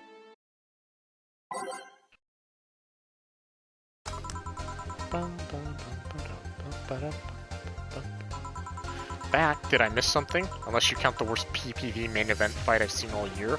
Not really, no. Alright. Going out? I'll have a word with Go-Go outside. He was so hyped for that match. He must be devastated. Okay. Welcome to Valhalla. Oh, hi, Say. Good evening, Jill. How are you doing? The nightmares have stopped, so I'm sleeping better. Ahem. How about your injuries? My bones are healing nicely. My wounds finally closed. The scars itch a bit, though. Well, that's good to hear. Are you by yourself today? Yeah, I'm running a couple of errands by myself today, but I wanted to come here for a while. I also noticed the big guy from last time is outside. Buster? Stella doesn't want me being alone while I'm still healing, so she suggested I taking him with me. Go. Ah, I see. What can I get you? Something cold. Sure.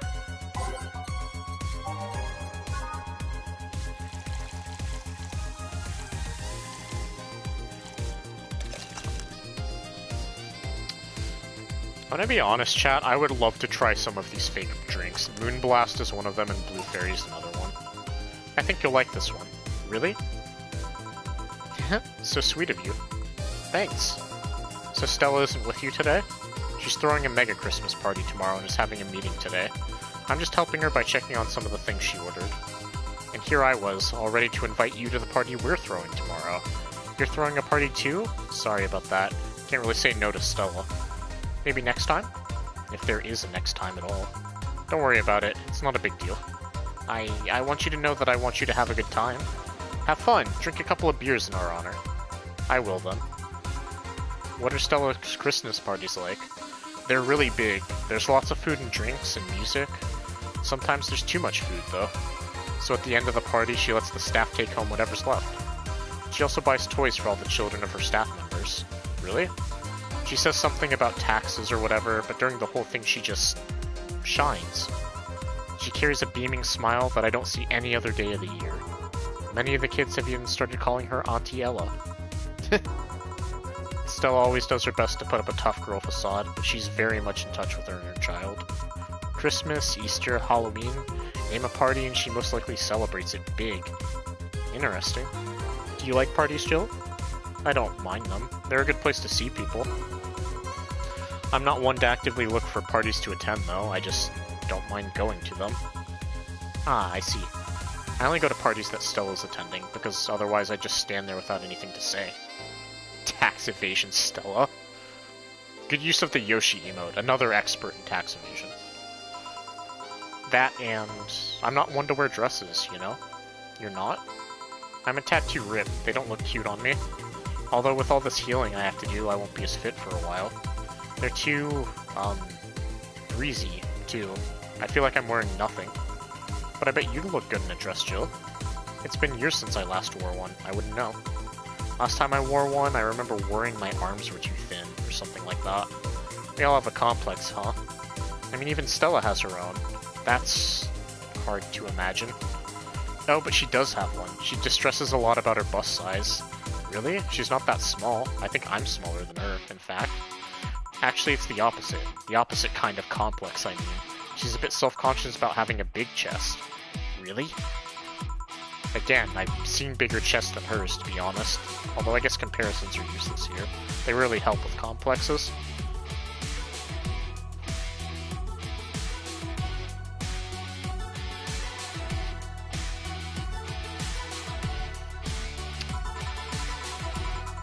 Well, she does go the extra mile to hide it. In fact, I have no idea how she does it. I mean, I've seen her before and after she tucks them away, but I guess I never cared enough to ask the specifics. That's also why when she goes out, she styles her hair in those, drills. They look a bit drilly, don't they? She styles her hair like that to help divert attention away from her chest.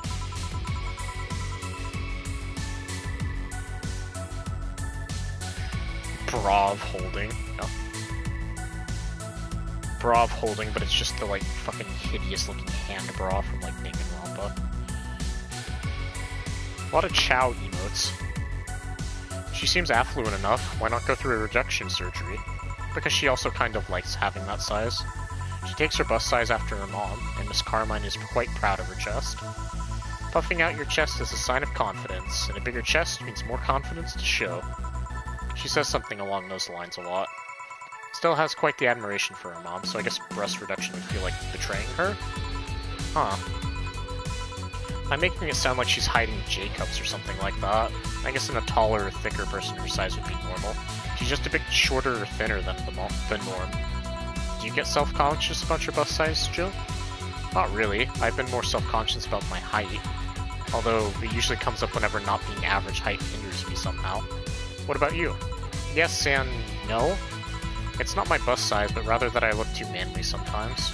And I can't help but wonder if bigger boobs would help with that. You're fine, don't worry. Thank you. Can I get you anything else? Do you have something non-alcoholic? I do, give me a second. You can't do soft. Well, that's fine, I can just give her a sugar rush.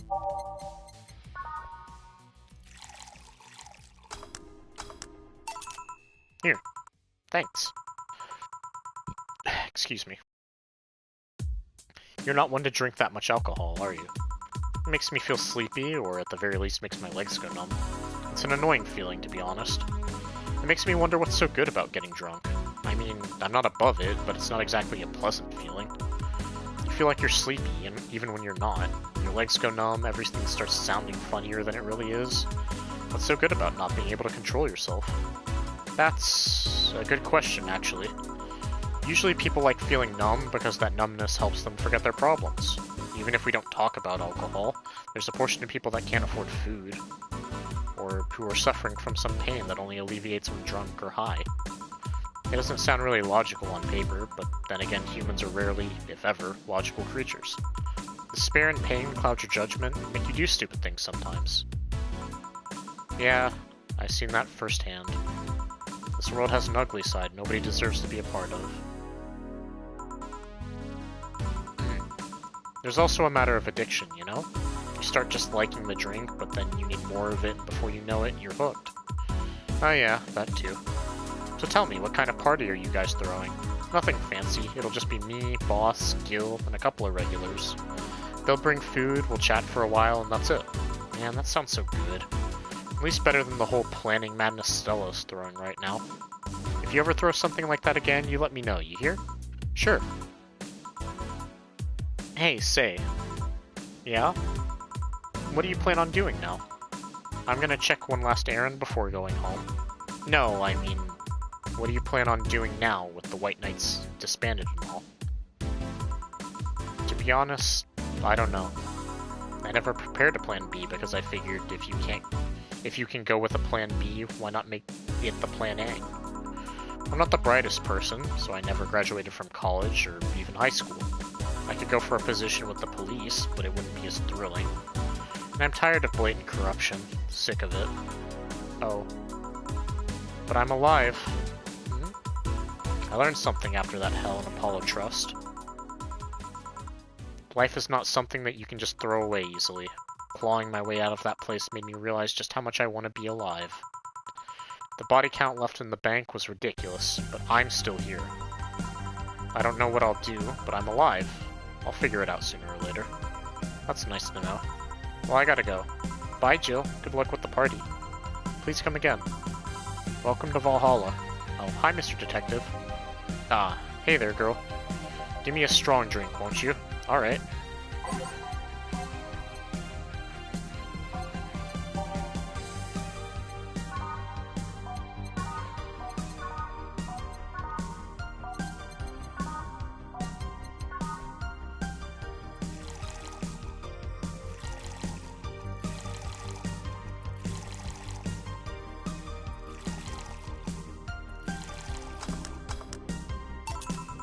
Here you go.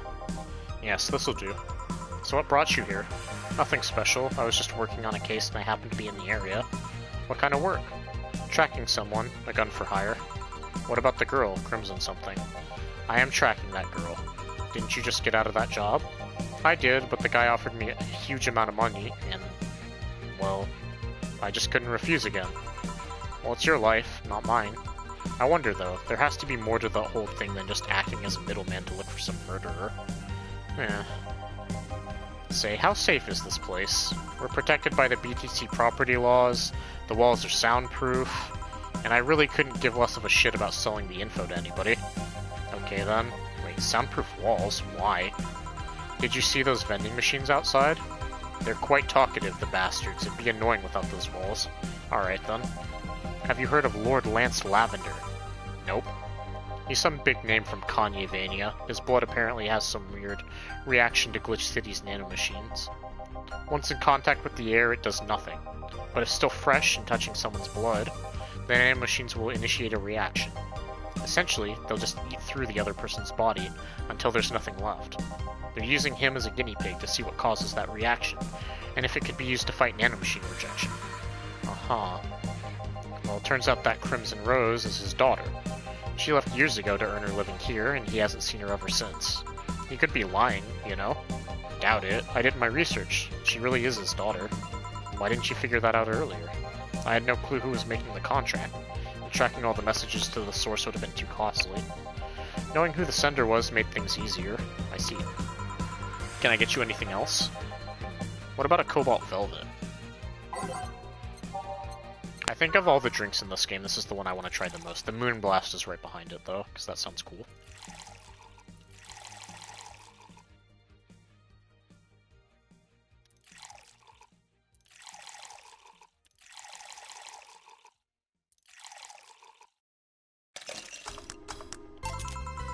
Here you are. Oh, you actually did it. Were you expecting me to mess up some so you didn't have to pay? No. So what made you accept the contract anyway, keeping in mind all the risk you told me last time? He told me he wanted to see her again one last time, or at the very least deliver her a message. He could have been lying. Yeah, people lie, you made your point. Even then, I felt like I couldn't say no.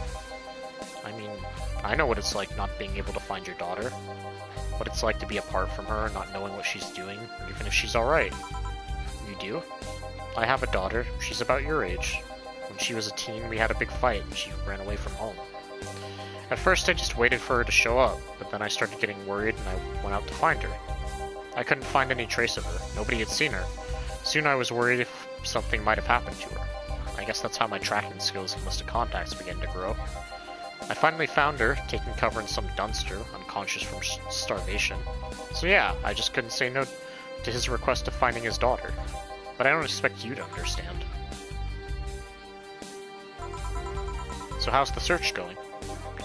I'm very close to finding her. That girl's pretty good at covering her tracks.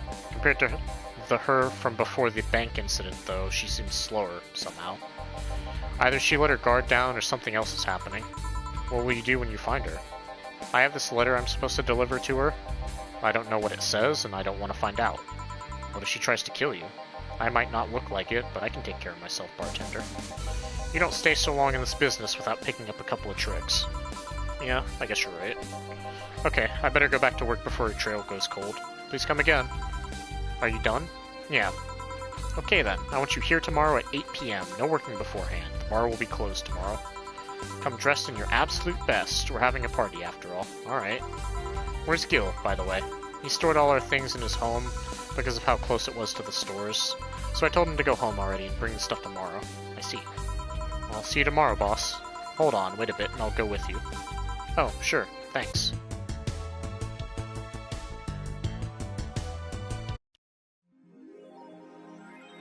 Merry Mega Christmas, chat. Let us celebrate Santa's resurrection as the Mega Santa that saved Christmas from the Redmonds. Alright, so with that, we're gonna go ahead and save and wrap up for the day.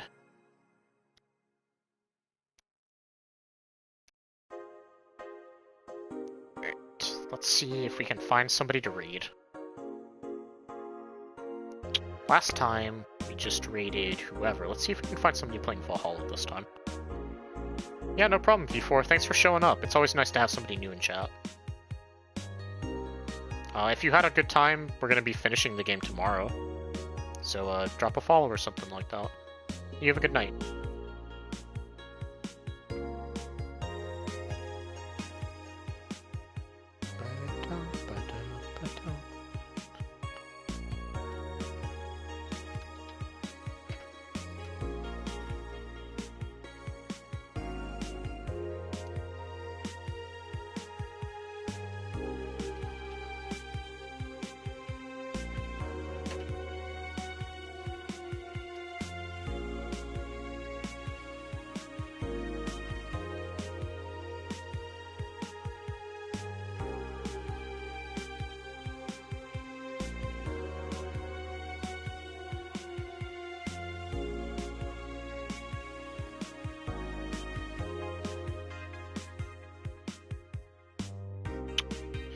So it looks like the only person I can find streaming it is just redoing the same part that I already did earlier, so...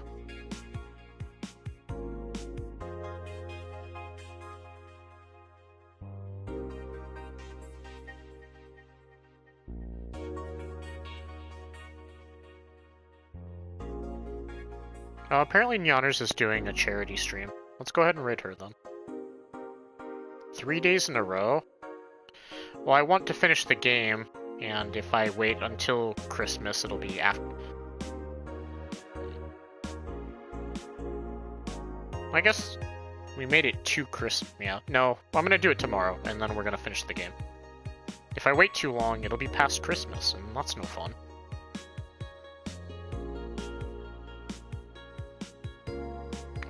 So chat, you have a good rest of the night. I'm going to drink more tea and more water, and hopefully my voice will heal more than it did today. Later.